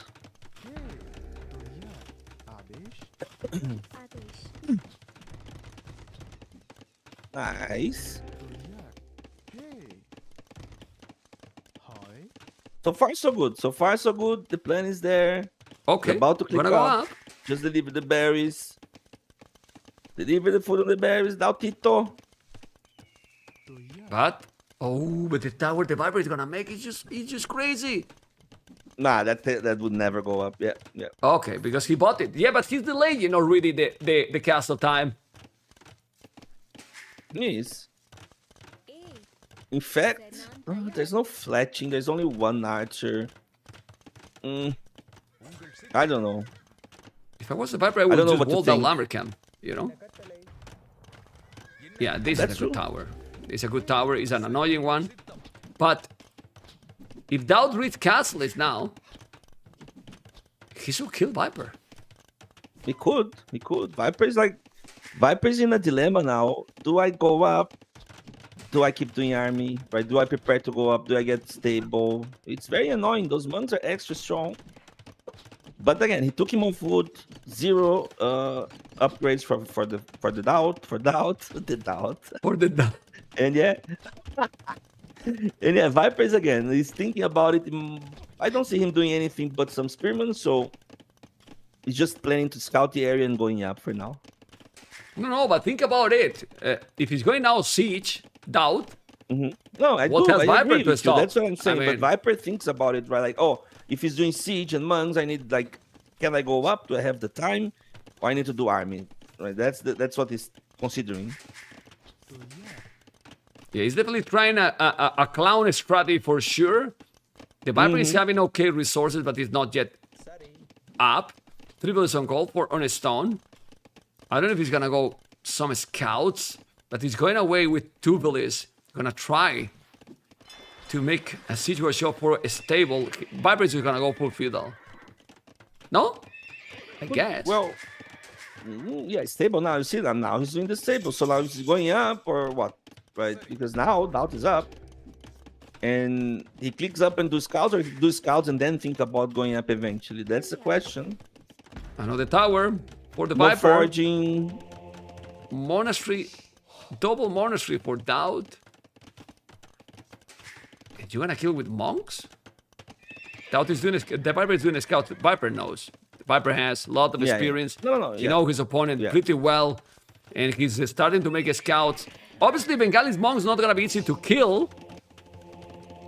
But DauT economy looks solid here. 0 villages on food. Oh, yeah. And 0 on wood now again. Oh my god. Don't be annoying, Viper. Oh, that's so annoying. He's Viper very things annoying. to do. He's doing here the palisade gate. He's gonna trap him off. Now he can delete and go outside. Triple monastery. So DauT see the scouts. DauT see the scouts now. Don't want to show off. Like, you see the scouts, Viper most likely is not up. Sorry. So now you can have a bit more time. There's no knights as well for Dravidian, so it would be scouts or light cap for the Viper anyway. So I don't know if you like if you want light cap and then some knights as well. Do you want them really? So you don't win that much going up. Not now. Yeah, but If you're going any cavalry or any melee units. Scout going around. Look at those villages. He's gonna wall the towers.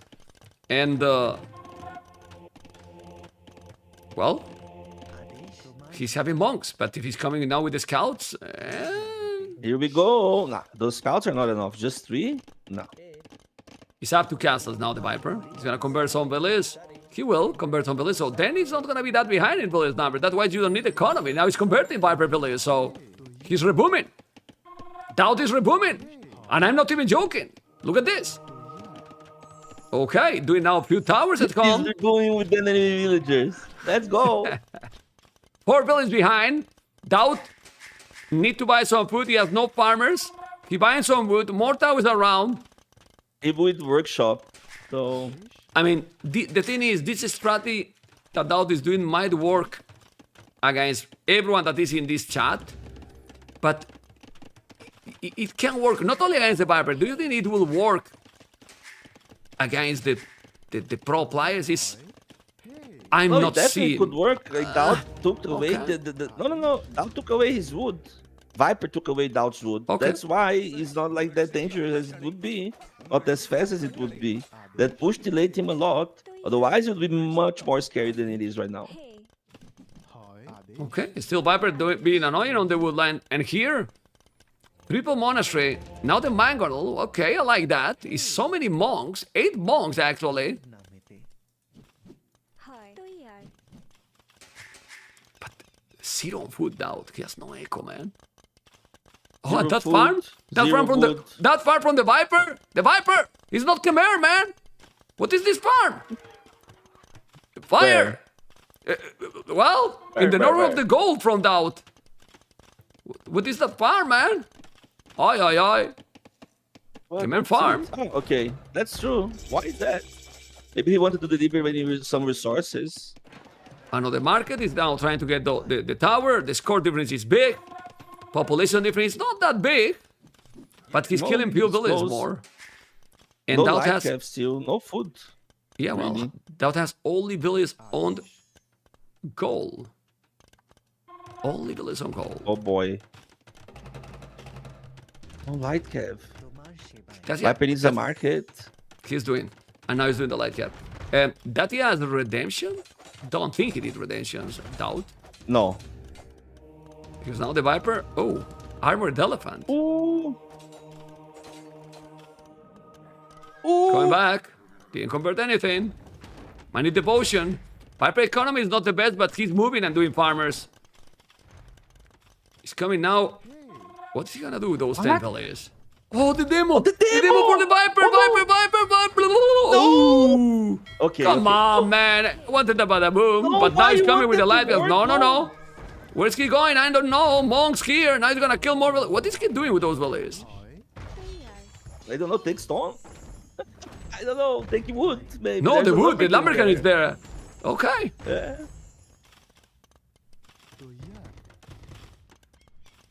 He's quick walling. Not anymore. But he has 2 towers, so it should be fine. He's gonna kill few villagers more. Population difference is big, but... Another demo. The monk Sticking the has- stable. He's gonna take the TC also. This is a clown completely game. It is. There's no Well- redemption though. It's so expensive. But he gets redemption, game can change. Well, the population difference is not that big, and now the Viper won't have TC. This is crazy, man. Can I work think this that we're gonna- strategy? Well, it could work, but he's spending more on monks than on. Yeah, I don't think he can win redemption anymore. I guess he gave up on the idea. The Viper has no tone center.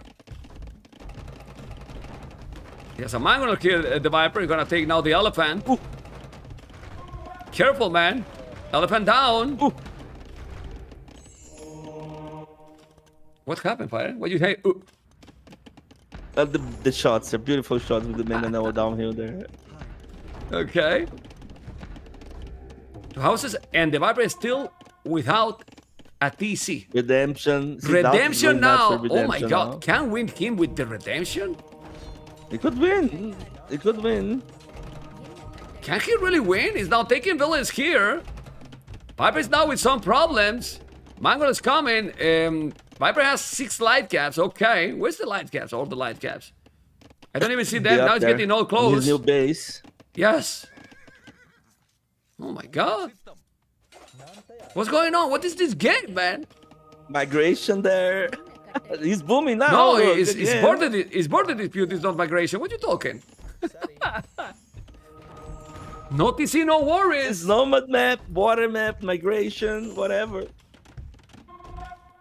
Well, it's doing now a Yeah, TC. the good thing the about Viper- no Go on. TC, no TC is the good thing is like if you don't have a TC, you don't idle time there, right on the capture rate. Oh. There's no idle TC. That's the good part. Okay. It's true. Okay. Yeah. Most Fake of numbers. chat plays like with no TC most of the time. Chat 3K is chat 3K for a reason, right? Like, come on. Okay. Lighters are coming. Look at those 2 mangonels. And the lighters now from the Viper is gonna try to kill the tower. 6 on gold, 6 on wood. It's impossible, man. I don't know. I mean, he's coming with so many monks. Oh, he's going to convert a lot more. 11 monks converting the market. He need to move. Viper has no economy. He's gonna make the TC. Viper taking DauT away from gold. Yeah. Okay. Now DauT has 6 villages on wood only. That are those. And also stone. Okay. My God, to man, send- this is not. I don't know how to cast these. Light guys are killing now I the don't know, tower so I'm down. just watching and like I'm waiting Yeah. out, like getting a couple of conversions, and then the game completely changes. And try to show only what is going on. Now, sell the stone, get gold, buy some food. Forging already. Light guys are going to come. It's ignoring the monks. Both are killing each other. It's going to convert the stables. Now he's converting more units. 44-58. The clown is real. Oh man. Oh man. There's a light cap. He's gonna kill it. Okay. He convert now a light The cap. stable is converted. The second stable is about to get converted as well. I don't know. Like, look at this game. This is insane. And idols like Viper. You see now, Viper made a TC. Look at the idle time now. Show the chat.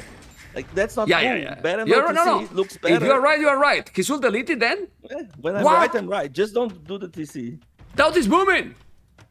DauT is booming. Second tone center with 0 farmers and 1 lumberjack, 1 on gold and 2 on Let's stone. go. He's booming. Let's go, baby. Oh no! Okay. You see those- oh.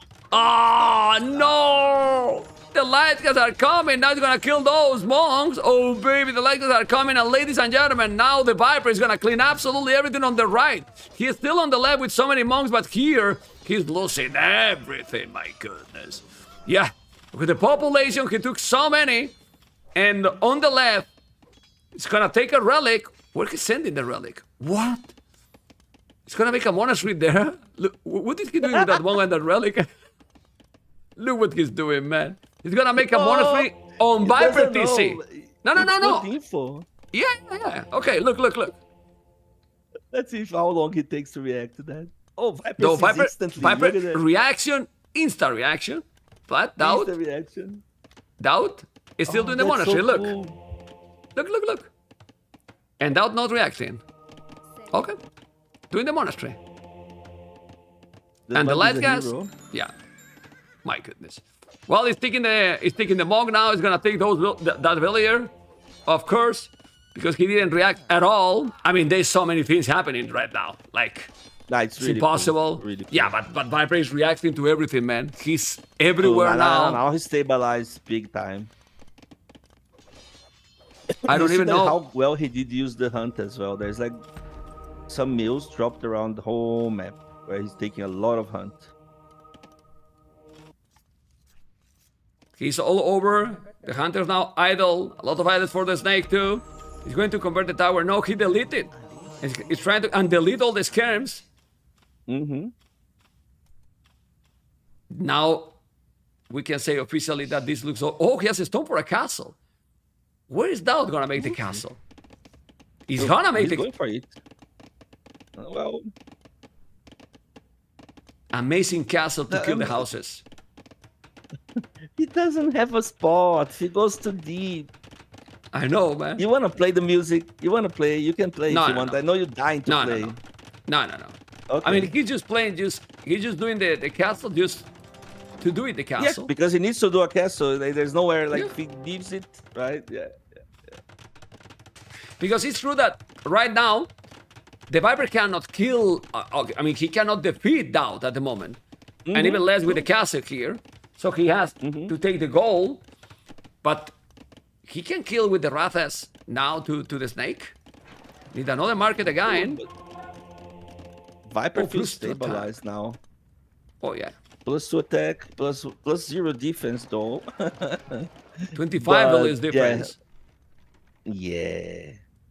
In the second TC, DauT has 1 TC there, but it's basically dead and not being. And 1 farm only. I guess that's the biggest problem here. He needs to One buy a farm. lot. Oh my God, 1 farm. Yeah. No, devotion is gonna help a lot. Really gonna help a lot. I mean, I like the Rathas though, because with how the map is Oh, they're right now, amazing. you can move and try to find, many villages Oh, that are spread all over. He almost found. He found some villages here. He saw someone. Oh, he missed it by a tile on the gold. Oh no. Where? Oh yeah, I can There, see. on the right side. On the right side at 3 p.m. at 3 o'clock. Yeah. Yeah. Yeah, crazy. Well, that's Oh, lag, he lost the man. monks now. That's lag. It's losing the monk. He's going another TC. The Viper is just keep booming. Now he has the light with the +2. Oh my God! All the monks down, and now he. Yeah. It's impossible. If it was almost impossible, the Viper has cleaned all the monks, and there is no more monks. Only 4 Rathas. DauT keep playing, but ladies and gentlemen, we're gonna have tomorrow. At least that now the Viper is just stop playing because I don't think this can be recovered by DauT. I don't know what you think. Fire. Yeah. It feels But hard. it's gonna be the It's Viper versus very hard. Sebastian, man. Ooh. That's fun. The Viper versus Sebastian is gonna be tomorrow. First series of the day. And, well, Viper, 8 games, 8-0 in the tournament. What a run. Not bad. Yeah. Not bad. He's the only one for now. Yeah, he's 3 TCs, 25 LS. He's not even rebooming. He has 5 Rathas, but, well, the Viper does have a lot of farming. That's true. But he's booming. Yeah, And he has 5 blue army, mobs. 5 It's army. fine. Yeah, but the villager defense is absolute insane. Well, I mean, And, DauT has been without yeah. boom for a long time, you know? Look at the IDTC. 37 minutes and IDTC 30 minutes. Why you loud, man? And you love DauT? It's just when you bring stats, your stats is like the worst thing. It's diminishing. It's like, oh, I can't. It's very funny. Like, ask chat if every time you bring some stat to me, I can't stop laughing. It's just your fault, not mine. Okay, it's your fault. Okay, it's my fault. You're right. Do you think, guys, it's my fault? No. Ask chat. Yes for yes, no 2 for no, 1 for yes. Right? Go. Whose fault? It's Mem's fault with his crazy stats, or my fault because I'm laughing because he's funny. You can ask chat. You see? Look at the ones. You see? Okay, guys, this is for you. This is for you. For all of you.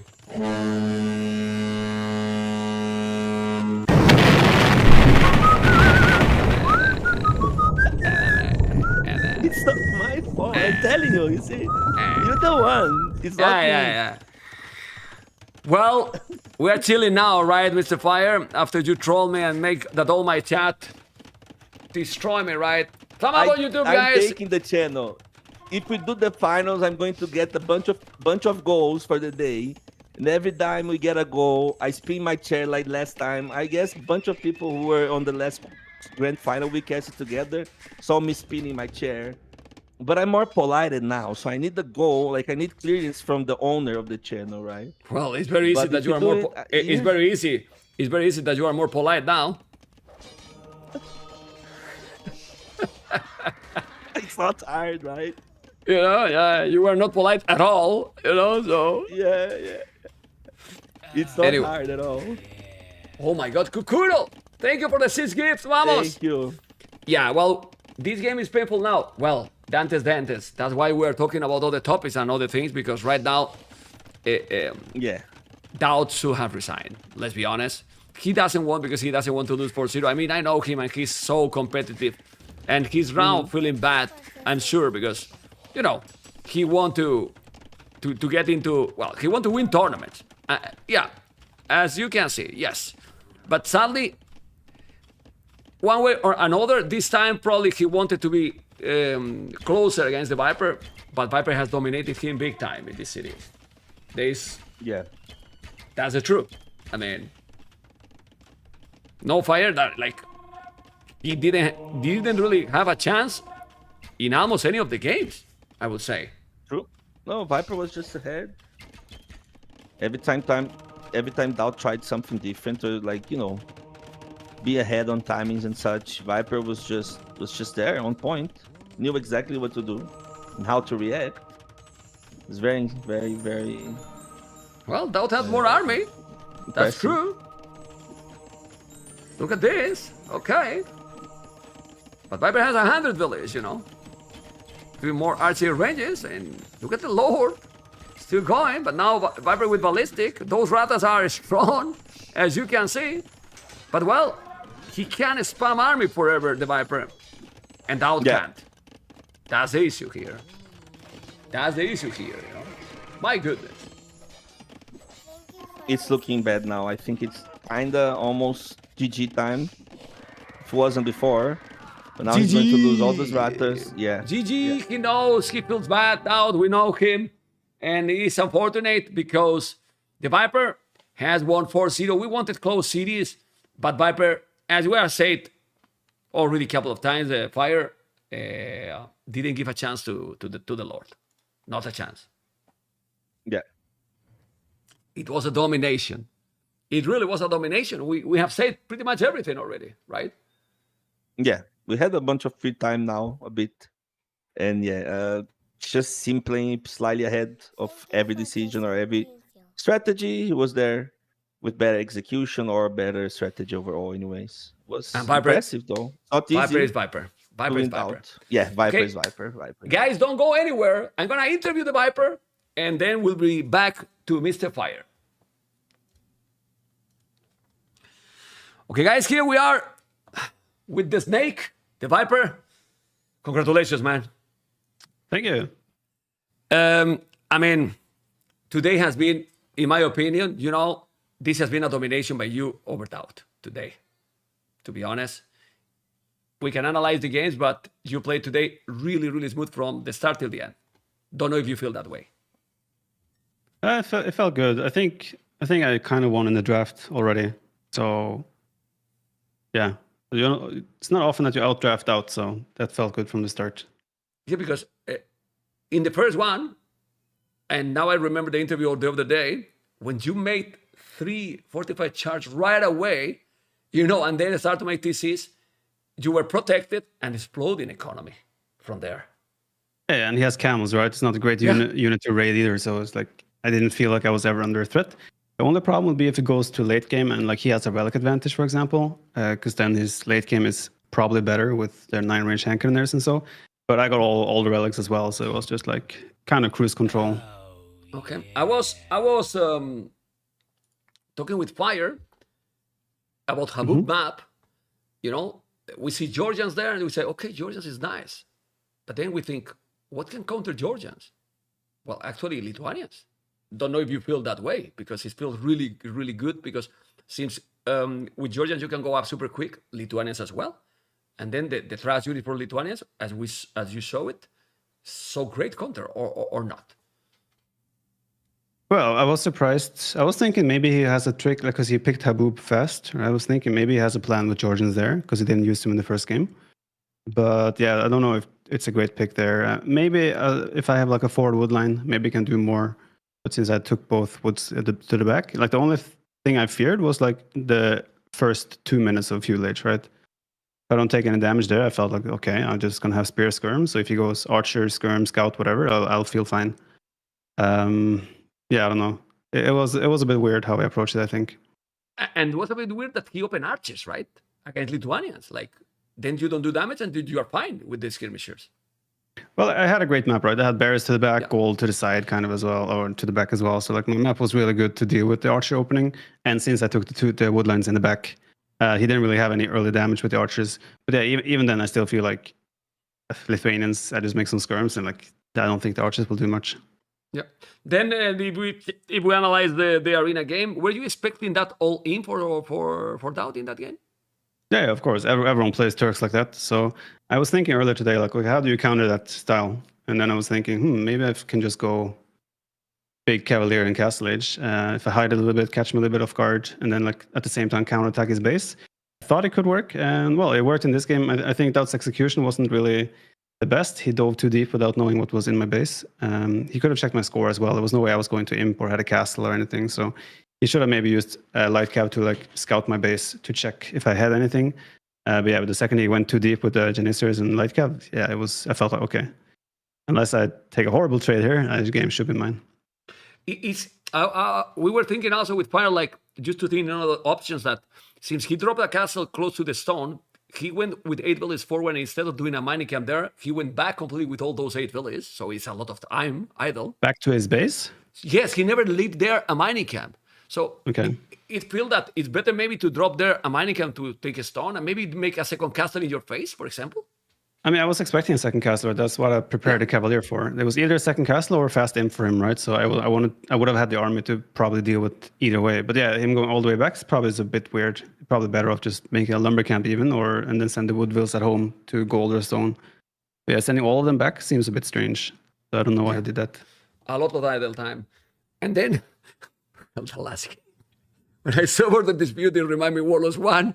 I mean, what happened in that game? What was that strategy by the Lord? I mean, it's very dangerous, I believe, but when you notice that, it's true that it's chaotic and very close in the start, but the longer the game goes, you can expand all over. And this is what you did, actually. Yeah, I mean, like, the monks don't have great mobility, right? So he cannot chase me everywhere. I thought I had him controlled in his base. I didn't think he had villas outside. I should have, obviously, in hindsight, checked that, because he wasn't doing anything in his base, so that was kind of dumb by me. But the push is always scary. But yeah, like, I mean, there's deer, gold, stone, wood everywhere on the map. So it's like, if he, even if he takes out my base, as long as I spread my villas, because I knew I had a big village lead, I just need to like not lose everything. And this snowball shouldn't happen as long as I have spread economy. We all know that the statistics are just there to break them, and sometimes it's not super important, right? But if we go into the stats, we see that there's only one player in the tournament for now that has 4-0 both series, and that's you. If that put something else like more motivation, more pressure, or for you, seems you have a lot of affinities. Okay, it was 2 great series, but it doesn't matter too much for the next one. No, it obviously means nothing. I just had good drafts, good games. Many of the games I played could also go either way. So any of the sets I played so far could be like 4-1, 4-2, 4-3 even. So I don't think it means anything. And tomorrow you have a matchup that I don't know if you have got to play with Sebastian in any big tournament or lately or something. I don't remember. Is a new matchup for you? Yeah, I mean, I played him quite a bit on ladder, obviously, but don't think I've ever played him in a tournament. But now as well, I haven't played him in ladder forever as well. So I don't really know how good he's playing. Obviously, I see his results. So, I mean, he won Thalassocracy Cup where I got knocked out in round of 64. So I think he's a massive favorite going into tomorrow. So I'm just got to show up and try to do my best. Okay. Well, TheViper, congratulations. And tomorrow against Sebastian, I think it's going to be the first semifinal tomorrow. So good luck tomorrow. And hopefully it's going to be a great show against the El Uruguayo, like a lot of people call him. Let's hope so. Thank you, Viper. See you tomorrow. Take care. Thank you. See you. Bye-bye. Okay, guys, this is the snake that is going to be facing tomorrow. I'm a run, or he said, did he say, Fire, that Sebastian is the the massive favorite? Did he say Indeed. that? Yes. Everyone agree with the Viper here, guys? Do you agree with the Viper, Fire? No. But I'm also the Viper fanboy. Yeah, but I don't think that he's gonna troll that way. I probably think that he's talking serious, or he's trolling in an interview in front of thousands and thousands of people. He's just throwing the pressure to Sebastian as well. Why not? Well, my reaction, he wanted me to react. My reaction was, okay, I finished the interview here. I can't keep going. You know, he got a point. No, wait, he got a point. He won a tournament that Viper got knocked out. But True. that's only that. He got a lot of amazing results in a row, right? Yeah. But some again, people, still the Viper some people- probably the some- favorite. Some people say, Sebastian pressure. I don't think he need to say anything, because I'm sure that Sebastian going to be very motivated tomorrow, but it's going to be pressure. In a top 4, Yes. you know, it's going to be a lot of people watching against the Viper. Like, let's say the youngest now player, because or maybe with Leo the same age. Also, Hera is, I think Hera is 22 or 23 as well, right? Don't remember. It's going to be facing tomorrow, you know? Oh my God. Yeah. That's going to No, be was it- insane, right? Really, really exciting. And I really want to see, they don't play that much against each other, even on ladder. The tournament's probably going to be the first time. And again, Sebastian is playing really well, but Viper is the Viper, so we should have an amazing series. What's the other series, though? Hera DauT. Ooh, Hera DauT, man. Hera DauT. I think we got a really good top 4 here, man. Yeah, okay. Tomorrow, the Viper versus Sebastian, I will be co-casting with Andy that series, okay? Andy will be co-casting with me that series. Hera versus DauT is going to be co-casting with me, Sito. And I'm going to tell you guys why I picked these co-casters mainly, you know? I'm going to be honest with you 100%. I was talking with T90 before the tournament, and we were going to co-cast together one semi-final. But I was thinking that with a player, of course, T90 is very good with the inside as well, but I really think that is very nice with the pro players. I did a message Winchester, and I have to have the co-caster read it before the series happen, you know, because you don't know if Winchester is going to win or lose, and Winchester could have won and could play tomorrow, for example. And I have already selected those because I think they are great. And then the grand final. Do you want to co-cast with me, Fire, the grand final? Of course, would love to. Maybe chat don't like me that much, so maybe no. I don't but care. I like I you. don't care, because the Okay. important here is that I like you. So Fire will be my co-caster in the grand final because I have a lot of fun and I feel very comfortable casting with him. Okay, so Fire is gonna be with me in another grand final. Suck you know? it. Huh? Another one. Suck it. And another one. Where's the one? Where's the thing? Press it. Press it. Press it. Press it. Press it. That thing. I wanna hear. Oh man. Oh man. Oh man. Yeah, man. Okay. That is gonna be Mr. Fire. I'm sure that Winchester will say yes as well, you know, but he might feel not great after losing today.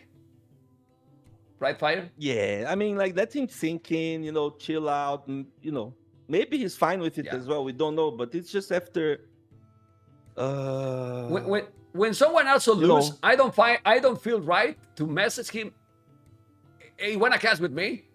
You just lost it. If someone want to do it, I prefer that they message me. You know? True. Because Vinch is also a good friend, right? So he could easily tell you, let you know. Yeah, he could. Yeah, but as I said, when someone loses, I don't message, oh, sorry for your loss. Wanna cast with me? You know? I don't do that, you know? I really don't do that. Yeah. And for example, a good example was Cito. Cito lost the series against MBL, and I know he was sad. Then he messaged me the next day that he lost, and he offered to cast with me because he feel that it could be very fun and he could be a good co-caster, and I agreed.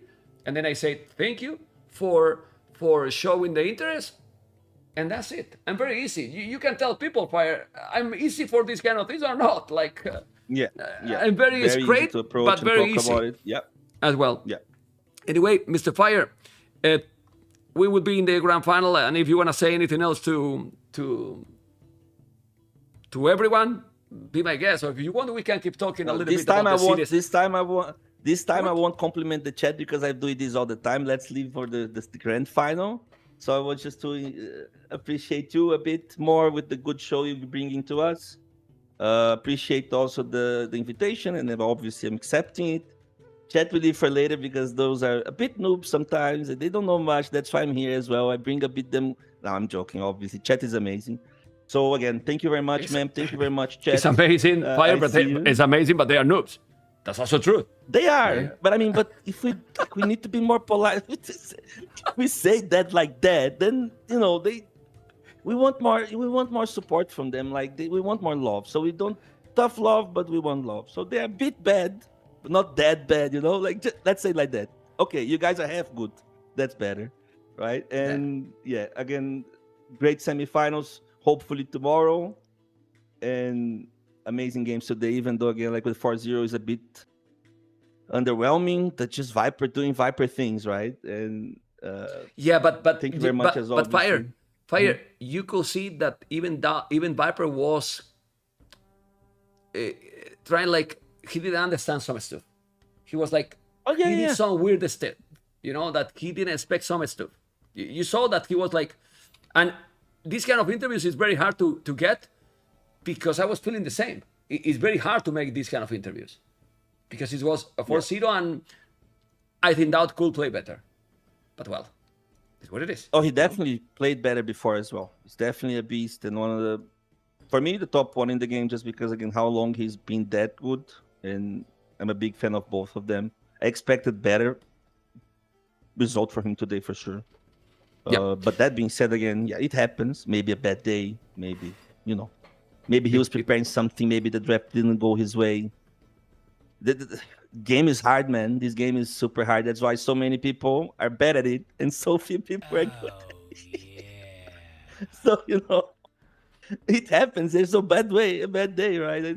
No, this game is so hard. It's really hard. It is. It's really, really, really hard. And there's pressure. I mean, if people, you know, when there is this kind of games and situations, even if you have experience and you have pressure, man, you know that a lot of people is watching as well. So it's complicated, man. Yeah, it's complicated. It happens. I'll see you and we talk, Mr. Fire. Yes. Okay. We love Appreciate this it, guys. Ciao. We love this game, right? We do big time. We love this game. Look. Stay tuned, Fire. Less than I'll 3. see you. I'll see you Ciao. on Sunday. Take care. See ya. You too. Ciao, ciao.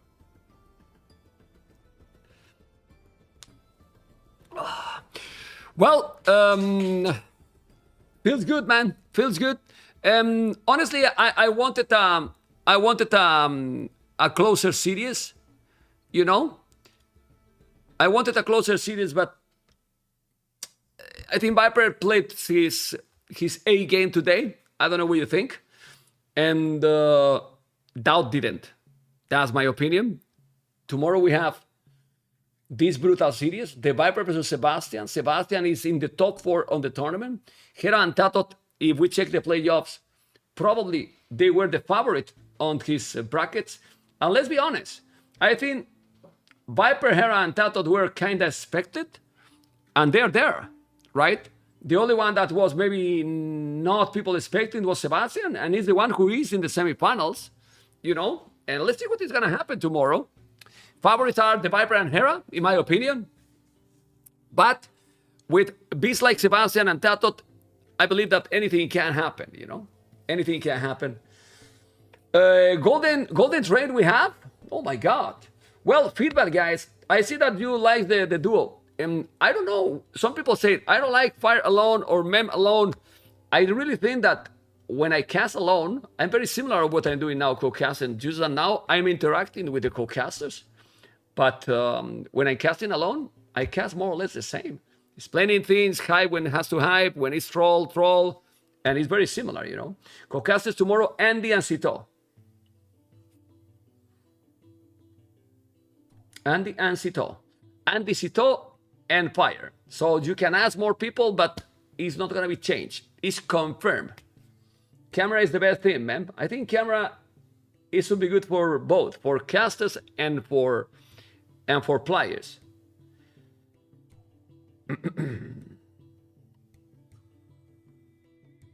Okay, people on YouTube, are you enjoying or not?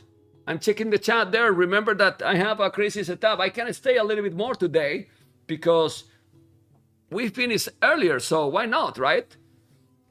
We can talk a little bit about the tournament. We still have the 2 most important days.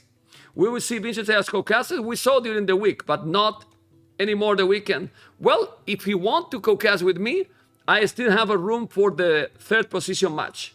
So we can cast the 3rd position match if we wanted.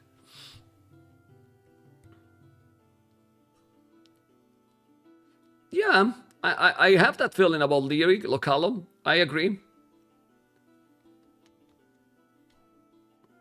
Tomorrow, great days again. Look at those buttons, man. Has to press. So many, amigo. So many. And also some folder, because when I click here, there is more as well.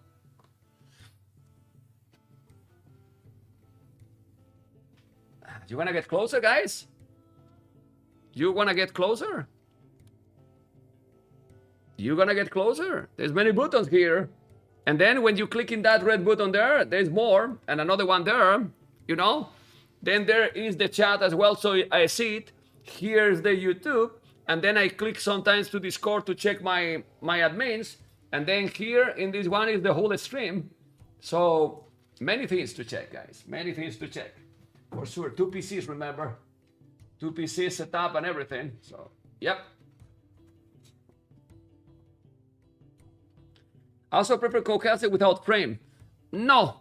You know why no? Because it changed the size. You know, I have put the frames because it changed the size, and the frame, it's good like this, because if not, I have to change the cameras. It's floating, it's different. I like it with the frame. The frame is good. The frame is good, and it looks really good. The frame, because I have put a frame behind, so it's good. Thank you for the sub. Vamos, amigos. You received Golden Kappa for 24 hours and a level 7 high trainer mode. Vamos. What is this? Oh, it's finished already? Damn it.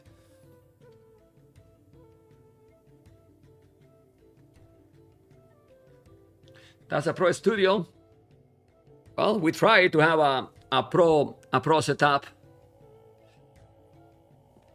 How you feel about Sebastian and future of pro scene? I hope it's gonna be a great series tomorrow. I hope that the semifinals and the finals are great. That's really important for the tournament. But if they are one-sided or not is something that I cannot control. Can you show us more of your view out of those windows behind you? I cannot. It's a fake windows, man. Thank you, man, for your the tournament and your work. Does Viper look to be more informed than the last 2 tournaments? Well, I think he has played really smooth. So let's see tomorrow. Let's see tomorrow how it's going to be.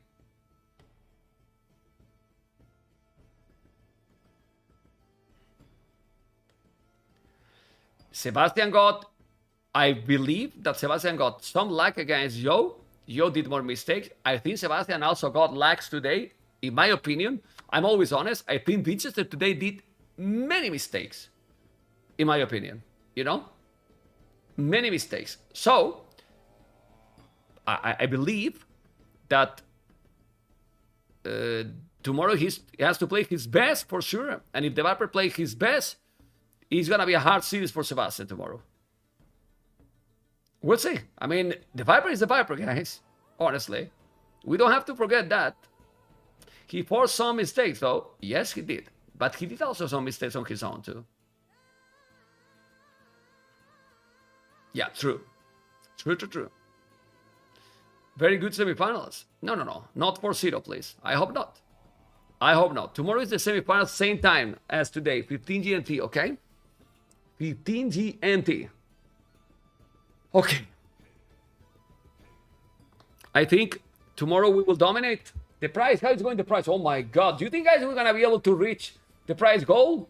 Oh, it's too much. I think I put too much, maybe. Hey, it doesn't matter. We will see.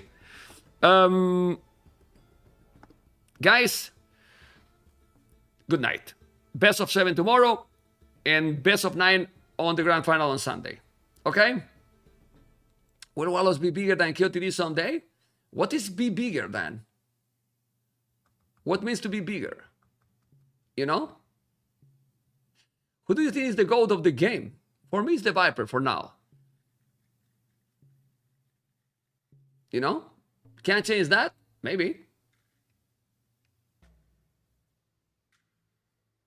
Honestly, for me, the best tournament that I organize is Warlords. I think it's a better tournament.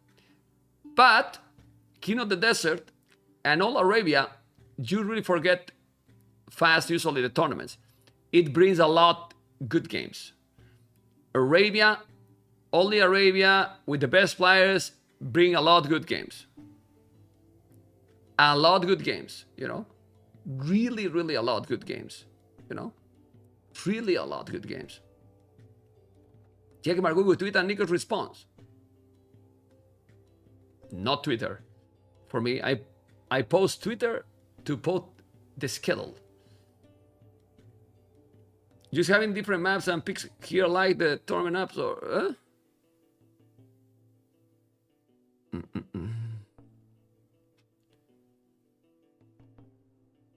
It has a lot of variety. Yeah, I know. It's very good, you know. It is very good, for sure. It is very good. Okay, guys, we will talk tomorrow a lot more. I will stay more and longer tomorrow.